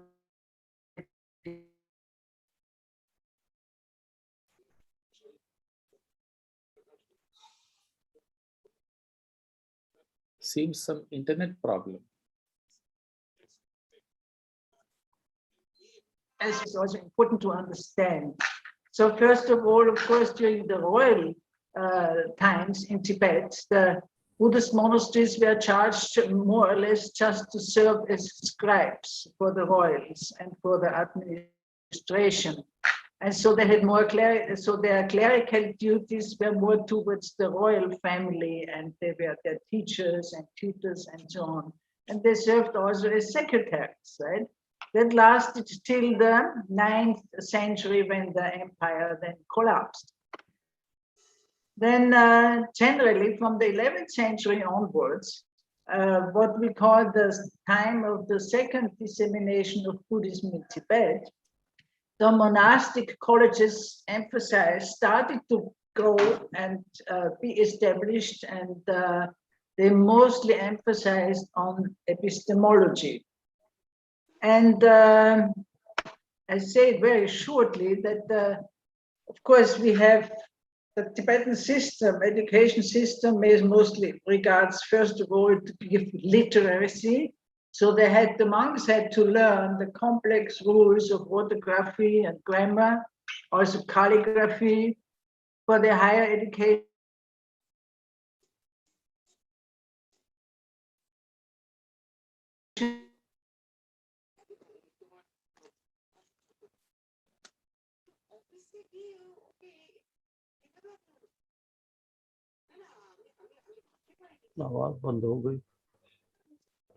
Can you hear Animesh, her voice? I'm not hearing anything. Ma'am, your voice is not audible. There is a network problem, sir, I think. There is a network problem, I can understand. She in Nalanda.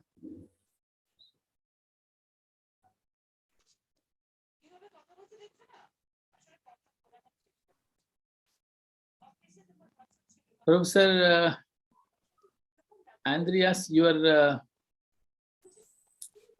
voice Professor, is not can you audible. unmute yourself? Professor Andrea, can you unmute?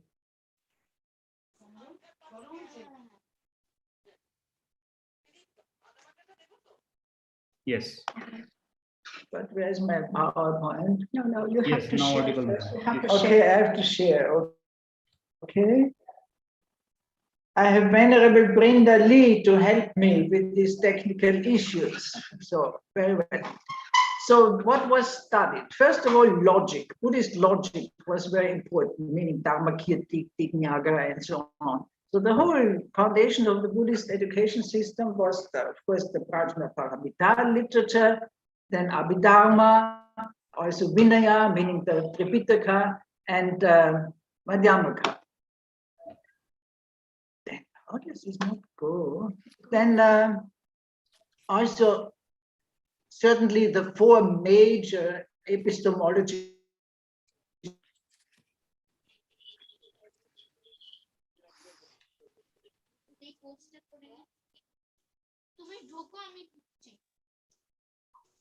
the thought of the Indian monastic Nalanda, ancient Nalanda, were very popular, and the main topic which were taught at the monastic universities. Then debate was a major thing. It was the texts that had to be memorized, and then they were examined in debates. That was an important technique, and which they also took over from the system from the ancient Indian system of Nalanda.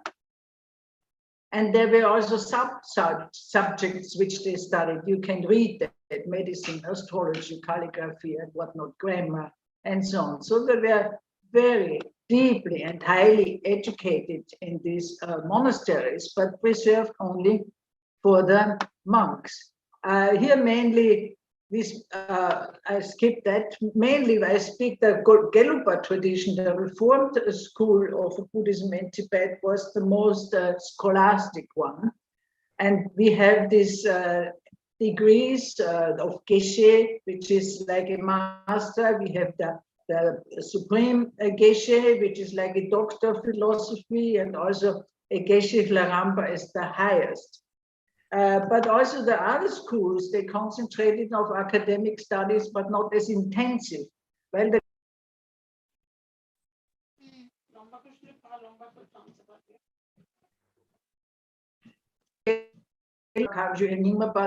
offer the 5 years study program because they mostly emphasized on yoga.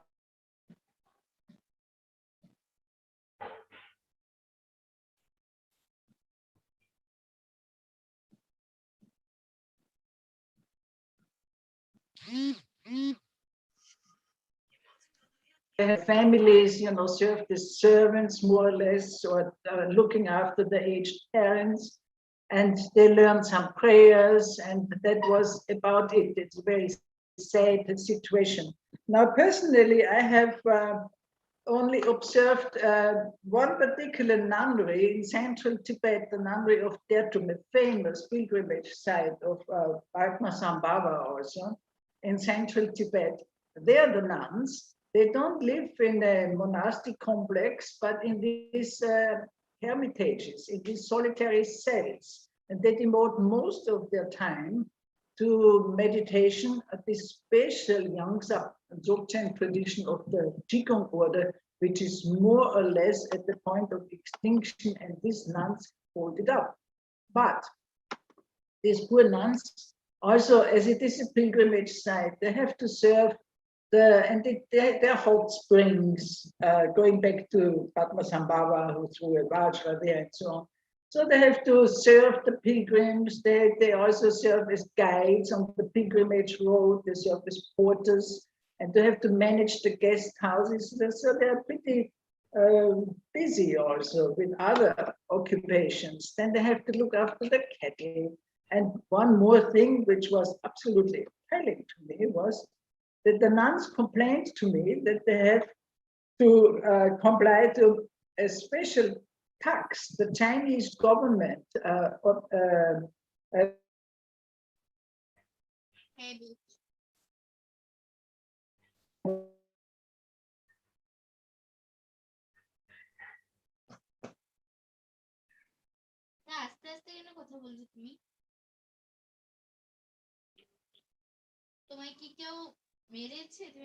collected, and that's very expensive and highly esteemed by the Chinese, but that is their tax and takes most of their time. On the other hand, there are nuns like this who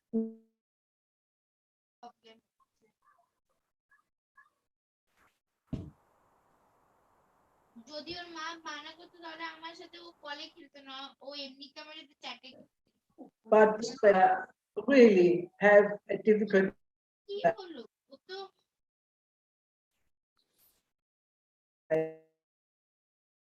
Professor Andreas. Rules of these nuns. When I was they were not giving even hands to sleep. Now in India, the life of the Tibetan nuns is quite different. Of course, the first nunnery I want to point out was founded in 1966 by Frida Bedi, or the first bhikkhuni also, who got revived the order of for the Tibetan nuns, the bhikkhuni order, which was broken. This is another story.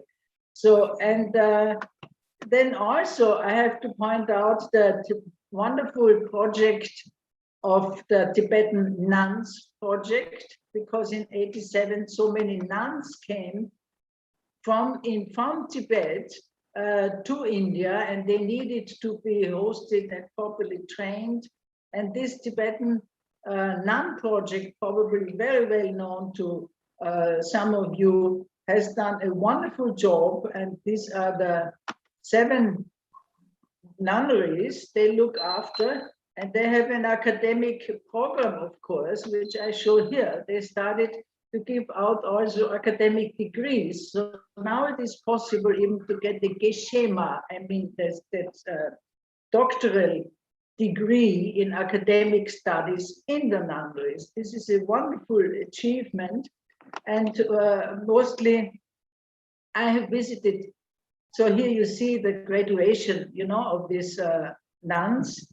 And I have visited personally only 2 institutions in India. One is of Kamalekshe, Gelongma Kamalekshe Tsomo.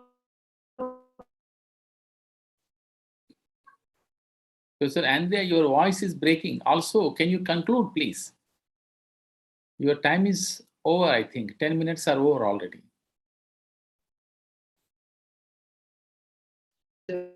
Also, we cannot hear you. Yes, sir. Yes, sir. It is very disturbing sound. Animesh, please inform her. Sir. For the nuns of Tibetan Buddhism, not only from Tibet, but from the whole Himalaya region, from Nepal and Himachal and the Himalayan belt and so on. So this was my presentation in regards to the education of nuns, in education in general, monastic education, and what is happening now, fortunately, but did not happen in Tibet, but is now fortunately done for the nuns, academic studies in India. Thank you very much. Thank you very much, Professor Andreas. You have spoken very well about the all new information about the Tibetan nuns. You have also spoken about the Buddhist logic and Abhidhamma, all these traditions, also Nalanda Monastic University, and also there how medicine, astrology, astronomy, all this education was were important in ancient times, and also now present days, how nuns from Tibet came to India and how they are living in nunneries, how they are doing, and how China is giving tax. All these things are very, very important. Unfortunately, we do not have much time. Only 10 minutes time is given to the presenters.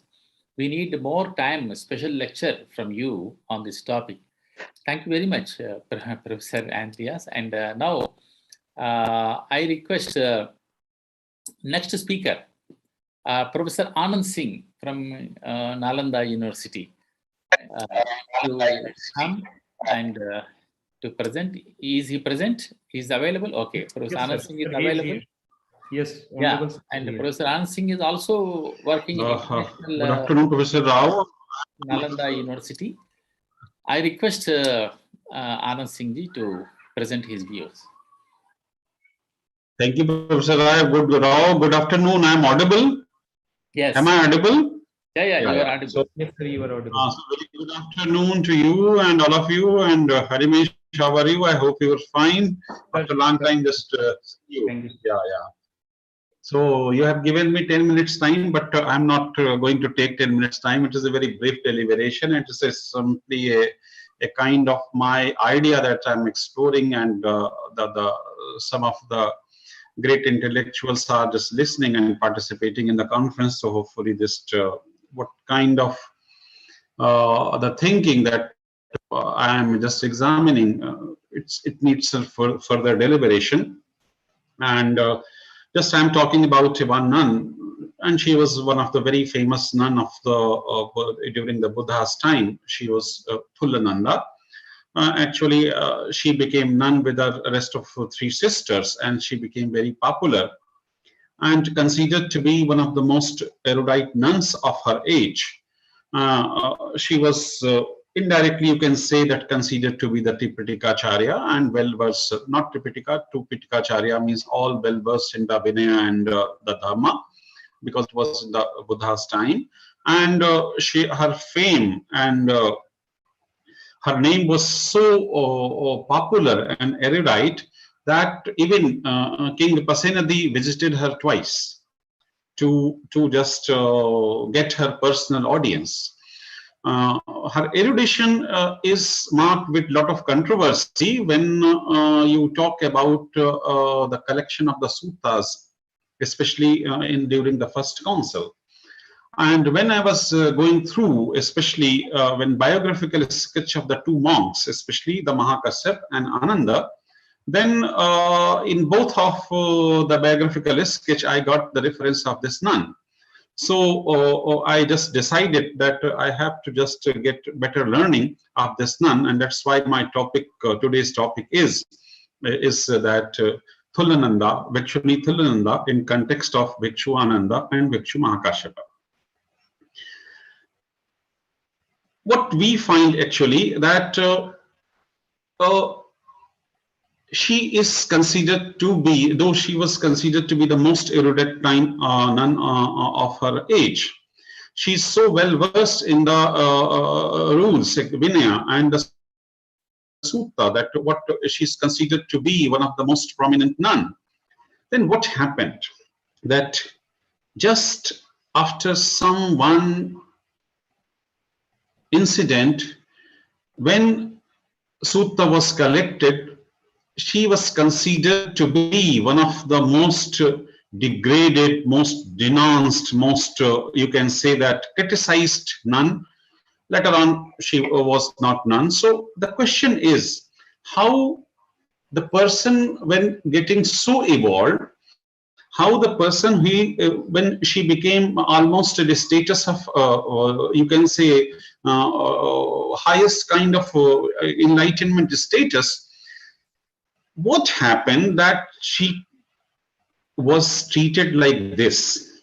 So the question is she deviated, or she is being deviated by others? The question is she herself, or she just, you can say, made to portray her image by some kind of sections? So by just when I was going to discuss this, I have just considered the 2 traditions. That was the one tradition that was the Matugama tradition, and the second was the Itti Bhava tradition. So when you just talking about that Matugama tradition, basically the writers, basically who's writing, who's collecting, who's compiling the Buddha's vachanas are basically what majority of the scholars says that they are going with the Itti Bhava tradition. And the people, even the nuns are even, you can say, some considerate monks like Ananda, who have some social orientation, just went through the Matugama tradition. So is it that mental psyche that was prevailing during 6th century, 5th century, 4th century BCE of the monk portrayed that nun in that way? And for that, I'm just quoting a very important example, that the example starts with a clear debate that started between the Bhikshu Mahakasyap and Ananda, and that debate was basically the initiation of nunneries, or you can say the introduction of Bhikshuni Sangha. What we saw it that probably Mahakasyap was, I can't say that not agreed, but not happy that Buddha introduced this kind of organization, that is say. So Ananda was almost a kind of target. And second, if you see the human psyche of both the monks, Ananda was considered to be the most popular, and though Ananda was not Arhat and Mahakashyap was Arhat, but if you find the human psyche, you see that Mahakashyap is kind of jealous of the image and prominence and popularity Ananda have. Ananda was very popular among the nuns, very popular, and definitely he was considered as father of the nun system in the Buddhism. Basically, he was instrumental to introduce this kind of things in Buddhism. So the question was, his popularity was one of the cause that Thulananda was targeted, and that I want to just mention that incident that once Thulananda has a very large organization and follower of the nunnery, basically, and once Ananda requested Mahakashyapa to go to the nunnery for the preaching. And in that preaching, it is said that Thulananda questioned Mahakashyap, and it is some kind of reaction that Mahakashyap got. She got infuriated, and then it is said that like Gargi, she put more question to the Mahakashyap, and so Mahakashyap feel offended. Simultaneously, there was some happening that happened that on many occasions Mahakashyap just treated Anand like he is considered to be very inferior. Many occasions it happened. On my latest paper on the Giriyak, I have mentioned 2, 3, 4 occasions. And on one occasion, maybe affection in front of Thulananda,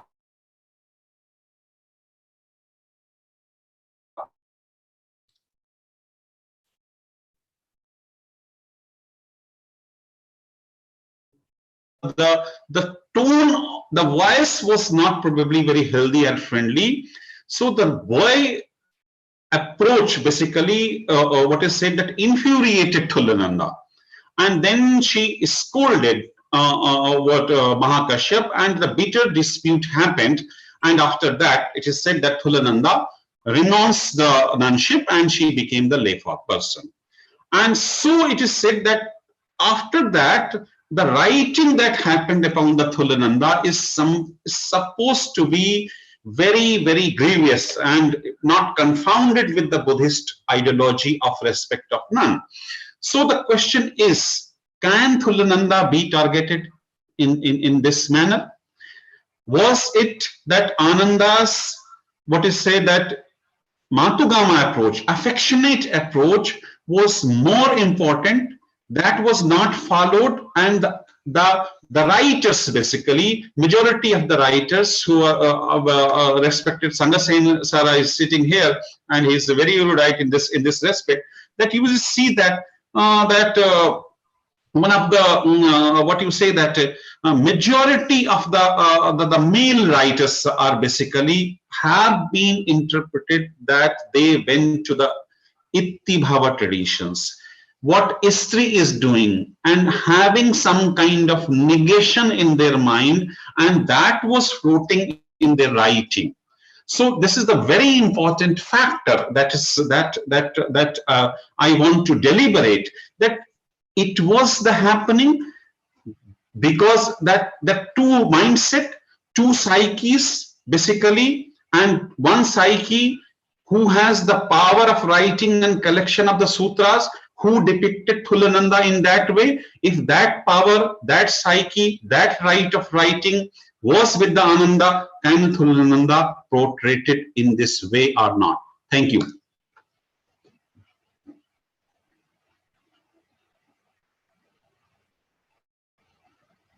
Thank you very much, Professor Anand Singh ji, for your nice explanation about the Ittibhava and Matugama traditions.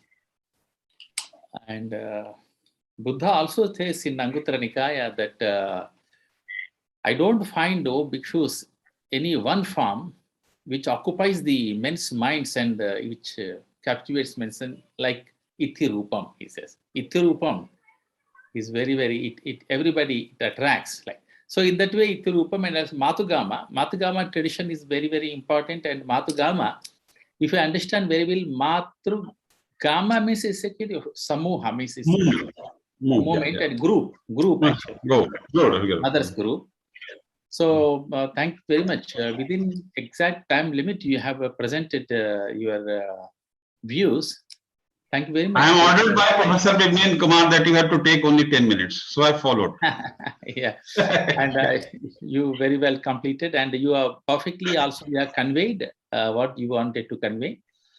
Thank you so much, Professor Anand Singh ji from Nalanda, and now Professor Rana Purushottam Singh ji from Nalanda Mahavihara is available. If he is available, I invite Professor Rana Purushottam Singh ji from Nalanda Mahavihara. Okay, good afternoon, sir. Acha, okay, you are there. So, Yeah, yes, I never saw, suddenly you appeared. Very good. So, Professor Rana Purushottam ji, I welcome you to this conference on this Theravada Bhikkhuni Sangha, past, present, and future, organized by the Mahabodhi Society. So I request you to present your views on these Bhikshuni issues within 10 minutes or 10 minutes. Thank you so much. Okay, sir. I'm thankful to you, and I'm also thankful to my teacher, Professor Bimlendra Kumar and Animesh ji. Actually, Buddhism is Patisotgami. It goes against the existing current. Because of that, Bhikshuni Sangha was established, and initially there was certain apprehensions. Attha Garu Dhamma was introduced, but overall this system was one of the best system for liberation of women at that time. Now in modern time, many scholars have interpreted Therigatha and other portions of Buddhist narratives, how Buddha introduced, what was the impact of this Bhikkhuni Sangha in the society, and ultimately what were their expressions, psychological and philosophical statements regarding their liberated life. So modern scholars like Uma Chakravarti, like Garda Lerner in Creation of Patriarchy, K. Dhammanand, What Buddhists Believe, I.V. Horner, Buddhism under Primitive Buddhism, Alice Collett, Women in Early Indian Buddhism, Catherine R. Blackstone, Women in the Footsteps of Buddha, A Struggle for Liberation in Therigatha, P. Lakshmi Narsu, The Essence of Buddhism, and Karma Lekshe Somo, Buddhist Women Across Culture, and Douglas Osto. These are the modern scholars who just interpreted and reinterpreted the Buddhist narratives on liberation of women. Actually, in different texts, there is a lot of discussion on women, psychology of women. In Milinda Panya also, Buddha talks about the psychophysical makeup of women. In Dignikaya, the Buddha says that Trishna, craving, is the main cause for origination of Ithi Bhava. Ithi Bhava. Madhyam Nikaya, there was a very good philosophical discourses, philosophical discussion between Dhammadinna and Vishakha. In Sanjukta Nikaya, Bhikshuni Sanyutta, this chapter discusses about the philosophical and spiritual capacity of a woman. Same way in Anguttara Nikaya also. And the debate on the difference between Ithi Bhav and Matugam. This is very important, as Professor Anand Singh has cited right now. There is Matugam Sutta. In Matugam Sutta, Buddha tried to establish that how to behave, what kind of discipline should be maintained in the society regarding the Matugam, regarding the women folk. And Ithi Bhav in Therigatha at different places. Now I am daughter of the Buddha.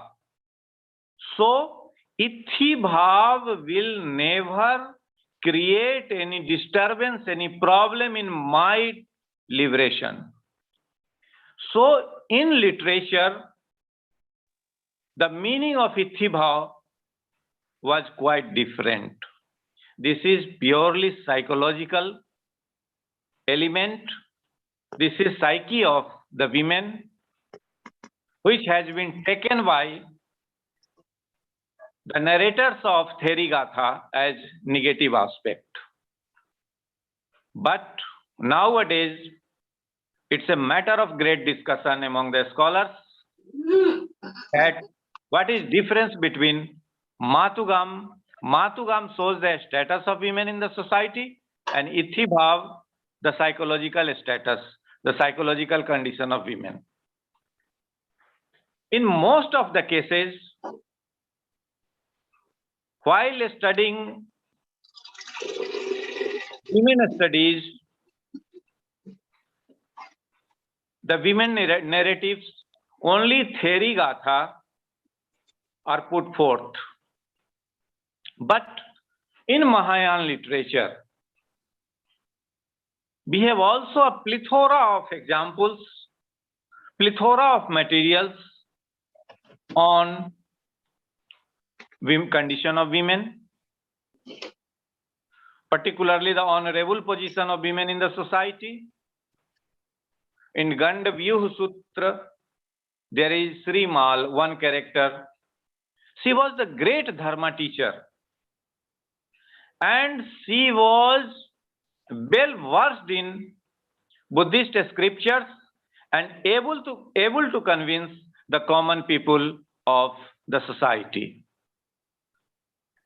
Again, another female character in Gandavyuh Sutra is Asha.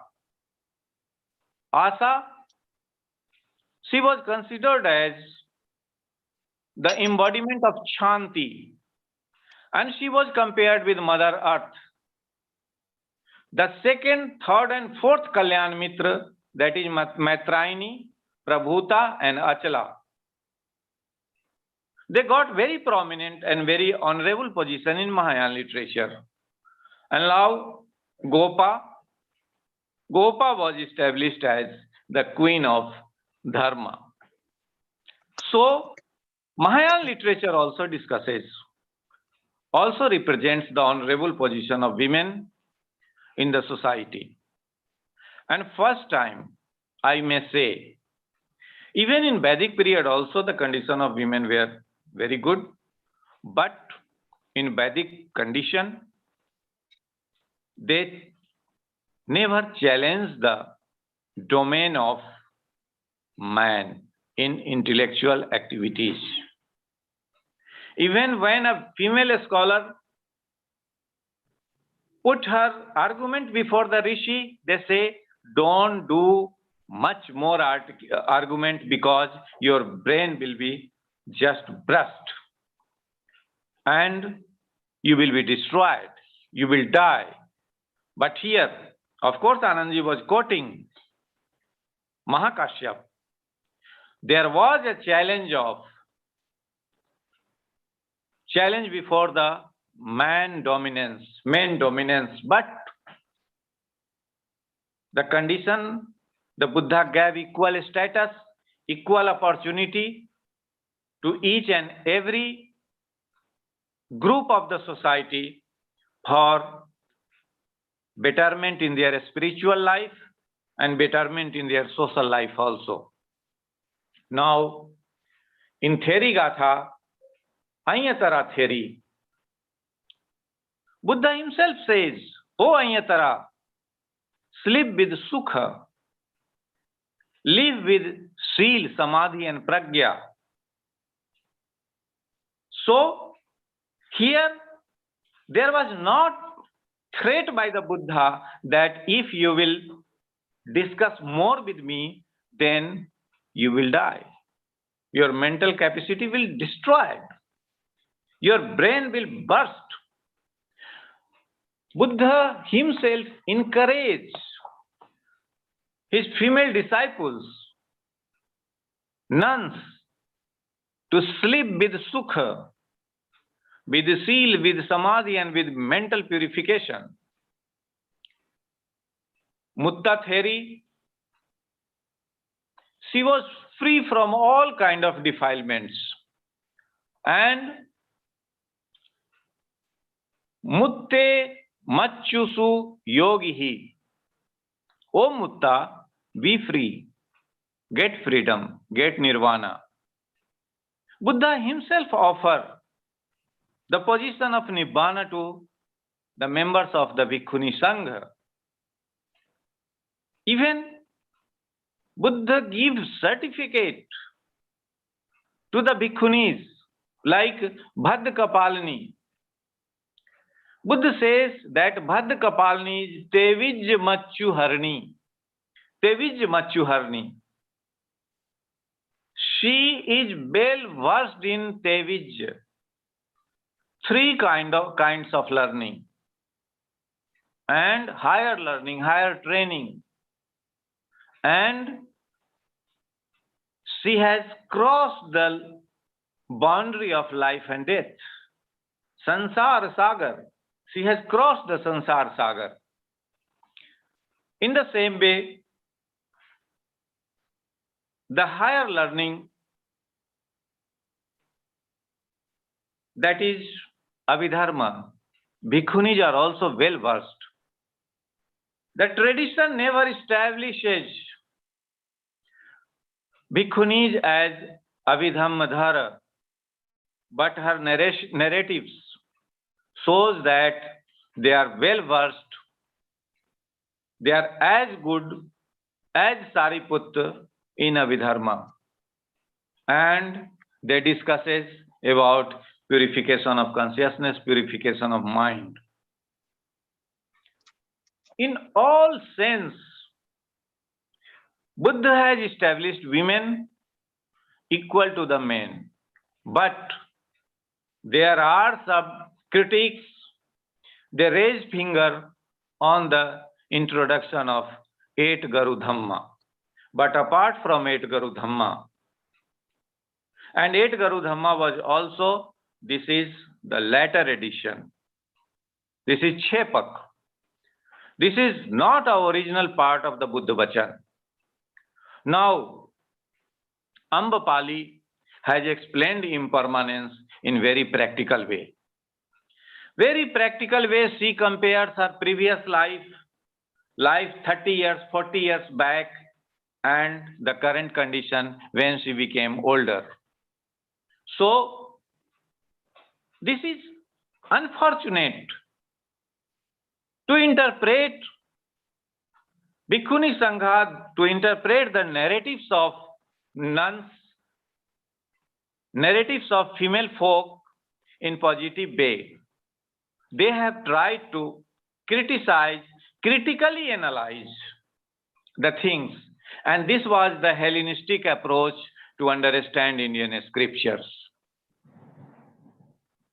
Even the new system of interpreting narratives is the narratives of marginalized people. But now, on the basis of Buddhist narratives, women are not marginalized. They were as strong, as learned, as good practitioner in comparison to the male folk. Now, the black Buddhism in the world, they are also providing a new dimension to see Buddhist scriptures. And they are also very positive. So, we have to present the scriptures in positive way. And now, the whole world is looking towards East to see the alternative, to see the alternate. Because of Western mode of development, Western mode of guiding society, governing society has been failed. And now this is the time to reinterpret Eastern scriptures, Eastern narratives for the better world. And the statements of women, the statements of none, whether this is psychological statement or this is philosophical statements, they are at par with the narratives of male monks in Buddhism. There was no difference between the two groups. So this is my humble submission before the learned audience for positive interpretation and positive understanding of narratives. Thank you.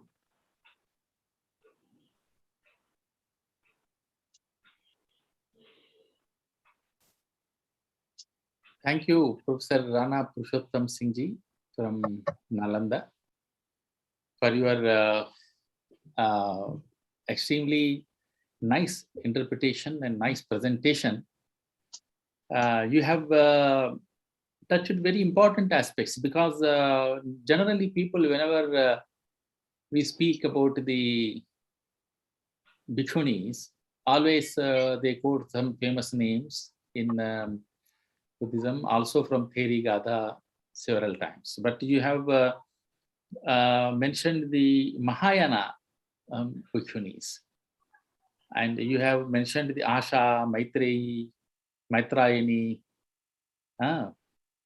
Prabhuta, Achala, and Gopa. These are all bhikshunis found in Gandavyuha Sutra, you mentioned, from Mahayana literature.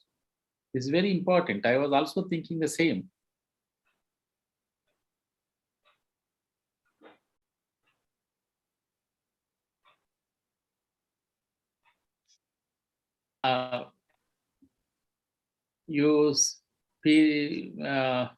You also touched the Vedic period. Also you have touched the one Tevijja Bhikshuni, something like that. Tevijja. That is, Tevijja means, in my view, Tevijja is only 3 Vedic Samhitas only, Vedas only. Tevijjas, because even Vedas were called Trayi in ancient times. So actually, in this way, in Buddhism, there is different interpretations, sir. Acha, okay. Sila, Samadhi, and Pragya, and even the Tripitak, even the 3 represents many important and valuable aspects of Buddhism. Yeah. So, yeah. So thank you for such elaborate presentation.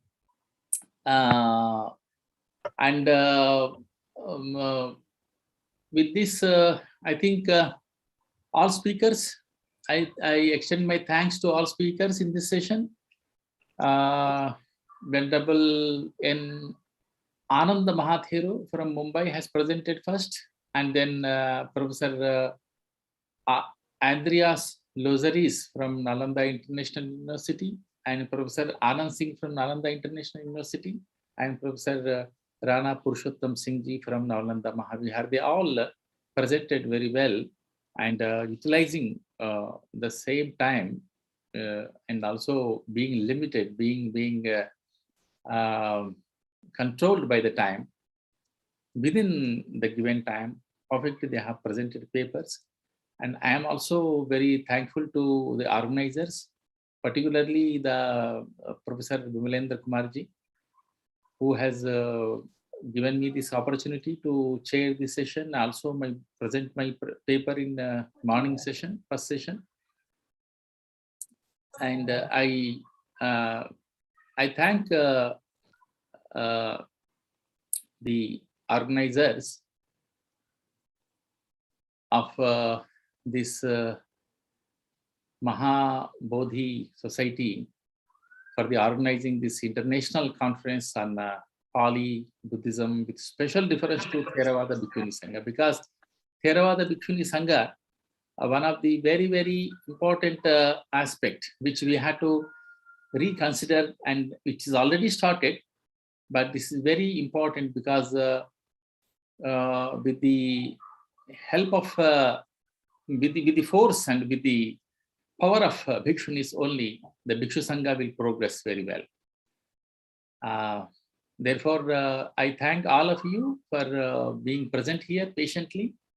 With the permission of Chairman Rao Sahab, I would like to say one more thing. So thank you very much for conducting this session, our technical sessions too. What Dr. Professor Rana Purushottam Singh ji was trying to say about the 3 types of knowledge or learning, Tisso Vidya. So we are having Sil Samadhi Panya, it is another thing. But in the text Dhammasangani, we are having Tisso Vidya, that there is the first Sattanam Chatuputi Uttanam Yanam, that is the knowledge of arising and ceasing, or taking birth and death of human beings. There is another Asav Khay Yan, knowledge of the intoxicants, Asav Khay, destruction of the intoxicants. There are 4 kinds of asavas: Kamasav, Bhavasav, Ditthi Asav, and Avidya Asav. And the third one was that is the Pubbe Nivas Anusati Yanam, knowledge of the previous existence. So these 3 types of knowledge are important for crossing from one state of suffering to the state of eternal bliss. So thank you very much for Professor Rao for sharing this technical session too. We are very much obliged to you for sparing your valuable time. For the whole day, from the morning, you are engaged in 2 sessions. So we are very much thankful. We are still having 5 minutes more in our hand. At 4 o'clock, we are having our technical session 3rd. So in this session, I am observing that my respected teacher, Professor Sangasen Singh, is also observing us. And he is also sitting.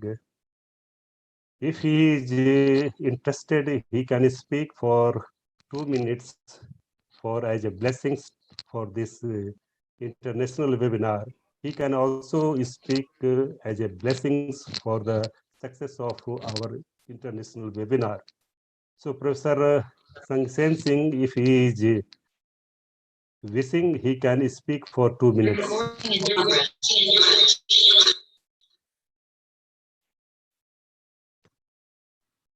Sir आप unmute कर ले अपने आप को.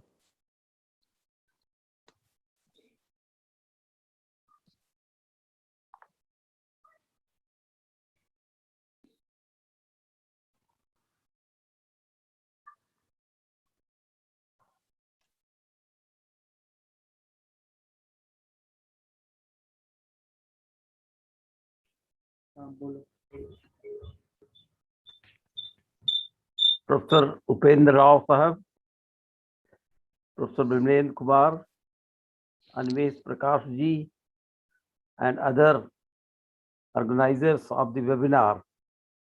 I'm thankful for inviting me to be present here, and I did so, but you named me also to speak a few words. I have not much I've not on this point not reflected much.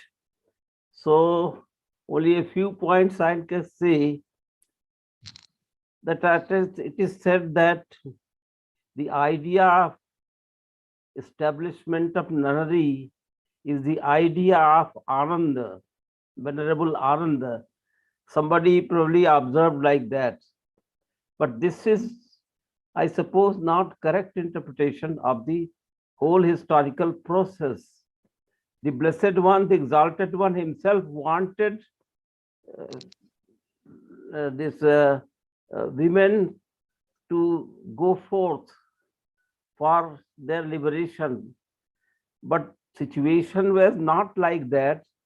Since he was a very pragmatic person, he thought that time will come when these things will be done. And then a lot of, it is said that he allowed himself to be subject of a lot of lobbying. Only then he agreed. This also is not correct. If one takes this impression that Buddha agreed to establish order of nuns because of lobbying by his own disciples, this too may be, I suppose, not the correct impression. He himself wanted the liberation of all human beings, but he was looking for appropriate time. Only then he could have done that. And that's why the things were not done immediately at the same time when the order was established. So the order of the women nuns was added later because of the observation of the situation, which he did. So this, I suppose, is a very important question. Sometimes I feel that the young scholars today, when they start interpreting the establishment of order of nuns and the role of Buddha, this suppose they do not, I suppose, put forth the whole historical process in correct perspective. Although history has retained it, we know from Yuan Fahian's statement that when he visited Mathura, he found the Chaitya of Venerable Ananda, where women used to go there and pay their respects. So this shows even several centuries after the demise of Venerable Ananda, this practice of visiting the Chaitya by the women to pay respects continued. That this does not, they were very much indebted to Venerable Ananda that he took over the cause and pleaded for it. Only that much. Not that because of his pleading, the Blessed One had agreed to establish the order of nuns. This sometimes I feel that this sort of situation, this sort of interpretation, understanding should not be encouraged by these young scholars, because that will be the wrong interpretation of the whole history. So I'm thankful that the Mahabodh Society is organizing this webinar, and many scholars are joining it, and they have put forth their views. Many will come forth and they will put their views. We will try to know from them about this situation. With these words, I thank you very much. Thank you very much, sir. We are really honored to have your blessings and a few words. I know that you are not in a position to speak much, but still you found some time to express some of the views related with Anand, how he was respected by the venerable nuns. So we are really honored to have your blessings for the success of this international webinar. Thank you very much, sir. We'll hear you from your whenever you are free. We'll be very much thankful to you. If you feel time, you can join and you can express your ideas or views. Thank you very much, sir. We are also thankful for this technical session chairman, Professor C. Upendra Rao,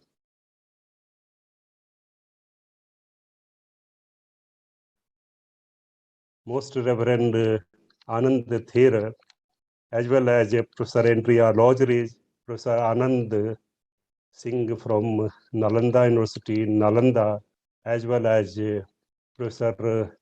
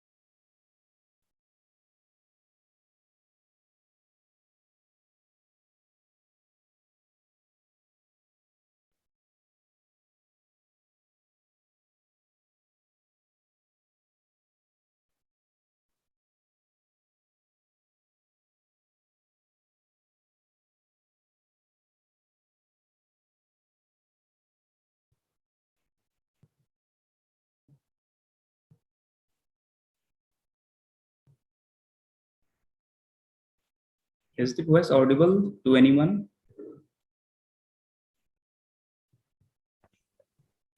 Yeah, it's audible. It's audible.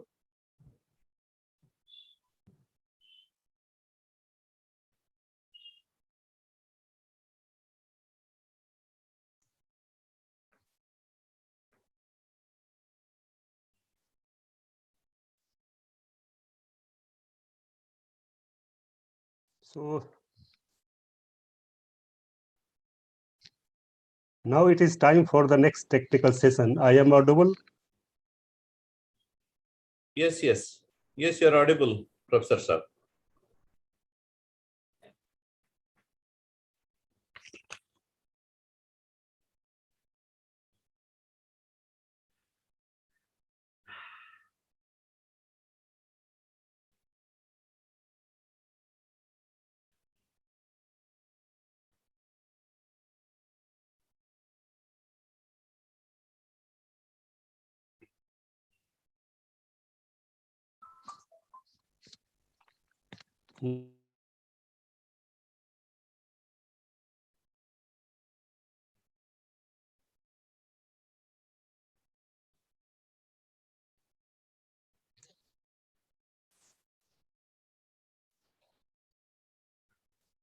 So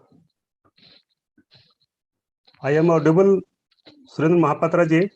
Yes, yes, you're audible, yes, you are Professor sir. audible. Thank you. Thank you very much. There is a internet problem, or I think something is going on there, technical problem. Yes, So yes. now it is time for technical session 3.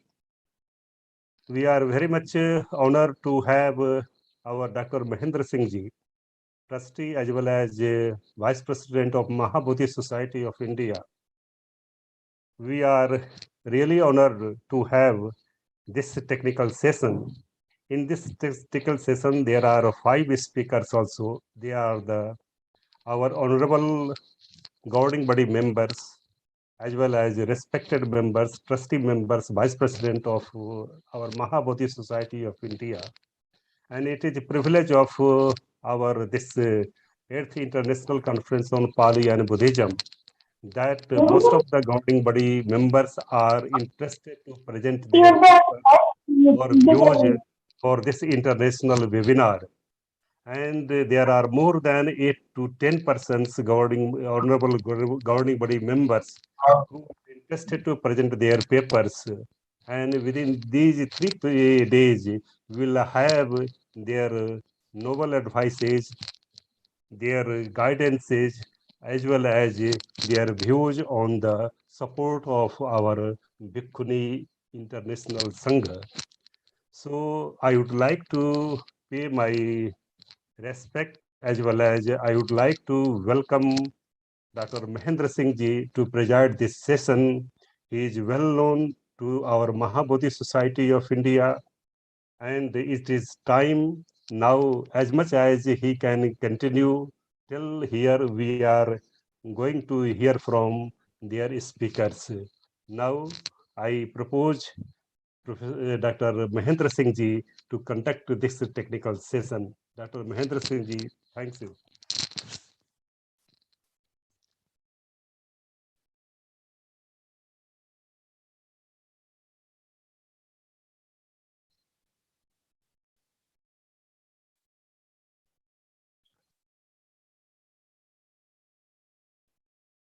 Mahendra Singh Ji.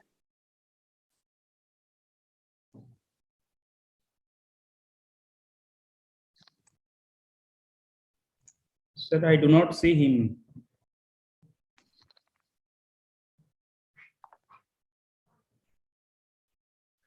He is not. No, sir, I do not see him. I think he is not connected yet. Yes.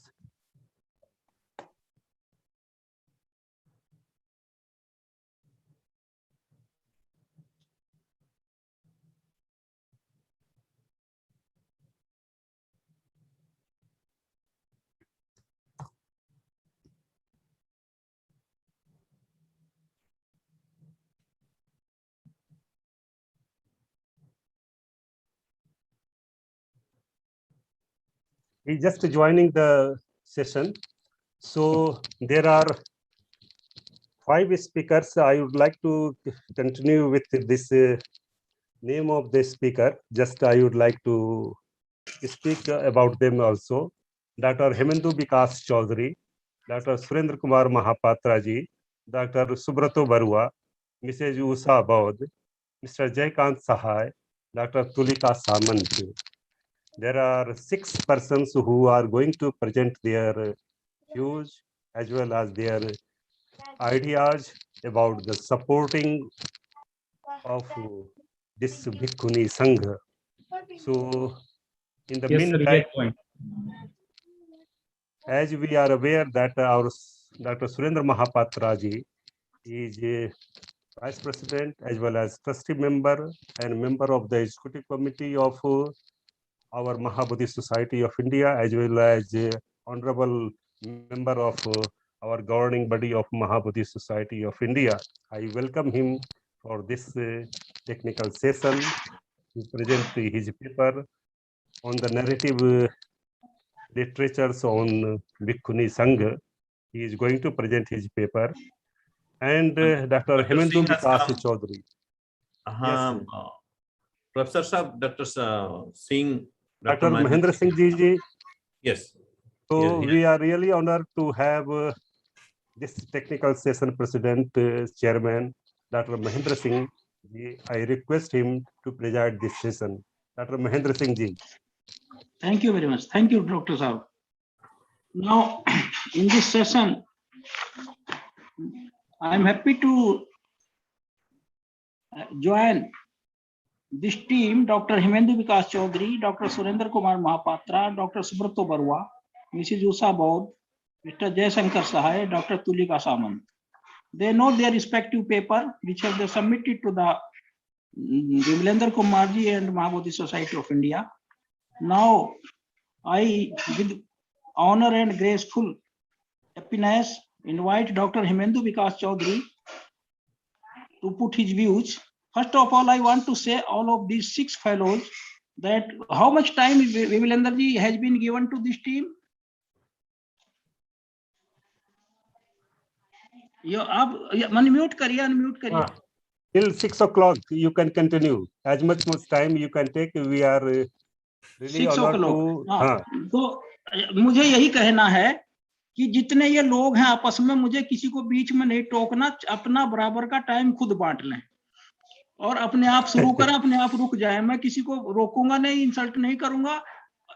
Discipline खुद maintain करें, एक दूसरे की respect करें और मुझे कहने की जरूरत ना पड़े कि आपका टाइम हो गया है। आपस में mutually you divide your time among. Thank you very much. So, thank you, man. Now I invite all Dr. are Hemendu really, all are honored members of Mahabuddhist Society of India. All respect each other, and everybody knows that 15 minutes have been given to each speaker. Thank you very much. Thank you very much.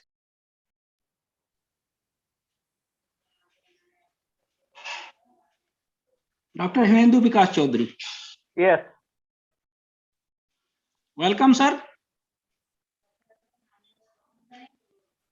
Welcome, sir.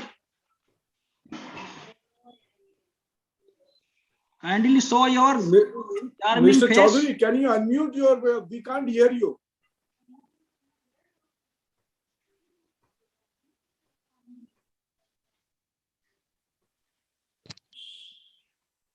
हेमेंदु दा unmute कर ले अपने आप को। Unmute.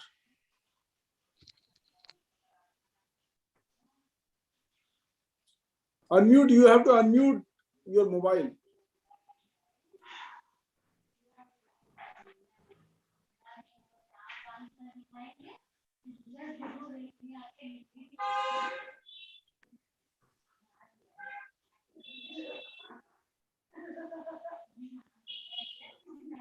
Yeah, what is the problem?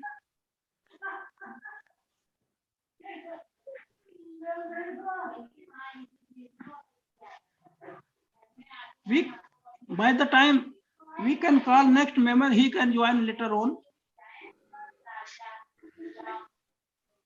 You hear me?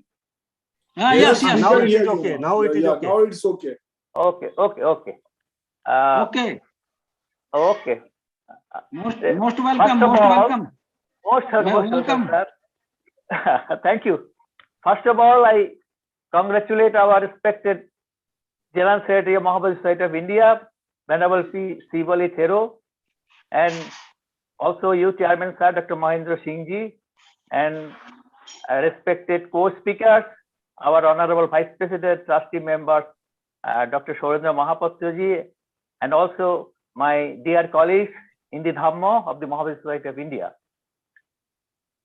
At the very outset, I want to quote from Baba Saheb Ambedkar's writings, his famous article.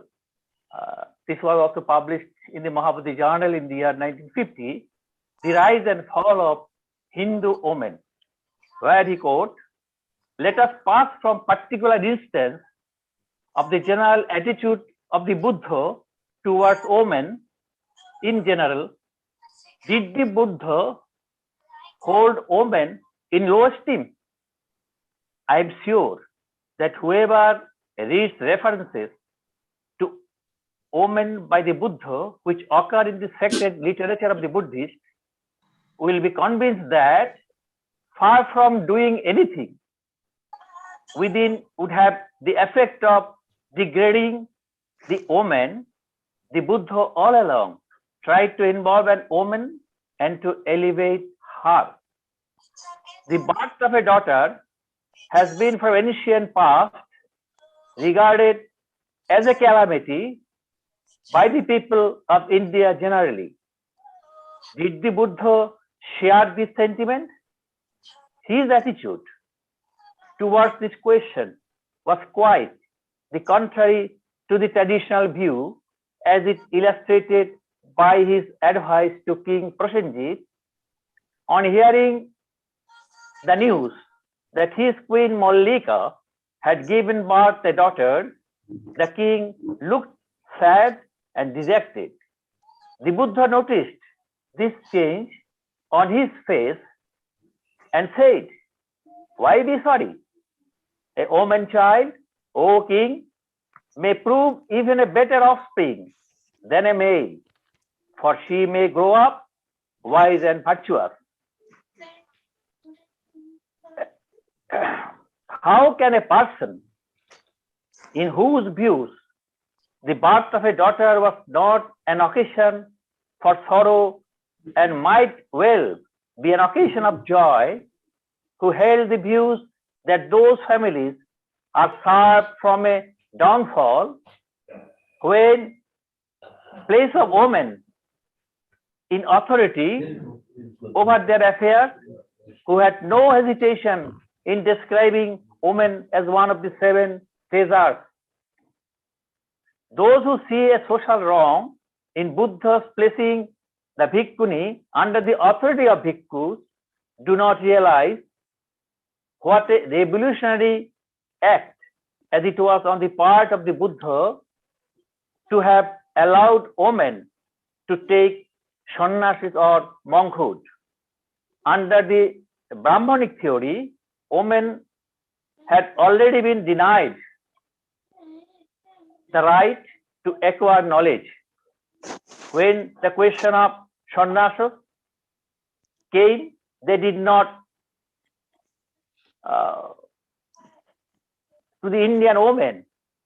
And another wrong they did. According to Dharma Shastras of Manu, the woman was both an insult and injury to the women of India. This is a cruel deal with women. It has no parallel. But admitting women to the life of Prabhajika, that is in the Sangha, the Buddha, by one stroke, revoked both these wrongs. He gave them the right to knowledge and right to realize their spiritual potentialities along with man. It was both a revolution and the liberation of women in India. Since Buddha's time, traditionally the Buddhist Sangha consisted of 4 whole practitioners from both monastic and lay communities: bhikkhus, bhikkhunis, upasakas, and upasikas. Of these 4 kinds of practices of Dhamma, the bhikkhuni lineage completely disappeared from India and Sri Lanka around 8th to 11th century approximately. Bhikkhuni Sanghamitra brought a sapling of Mahabodhi society, Mahabodhi tree to Anuradhapura of Sri Lanka about 23 centuries ago. The great tree remains, but the lineage of Sanghamitra, the Bhikkhuni Sangha, did not.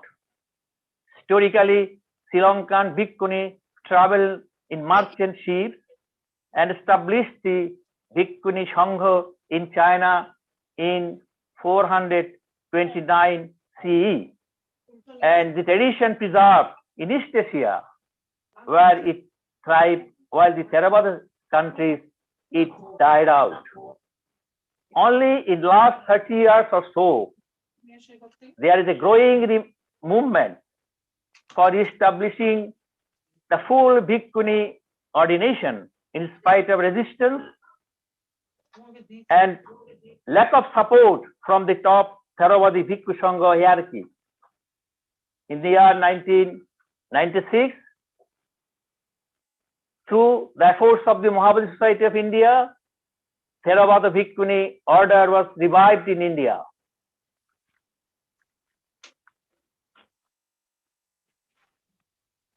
And in this year, practically 11 Sri Lankan women received full ordination in Saranam with the assistance of Shakkodita, an international Buddhist Women's Association founded in the year 1987 at Buddha Gaya.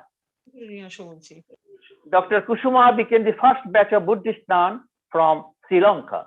And in the year 1996, in this year, another event was followed that was organized in a greater scale at Buddha Gaya in 1998. At this event, novices from 23 countries from all over the world received ordination. Another large historic international Bhikkhuni Sangha, Bhikkhuni ordination took place in the year 2012 at Boishali through the efforts of Venerable Vidhata Dhamma, a Vietnamese Theravadi Bhikkhuni. In this connection, I would like to mention a very remarkable observation of Bhikkhu Bodhi. And before that, I want to say that one Bhikkhuni, Bangladesh Bhikkhuni Sangha was established, and it was established by Venerable Bhikkhuni Gautami, but she faced a lot of resistance from the senior monks of Bangladesh and was actually worked in a very adverse situation. And she was actually asked to cancel the Bhikkhuni ordination program, and she was also pressurized to use white clothes and disrobe herself. In this connection, I want to remind one of the remarkable observation of Venerable Bhikkhu Bodhi of UK.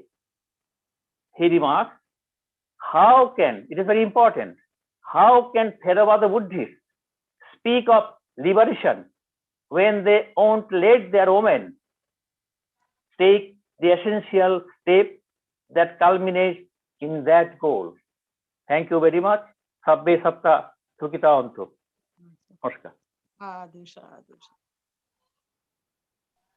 Thank you, Chaudhary Saab. Today I heard you after a gap. Your charming face today we saw. Congratulations. I pray Lord Buddha for all happiness. Thank you, sir. Thank you, sir. And wonderful speech. Before time concluded, it is the recognition of the intelligent and wise person.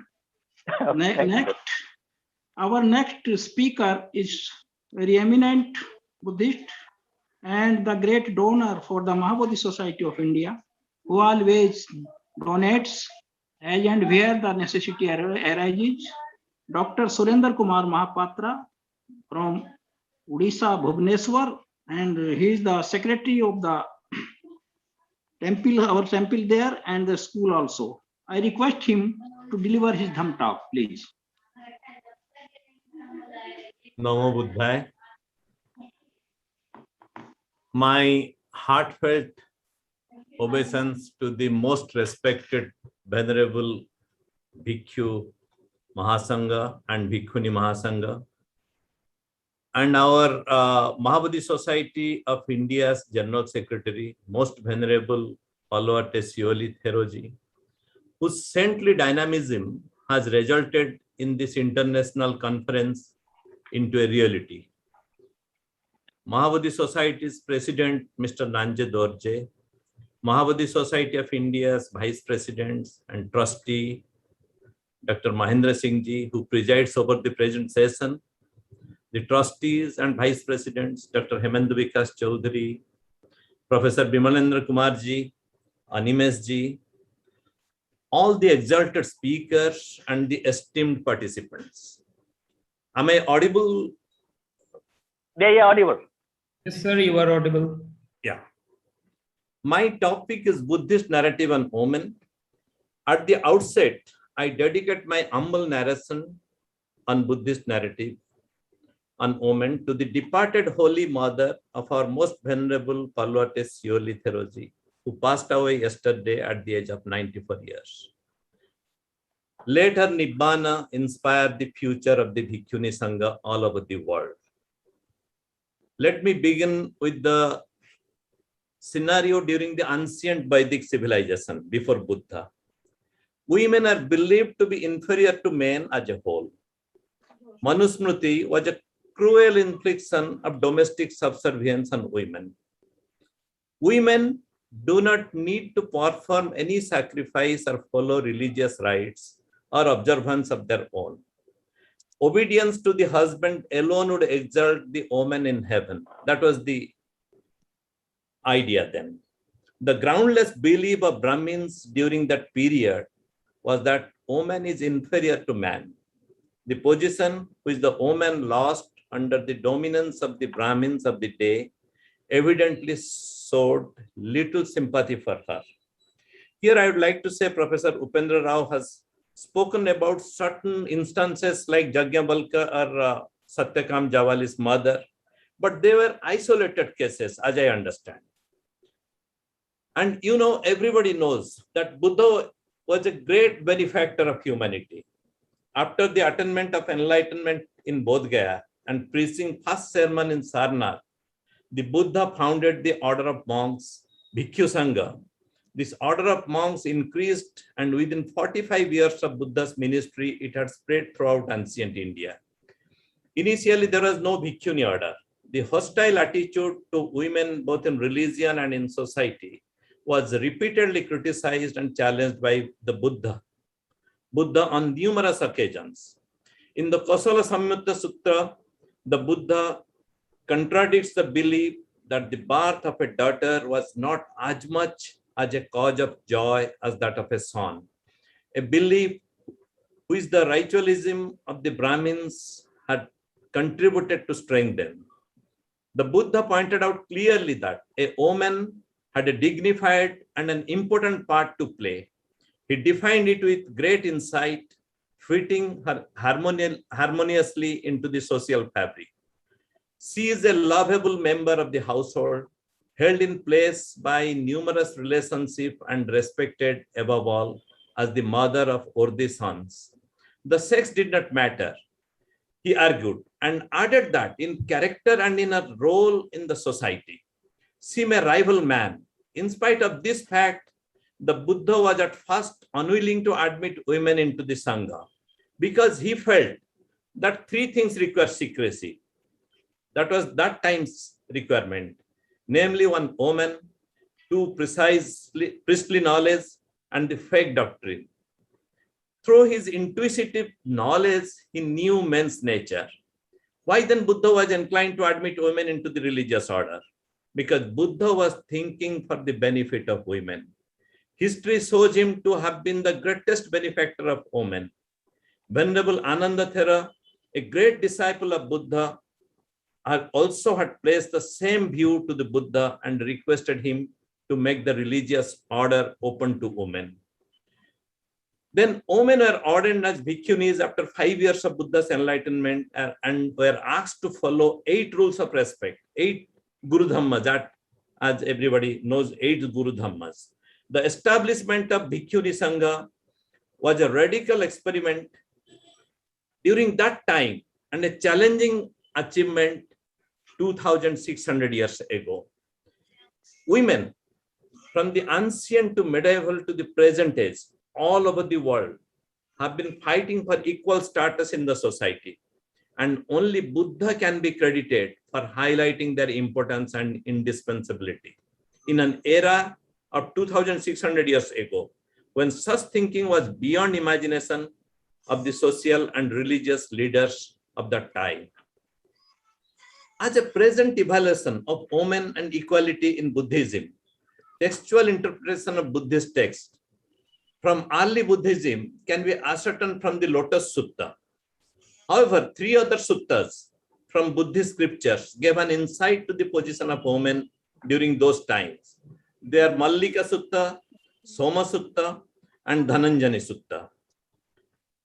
However, due to the prevalent position of women 2,600 years ago, neither in the society nor in the monastic order were women recognized as spiritual leaders above the authority of men. Let me tell you this, in spite of Buddha initiating women into the Bhikkhuni order, still that feeling in that social fabric was existing. Bhikkhunis were systematically taught and told to follow the footsteps of bhikkhus through an institutional mechanism. As our previous esteemed speakers in the inaugural session, Venerable Ralue Padmasiri and Venerable Dhammananda rightly pointed about the attitude of the social fabric then, the attitude, which was the reason for this, not Dhamma nor Vinaya. In Dhamma and Vinaya, the women, as in the first Buddhist council, it was the suttas were codified, they were given equal status. But it was the attitude. The Bhikkhuni order of the Buddhist world started with the foster mother of Buddha, Mahaprajapati Gautami, Yasodhara, and many others. And some of them have become arhants in 6th century BC, to Pragyadhara of Jain Buddhism in 5th century, to Japanese nun Mugai Nyodi in 13th century, to Madame Blavatsky in 19th century. However, during the 20th century, there was a revival of Bhikkhuni order with Freda Vedi, a Britisher lady, and Boramai, a Thai lady, Karuna Dharma, Ani Pema Chodron, and Jesma Angton Lamo from USA, all these three from USA. The movement got a fillip when in 1996, 10 Sri Lankan women were ordained in Sarnath, with Mahabodhi Society of India laying the foundation of modern Bhikkhuni order in Theravada tradition. Dr. Hemendra Chaudhary has already spoken about this, so I will not elaborate any further. Here, just before me, he has elaborated on this. So to conclude my speech, already 10 minutes have passed. I would love to quote the famous Buddhist feminist Rita Gross, who described Buddhist feminism as the radical practice of co-humanity of women and men. Thanks. Thanks to all participants for listening me intently. Thank you. Sadhu, sadhu, sadhu. Thank you. Sadhu, sadhu, sadhu. So many thanks and sadhuvat to Dr. Mahapatra. And he gave in brief the wide details, and all the message has been forwarded conveniently. And I extend my sadhuvat to him. And now I request Dr. Subrato Barwa, who is a staunch supporter of the Buddhism and a good orator and donor, as well as the meditator. He is my just like younger brother. I invite Subrato Barwa to put his views in his allotted time. Thank you very much. Thank you, Dr. Mahendra Sanjay. First of all, I will correct it to the audience. I'm not a doctor. I'm simply a lay person, Dhamma practitioner. It was mistakenly written, doctor in front of my name. I haven't done any PhD, etc. Sorry for that. First of all, thanks to Mahabodhi Society of India, who has given me a opportunity to put my papers, and which were accepted by the organizing committee. And I do my vandana to Venerable Shivoli Mahathero, and I am very sorry to hear day before yesterday that he has lost his mother. So I pray for his mother to wherever she has gone, so she may attain the nirvana. And I thank the honorable members, Dr. Professor Vimalendra Kumar and Dr. Surendra Mahapatra ji and Mr. Hemandu Chaudhary and other audiences, also participants who are since the morning, they are participating in this international conference. So I have submitted my papers for the Puja Cha Pujaniya Niyanam, that is the honor those who are worthy to honor. So nature creates all the humans alike at birth, but due to different prevailing family or social, political environments, a child adopts a language and various other qualities to lead the life. With these qualities, child starts learning professionalism or adopts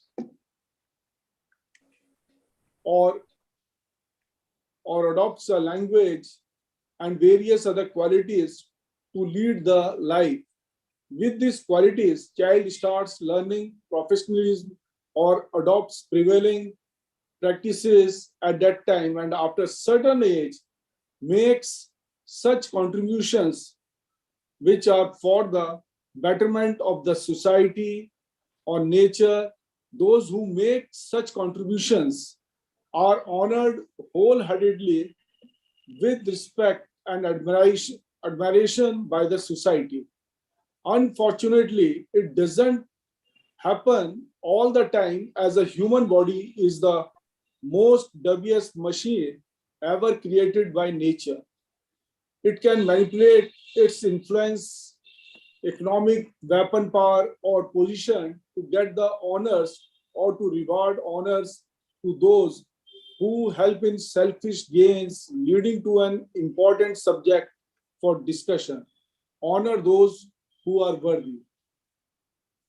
Thus, the subject of honoring an individual or a group of people is linked to understand the basic philosophy with which humans joined this planet and have grown over a period of time. When nature created first few humans, Homo habilis or handyman, who lived about 2.4 million to 1.4 million years ago in eastern and southern Africa, they were in competition with the wild animals for their survival. This danger made humans to be together for hunting and sharing livelihood, and it evolved the concept of equality. Sharing irrespective अभी नहीं इनके बाद है sharing irrespective of one's own physical, mental strength. With advancement in the mental abilities of humans, the fundamental principle of a group was to live and live others, live with same equality at all platforms. To mitigate the danger, they created tools cut from rocks. The groups of humans migrated from Africa to other places in search for food and other necessities like safe shelter. 70,000 years ago, during the Toba catastrophe, Homo sapiens population dropped to as low as between 1,000 and 10,000 individuals. It was just 50,000 years ago that humans learned to lit fire, and this must have inducted drastic change in the social system and provided liberty to humans to venture and migrate from one place to another. It is estimated that 10,000 years ago, global human population was just 2 million.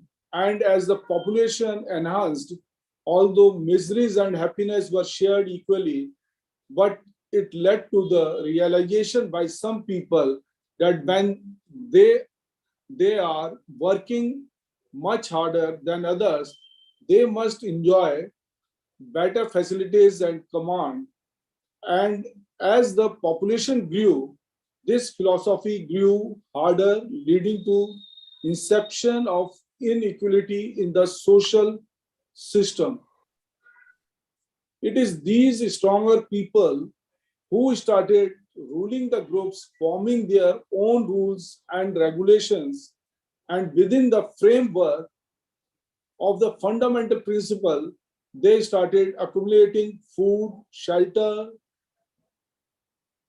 wealth, and started commanding better facilities for their own well-being and the very basic fiber for live and let other lives. was shattered for selfish or personal gains of the human being.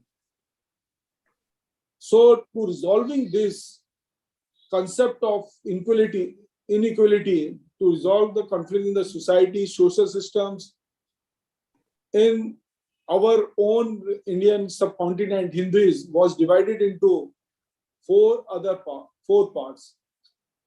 Brahmins, who were intellectuals, teachers, and reformers, Kshatriyas, warriors and administrators, Vaishyas, economists and traders, and Shudras, who were the service providers. Based on physical strength and mental abilities at the individual levels, based on the natural personal attitude, physical strength and mental abilities from the same family, individuals could join any group. Thus, from the same family, it could have members from various categories or social stratifications as part of labor divisions to run the society. Unfortunately, soon the Kshatriyas, being warriors and administrators, projected themselves as the superior, most and ill-treated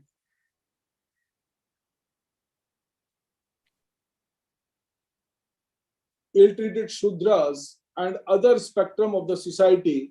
They coined the idea of the Kshatriyas, children to be treated only as Kshatriyas. Thus, this division of labor, which was supposed to resolve to conflicts in the society, led to much bigger division and partition. The adamant attitude of the Kshatriyas led to the development of a king system in which a Kshatriya family started ruling a portion of the land called kingdom and exploited all other groups only for their own well-being. This was not the end of the greed to rule.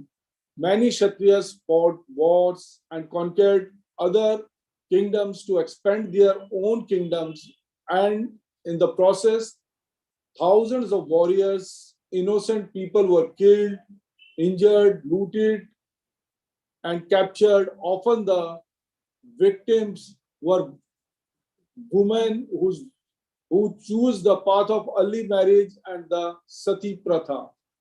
The greed of a king or a few Kshatriyas were compensated by the miseries of the thousands of people. It was easy to get injured in a war, but treatment was not up to the mark, leading to a great discontent among masses calling for revolts. So, with all these problems prevailing in the social system, it led to a well-defined rule of might is right, and economically, physically, socially poor had no voice. This system is still prevailing in the most of the part of the world in one way or the other. Today, social inequality refers to the disparities in the distribution of economic assets and income, as well as between the overall quality and luxury of each person's existence within a society. While economic inequality is caused by the unequal accumulation of wealth, social inequality exists because the lack of wealth in certain areas prohibits these people from obtaining the same housing, healthcare, security, and safety, etc., as the wealthy. In societies where access to these social and goods depends on wealth, in fact, social inequality is exploited for commercial gain by supplying materials to provide various security in one way or the other.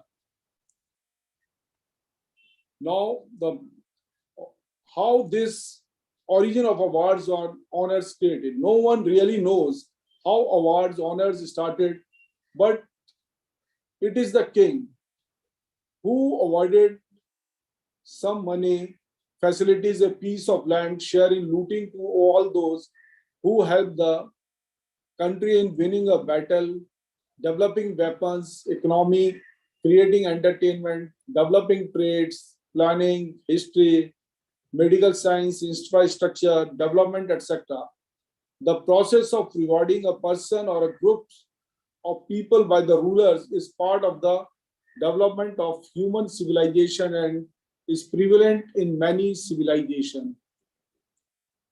Honor is a code of behavior or action in which an individual or a group of humans undertake their duties in the larger interest of removing sufferings, shortcomings of the society at the local or the global levels.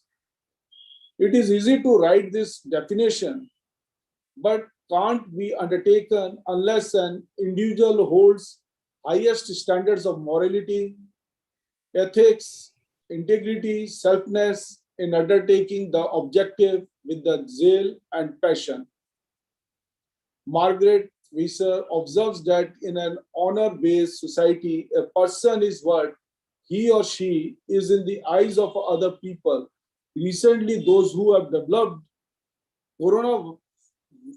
the coronavirus vaccination have been honored by various organizations all over the world.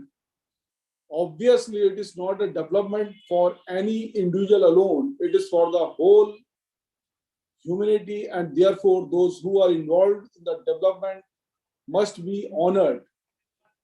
Accordingly, individuals are assigned birth and stature based on the harmony of their actions with a specific code of honor and the moral code of society at large. In ancient India, honors and awards were given honestly, but once India was ruled by foreign powers, they often honored people, those who provided useful information and helped to establish their rule and to get the opponents killed. So now, with the above discussion in mind, I now give examples of some of the persons who deserve to be really honored by the society. I will not focus on those who had supernatural powers and fall in the category of god or goddesses, as they are much above our definition of honors and awards. I will give the first example of the Tathagat Gautam Buddha. In 623 BC, Tathagat Gautam Buddha was born in the kingdom of the Shakyas. Father was King Shuddharan and mother Queen Mahamaya. Located in Lumbini, southern Nepal, nowadays. At Gautam Buddha's birth, the Brahmins told his father that Siddhartha would become a ruler if he was kept isolated from the outside world. The king took pains to shelter his son from misery and anything else that might influence him toward the religious life.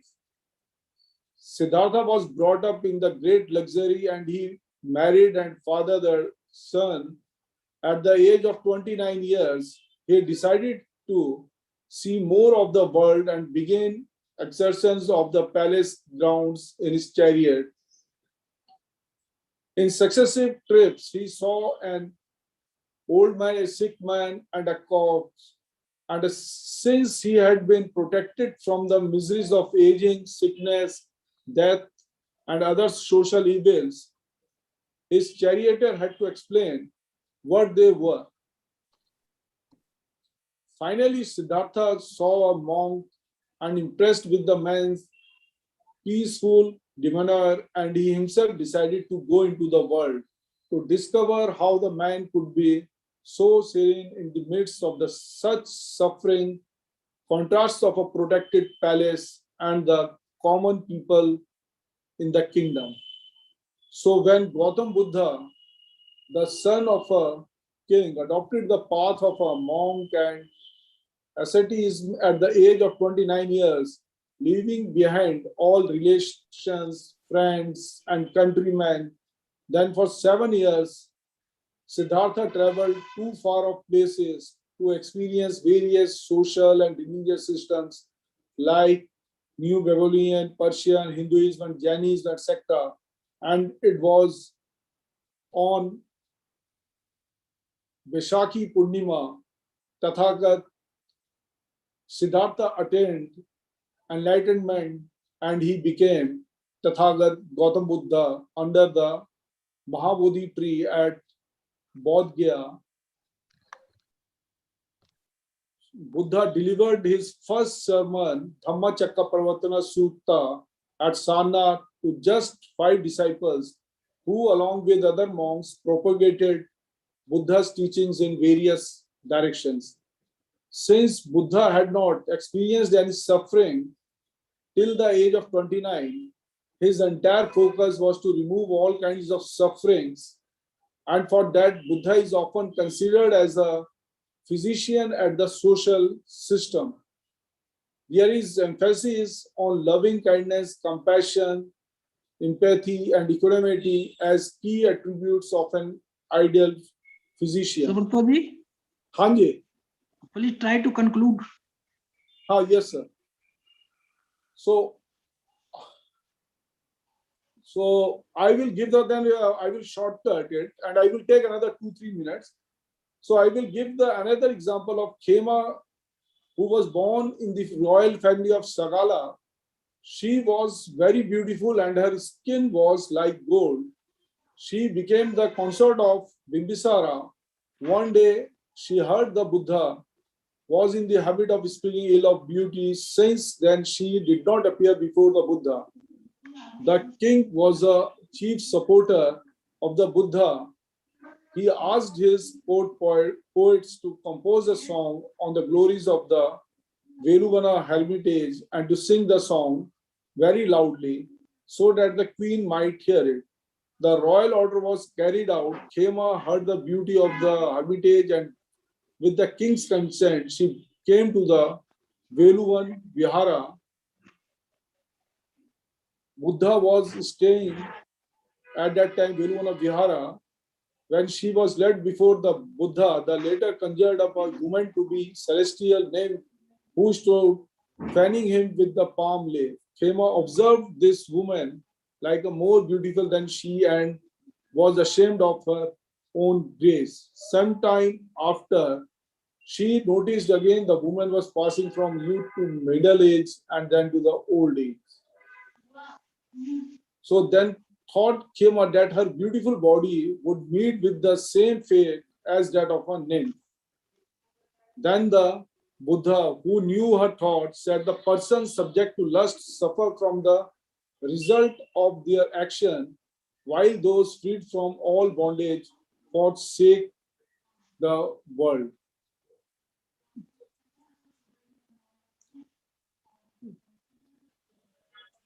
So in our lifetime, I've got a chance to get the teachings from the Kalyanmitra Shri S.N. Goenka ji, who was the foremost lay teacher of Vipassana meditation of our time. Although Indian by descent, Mr. Goenka was born and raised in Myanmar. So I will not, because everybody knows who revives the Buddhism in modern world. So it was great initiative by Goenka ji. A new beginning started. Goenka ji was the recipient of awards and honors in his lifetime, but really he deserved to be honored, who has brought Vipassana in other parts of the world from the Myanmar. So rewarding an honor and to an individual or a group of people or even to a nation is extremely important as it inspires others to work in the interest of the humanity. Here, no monetary benefit is involved, yet it has its own positive impact on the psychology of the winner and the society.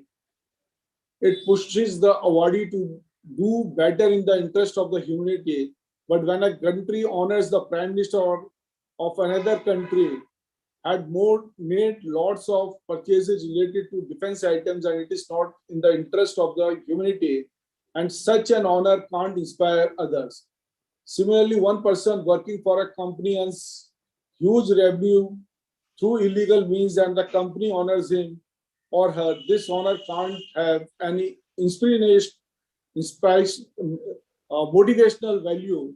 So India, being an old civilization, it is full of those who deserve to be remembered with the heart full of honors and respect, but we do have a list of traitors who worked against their own nation.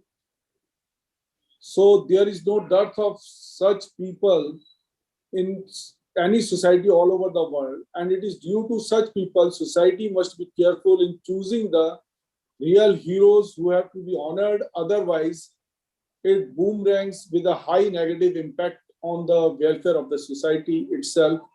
So I finish my papers to be which I have spoken. So thanks Dr. Mahendra Singh and the other listeners who has very patiently listened to my papers. Thank you. Thank you. Sadhu, sadhu. Wonderful narration, Subrataji.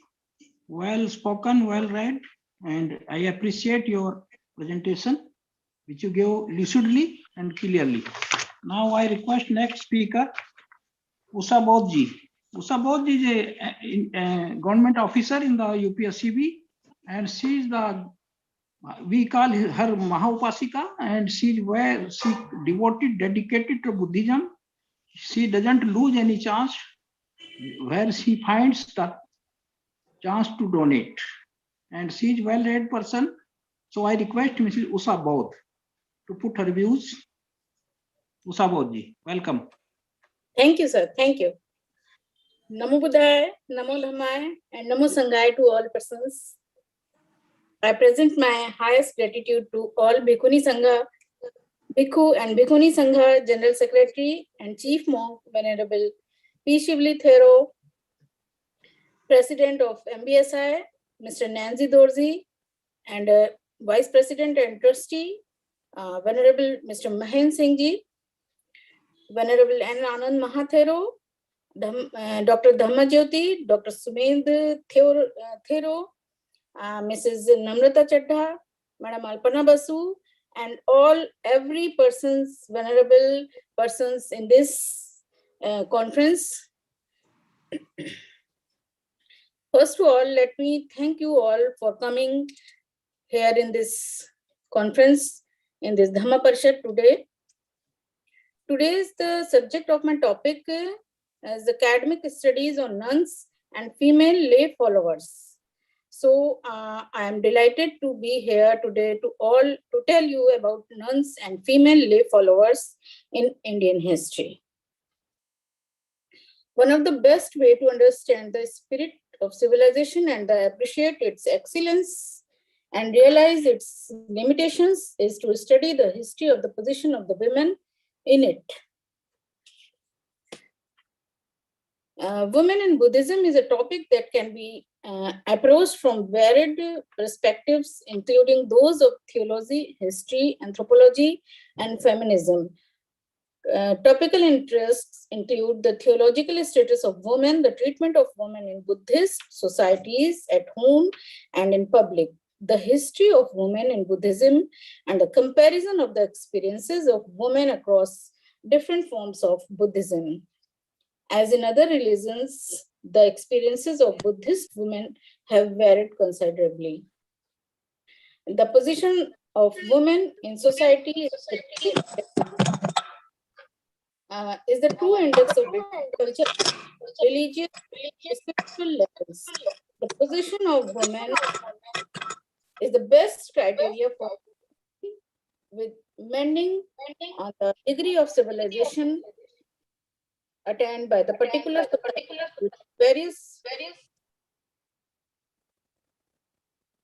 during various periods of it.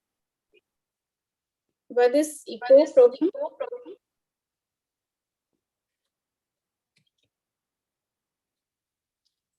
civilization attained the various periods of its history. We observe that period, the position of women in India was gradually lower down, especially when one compares it to the early Vedic period. Professor P. Lakshman writes that ancient was notorious for morality, sentiments towards women was low. Mr. Altecker in his early history and is seen till today. Some problem with it? Hello, sir. Professor Ledu Kumar, sir.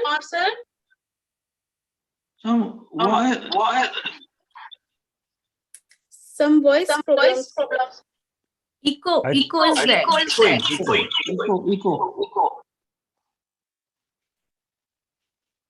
Eco problem. Yes, sir. Mr. Altecker mentioned in his early history, including women from various cultures, almost everywhere her as unclean. The history of the most known civilization, that the further back to antiquity, the more is found to be the general through the study of the future women, we come to a conclusion that the position and status of women were from time to time. The degree lesser women were in the 6th century, when the Buddha arose, that position was not in good condition, like in the early period. Some problem. However, they have the same kind of Usha ji is kindly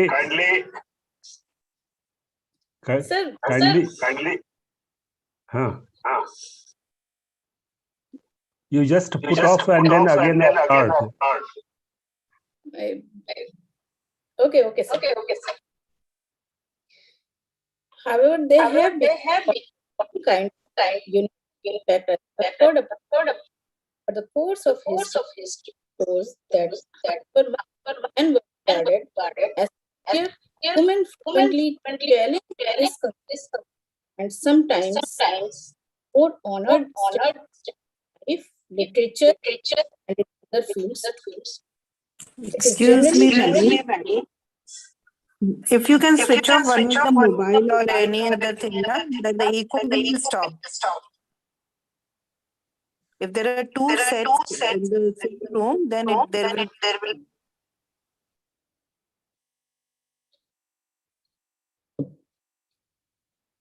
Usha ji, are you using two devices?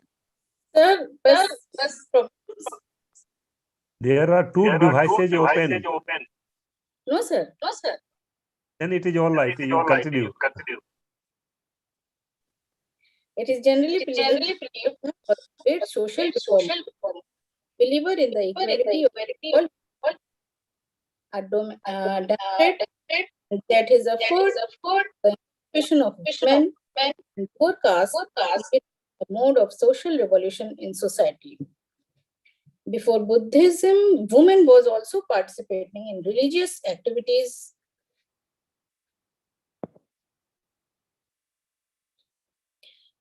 but their participation was not so independent like that of in the time of the Buddha. The tradition of the ordered monastic community began with the Buddha, who propounded an order of bhikkhus, and after 5 years, also the Bhikkhuni Sangha too. According to I.B. Honor, in the pre-Buddhist days, the situation of women in India was on the nearmost and without honor. During the Buddhist epoch, there was change. Women came to enjoy more equality and greater respect and authority than ever yet, according to them. Honor gave full credit for this change to the Buddha, for the gave the Dhamma to both men and women equally. Under Buddhism, more than ever before, woman was an individual in command of her own life until the dissolution of the body. Bhikkhunis were allowed as much freedom to preach the Dhammas to Upasak, and also the Bhikkhus too. Much freedom. Buddha never made any differences between men and women. If we honored Mahamoglan and Sariputta, he also has in high esteem Khema, the wife of the king Bimbisara, and Dhammadina, the chief among the Bhikkhuni Sangha, preached the Dhamma. It is said that religion has a woman played such a prominent part as Vishakha has done in Buddhism. Professor P. Lakshmi Narsu mentioned that the Buddha admitted women into the Sangha with the following reply: are the Buddha born only for the benefit of men? Have not Vishakha and many others entered the paths? The entrance is open to women as well as men. Thus, did the Buddha give the woman an independent status and place her on a footing of equality with men? Buddhism tried to uplift the position of women in the society. At least a general awareness was created as to regard women as human beings and allow them to express their rights. With the admission of Mahaprajapati Gautami, started the Bhikkhuni Sangha. Mr. Altekar mentioned that the admission of women in the Buddhist order gave a great impetus to the cause of female education among ladies in commercial and aristocratic families. He also mentioned that among the famous ladies in Buddhism are of them like Sanghamitra, went even to foreign countries like Ceylon and become famous there as teacher of the Holy Scriptures. Among the nuns of the Therigatha, the majority consists of women who had renounced the household life during their maidenhood.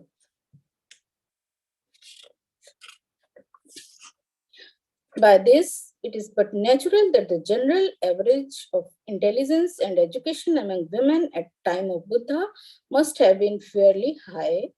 Mr. Altekar mentioned that in the early period, the Buddhist movement gave an indirect impetus to female education and produced a number of nuns and poetesses.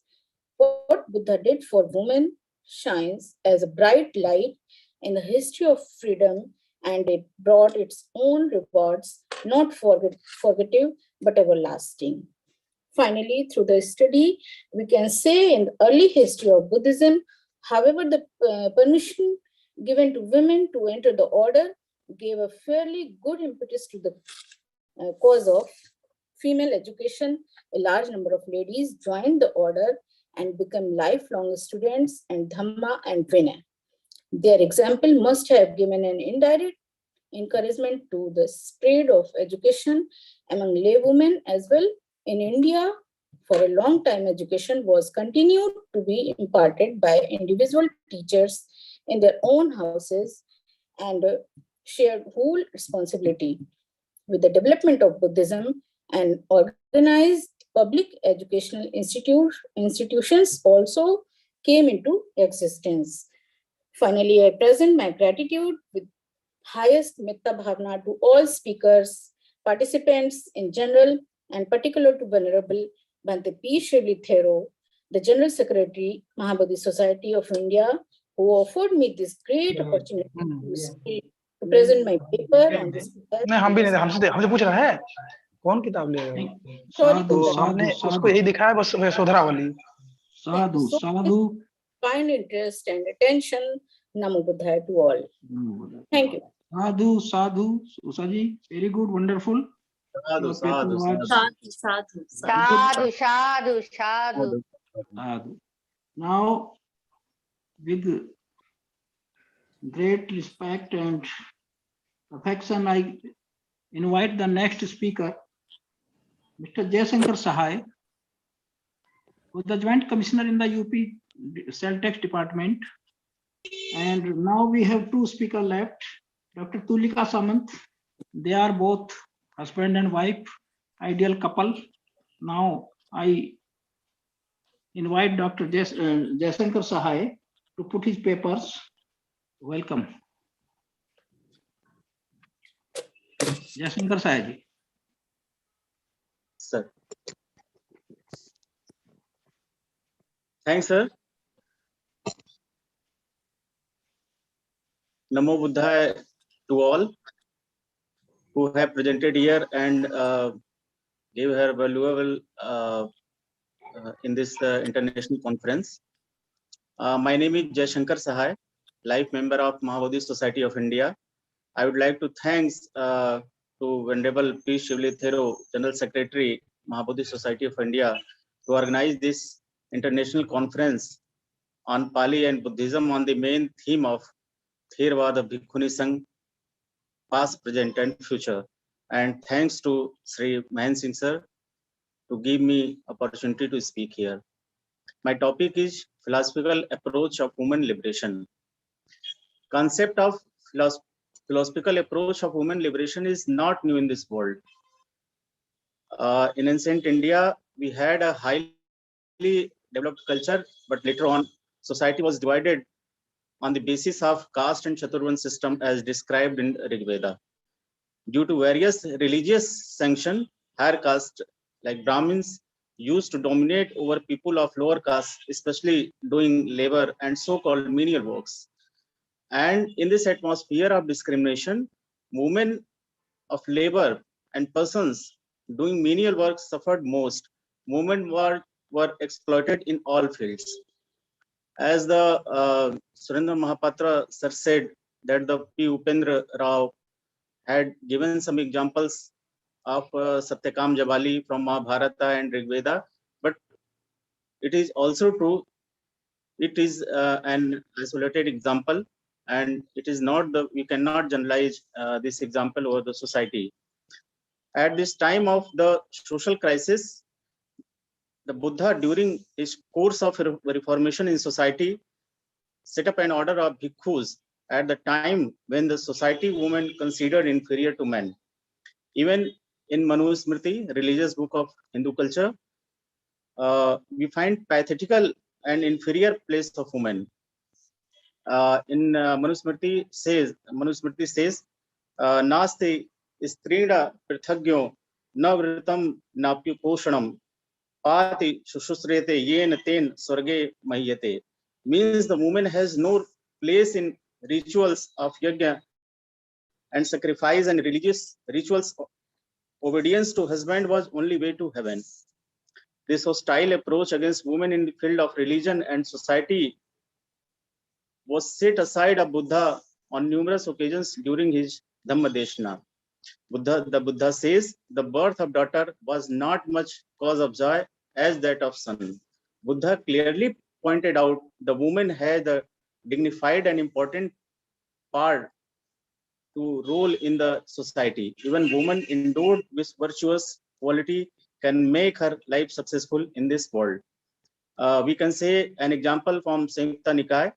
Saddhai Silen Chavidya Vaddati Panne Chagen Sutten Chubhyam Ittidisi Silvati Upasika Adhyati Shram Idhev Attanoti. The following are given virtue by means of which she can make her life fruitful both here and thereafter, like Saddha, religious devotion, Hirima Utappi, sense of shame and fear, Akkadhano Anupanni, these are the Pali words, not given to anger, Anusukhi, not jealous, Ammachari, not niggardly, Anattichari, just in the behavior, Silva, virtuous, Bahusuttu, learned, Asadda Viryo, jealous, Upati Sati, mentally alert, and Pannava means wise. We notice that all these virtues enumerated so far are within the reach of women living in the household or in the society. She is not root out of her domestic settings. Even the Buddha accepts the reality and the significance of the institution of the marriage for the woman. The healthy combination of social and religious virtues is the further witnessed in the Anguttara Nikaya, where it is said that the following are the 8 virtues which make way for the woman to proceed heavens.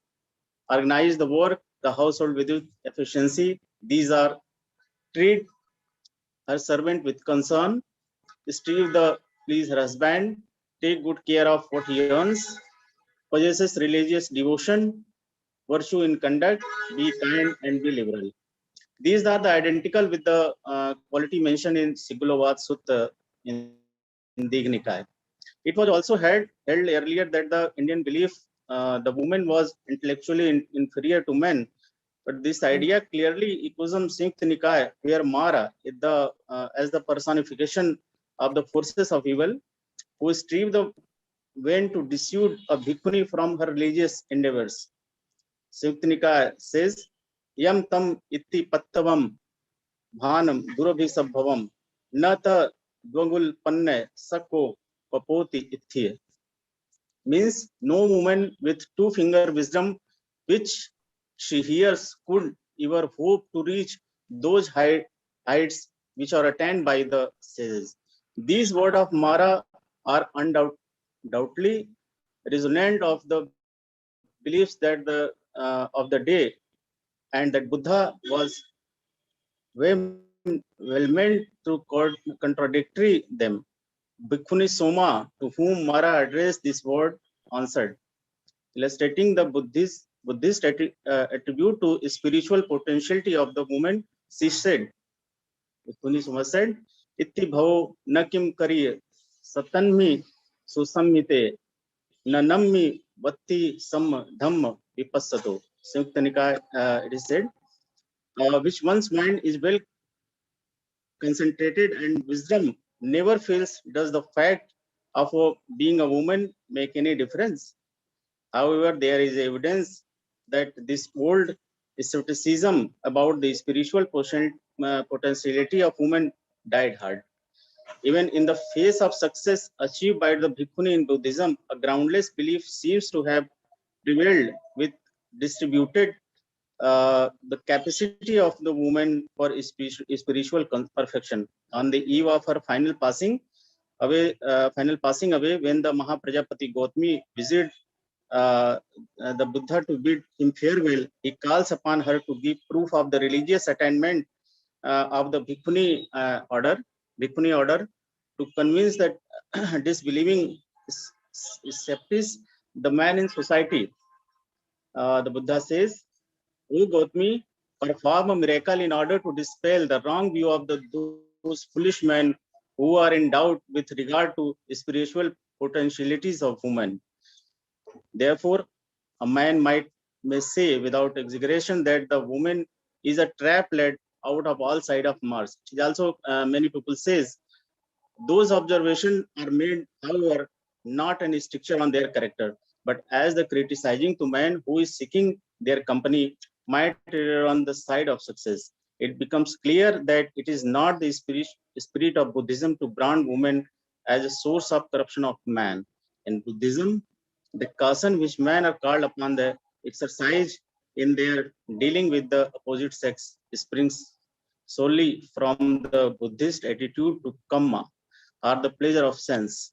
Kamma are described in Buddhism as leading to grief and sorrow, and kamma thread the path to transcendental happiness. This attitude is eloquently manifest in the Shraman in the Atha in the Aladupam Sutta. Thus, it is become clear that the philosophy of early Buddhism had no relation whatsoever regarding the spiritual emancipation of women. In the ocean of samsara, her chances to swimming across the further shore were the good as those of man. Emancipation of the mind through perfection of wisdom, which is referred as Cheto Vimukti, Panno Vimukti. The admission of women into the life of Pavaja in the Buddhism does not seem to have been effected with as much case in good aspect. The Buddha appears to have shown some reluctance to admit women into the order when the Prajapati Gautami requested the Buddha, on consent of the entry for women into his order, he is said to put have these of 3 times, saying, "Don't be interested, O Gautami, about the entry of women into my order." But it is also true that however, the Buddha concedes the Venerable Ananda to that woman having taken to the life of Pavaja in Buddhism. Women are capable to attaining the higher fruits of religious as far as arahantship. The Buddha concerned regarding the admission of women into the order with the wider problem of monastic organization as whole. It would have been undoubtedly most averse to stand in the way of personal liberty to women. He granted them permission to enter the order under 8 conditions, which is called Atha Guru Dhamma. This is described by many speakers earlier. These Guru Dhamma was observation which pertain to monastic property and proceeds in the order of bhikkhuni in the relation of bhikkhu. The women are not in the not to violate these as long as they remain in the monastic community in the establishment of bhikkhuni sasana. These conditions seems to have engaged greater attention that even the formulation of the code of moral precepts, which identically not even mentioned at this stage, vitality of Sangha. Whether the bhikkhus of the bhikkhus or the bhikkhunis, the code of Pati Mokha played a vital part, but the seems to be equally true to say that the bringing the newly inaugurated Bhikkhuni Sangh into healthy relationship with the order institution of the Bhikkhu Sangha. The Atha Guru Dhamma was calculated to play a greater role. This seems to be a general agreement about the fact that the 8th Atha Guru Dhamma was laid down by the Buddha as the condition governing the establishment of Bhikkhuni Sasana. However, strange it may seem, after the Bhikkhuni Sasana was instituted under the leadership of Gautami. One who has to preview dispassionately the position of the Buddha has to safeguard against its disintegration, dispute, and disconsent. The Buddha says that if there were no Bhikkhuni Shasana, then after his death, male and female lay devotee, Upasak and Upasika, would have honored the bhikkhus' deserved ways. But now the bhikkhunis has entered the order, into would happen so. It becomes clear from what has been said so far that as time of crystallization of theory relationship, 2 ideas regarding the establishment of Bhikkhuni Sasana stood out clearly. A sanction of Bhikkhu Sangh was reproachful of Venerable Anand because it is elucidated with the Buddha for the sake of the Bhikkhunis. The admission of women also considered as categorical danger to the successful continuation of the Shasana. In the light of all the evidence, a study of Guru Dhamma reveals to us the fact that the Buddha was keenly conscious of the need of steer clear and possible rivalry of bhikkhus and the bhikkhunis, and maintaining healthy and harmonious relationship between 2 groups. It's all about my speech. Bhavatu Sabmangalam.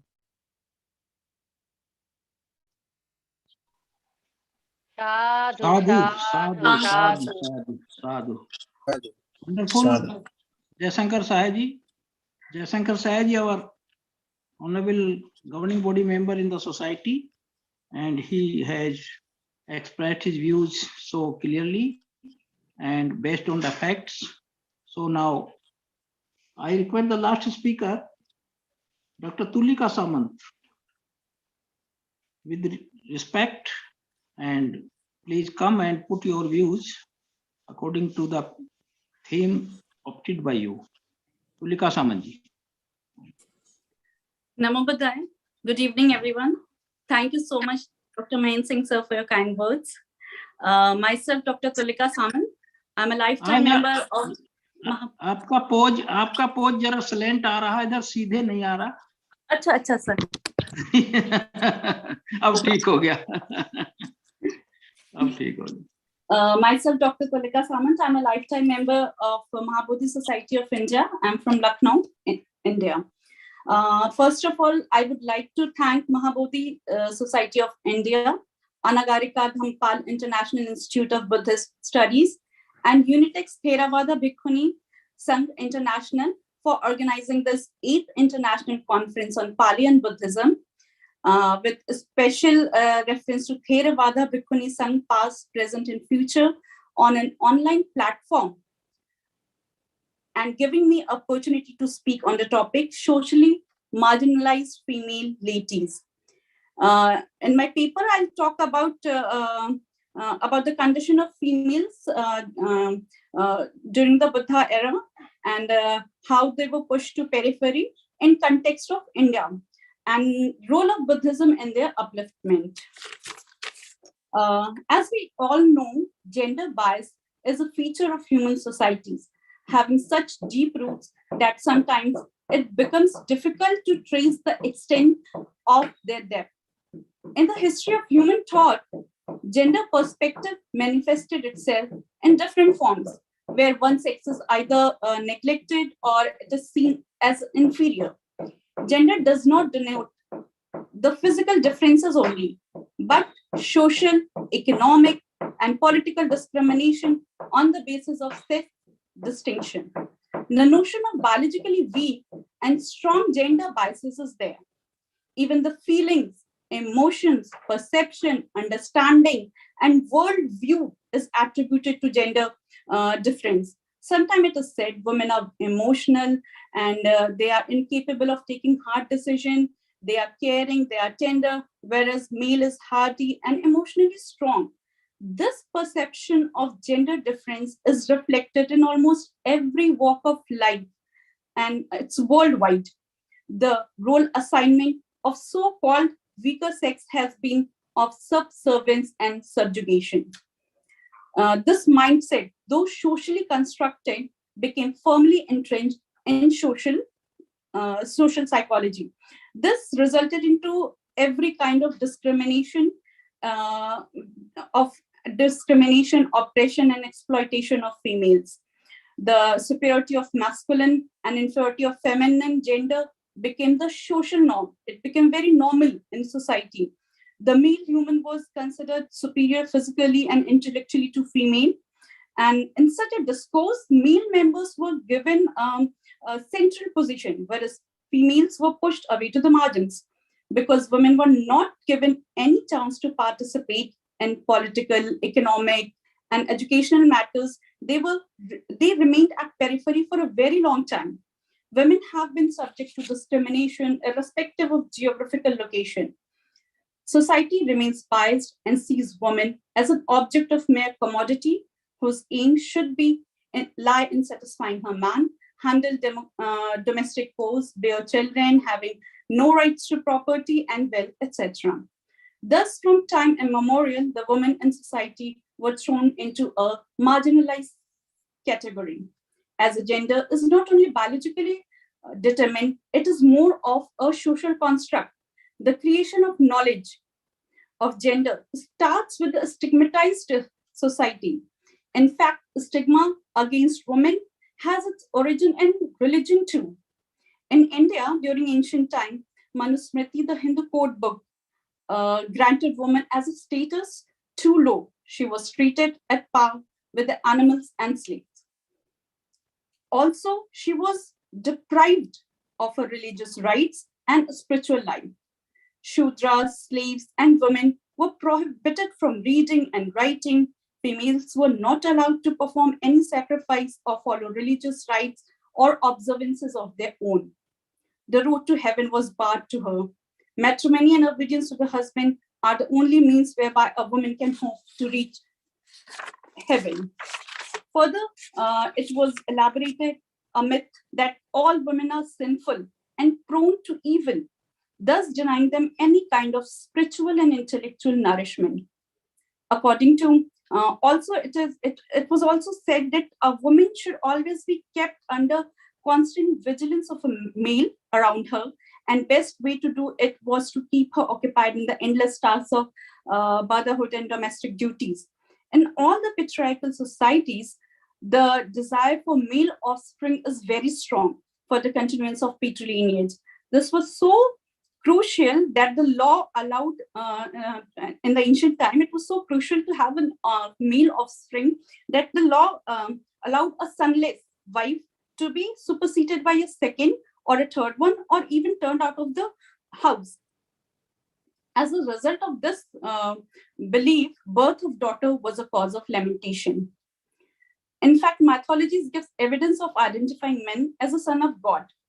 Having such codes of laws did influence social attitude toward women and push them to the margin. The Buddha criticized such discriminatory attitude against women. This hostile attitude towards women in religion and in society was challenged many a times by Buddha 2,500 years ago. In fact, there's evidence of existence. In fact, there's no evidence of existence of women liberation before Lord Buddha founded his systematic Dhamma. Buddhism is, as we all know, Buddhism is all about being awakened and unpacking our potential to generate compassion and wisdom to fullest. Buddhahood is all about eradicating sufferings and arising above through inner transformation by practicing the teachings of Buddha. Buddhism emerged as a pragmatic school and influenced the people. Buddhism does not consider women as being inferior to men. The basic doctrine of Buddhism, salvation by one's own effort, presupposes the spiritual equality of all beings, whether it is a male or a female. Being either a male or man or a woman, it is a small fraction which makes us a whole or a complete human being.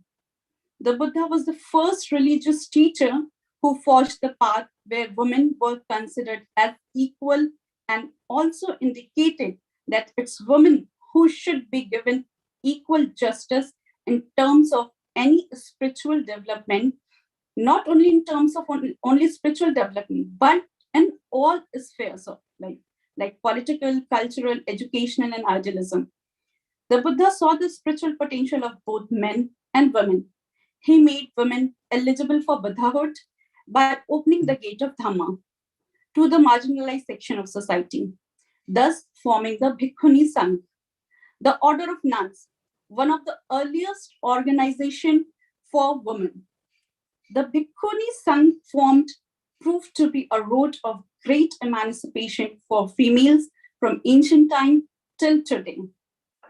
Buddha claimed that women should lead a religious life and not a life where she is just a mere commodity.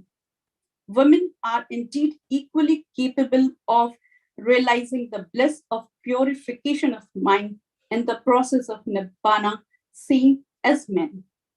This is why Buddha permitted the admission of women into the Sangha on Venerable Ananda's request and his proposal.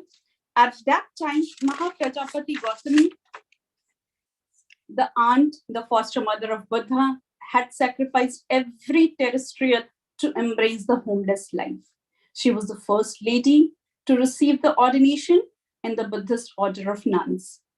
Buddhism does not restrict either the educational opportunities of women or their religious freedom.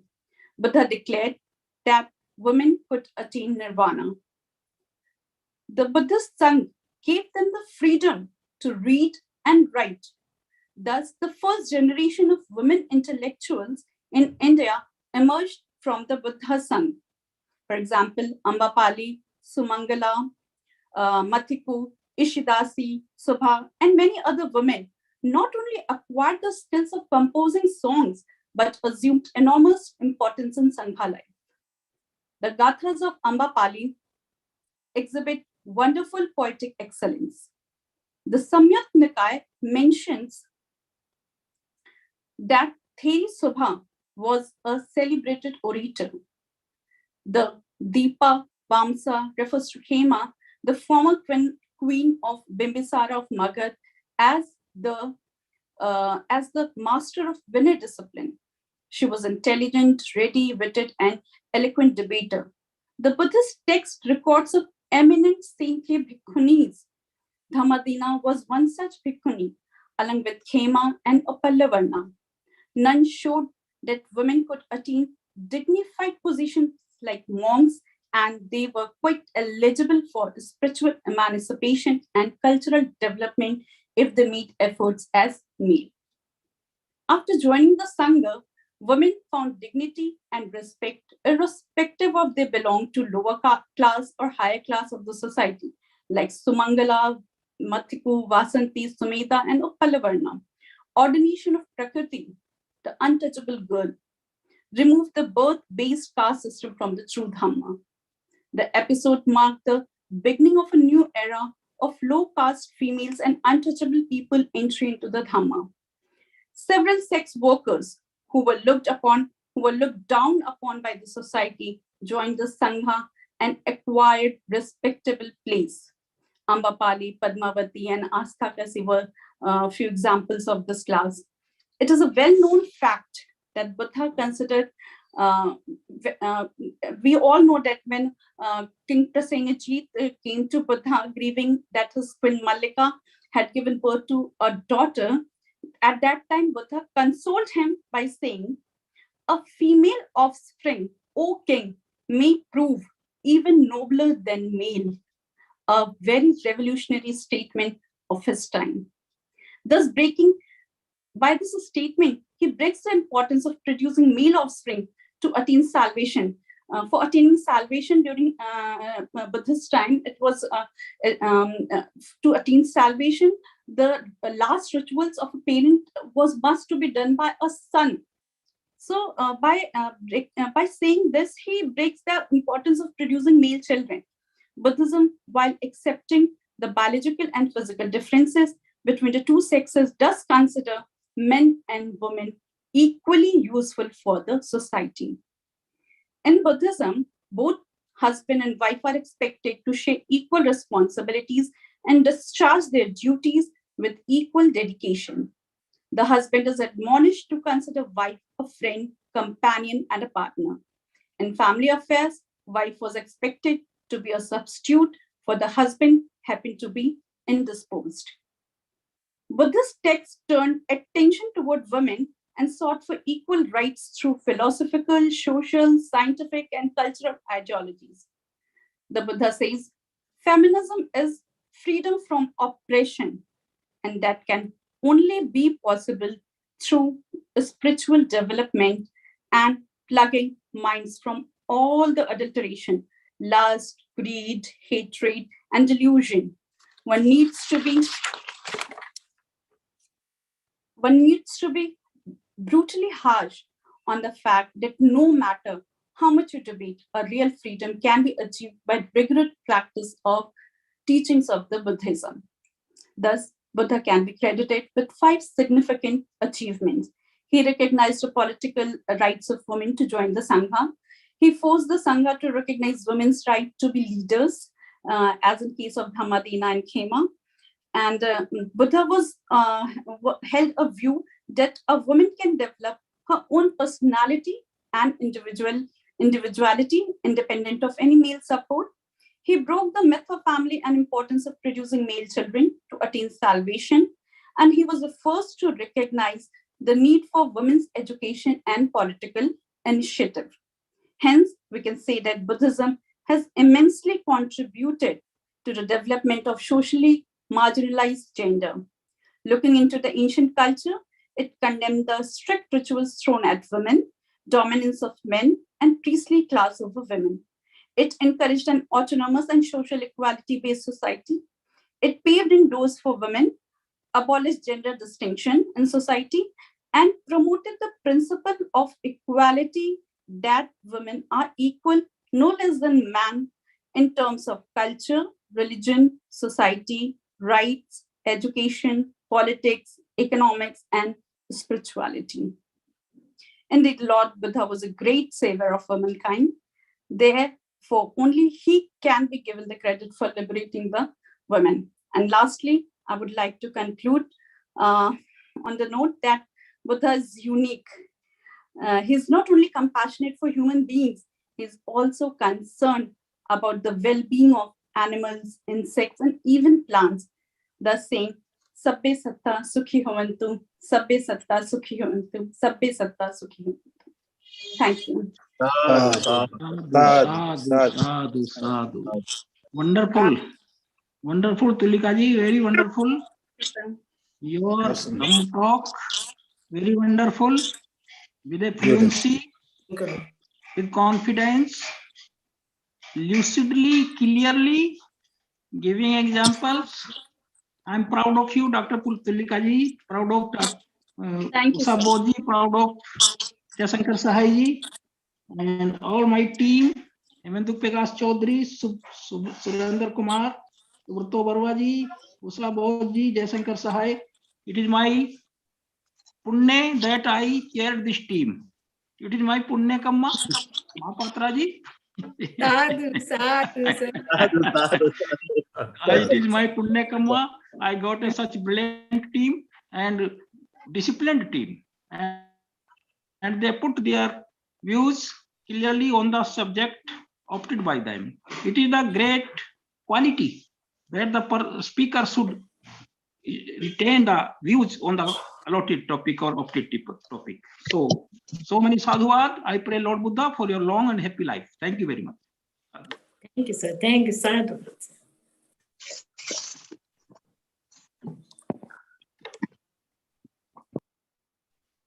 Vimalendra Kumar ji. जी, Vimalendra Kumar ji, BG. No.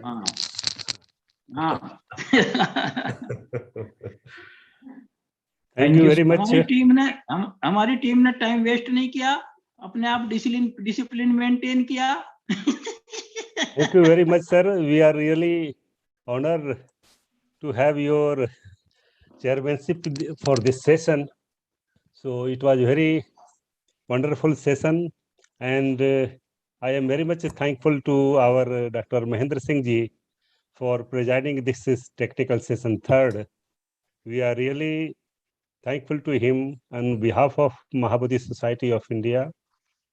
I pay respect as well as heartfelt thanks to him. Before we conclude it, may I request Venerable B. Santhani to chant some of the verses. She is waiting for us that she will recite some of the verses. So may I request Venerable B. Santhani, Bhikkhuni Santhani from Indonesia to chant some of the verses of Theri Gatha. Venerable Bhikkhuni B. Santhani.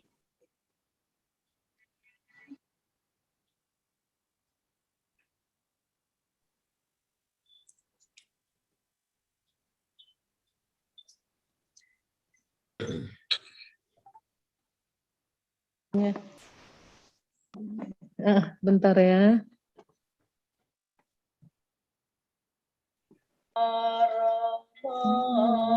Tino Sare Jasa Randasino Te Sarang Nadiganchanti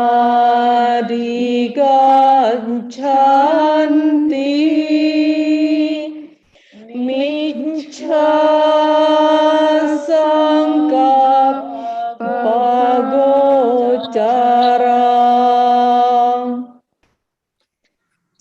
Sarancasa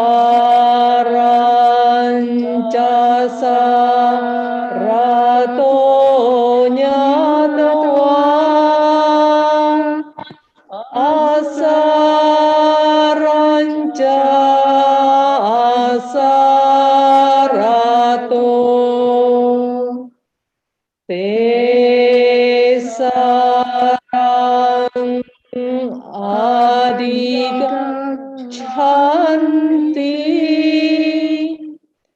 Samma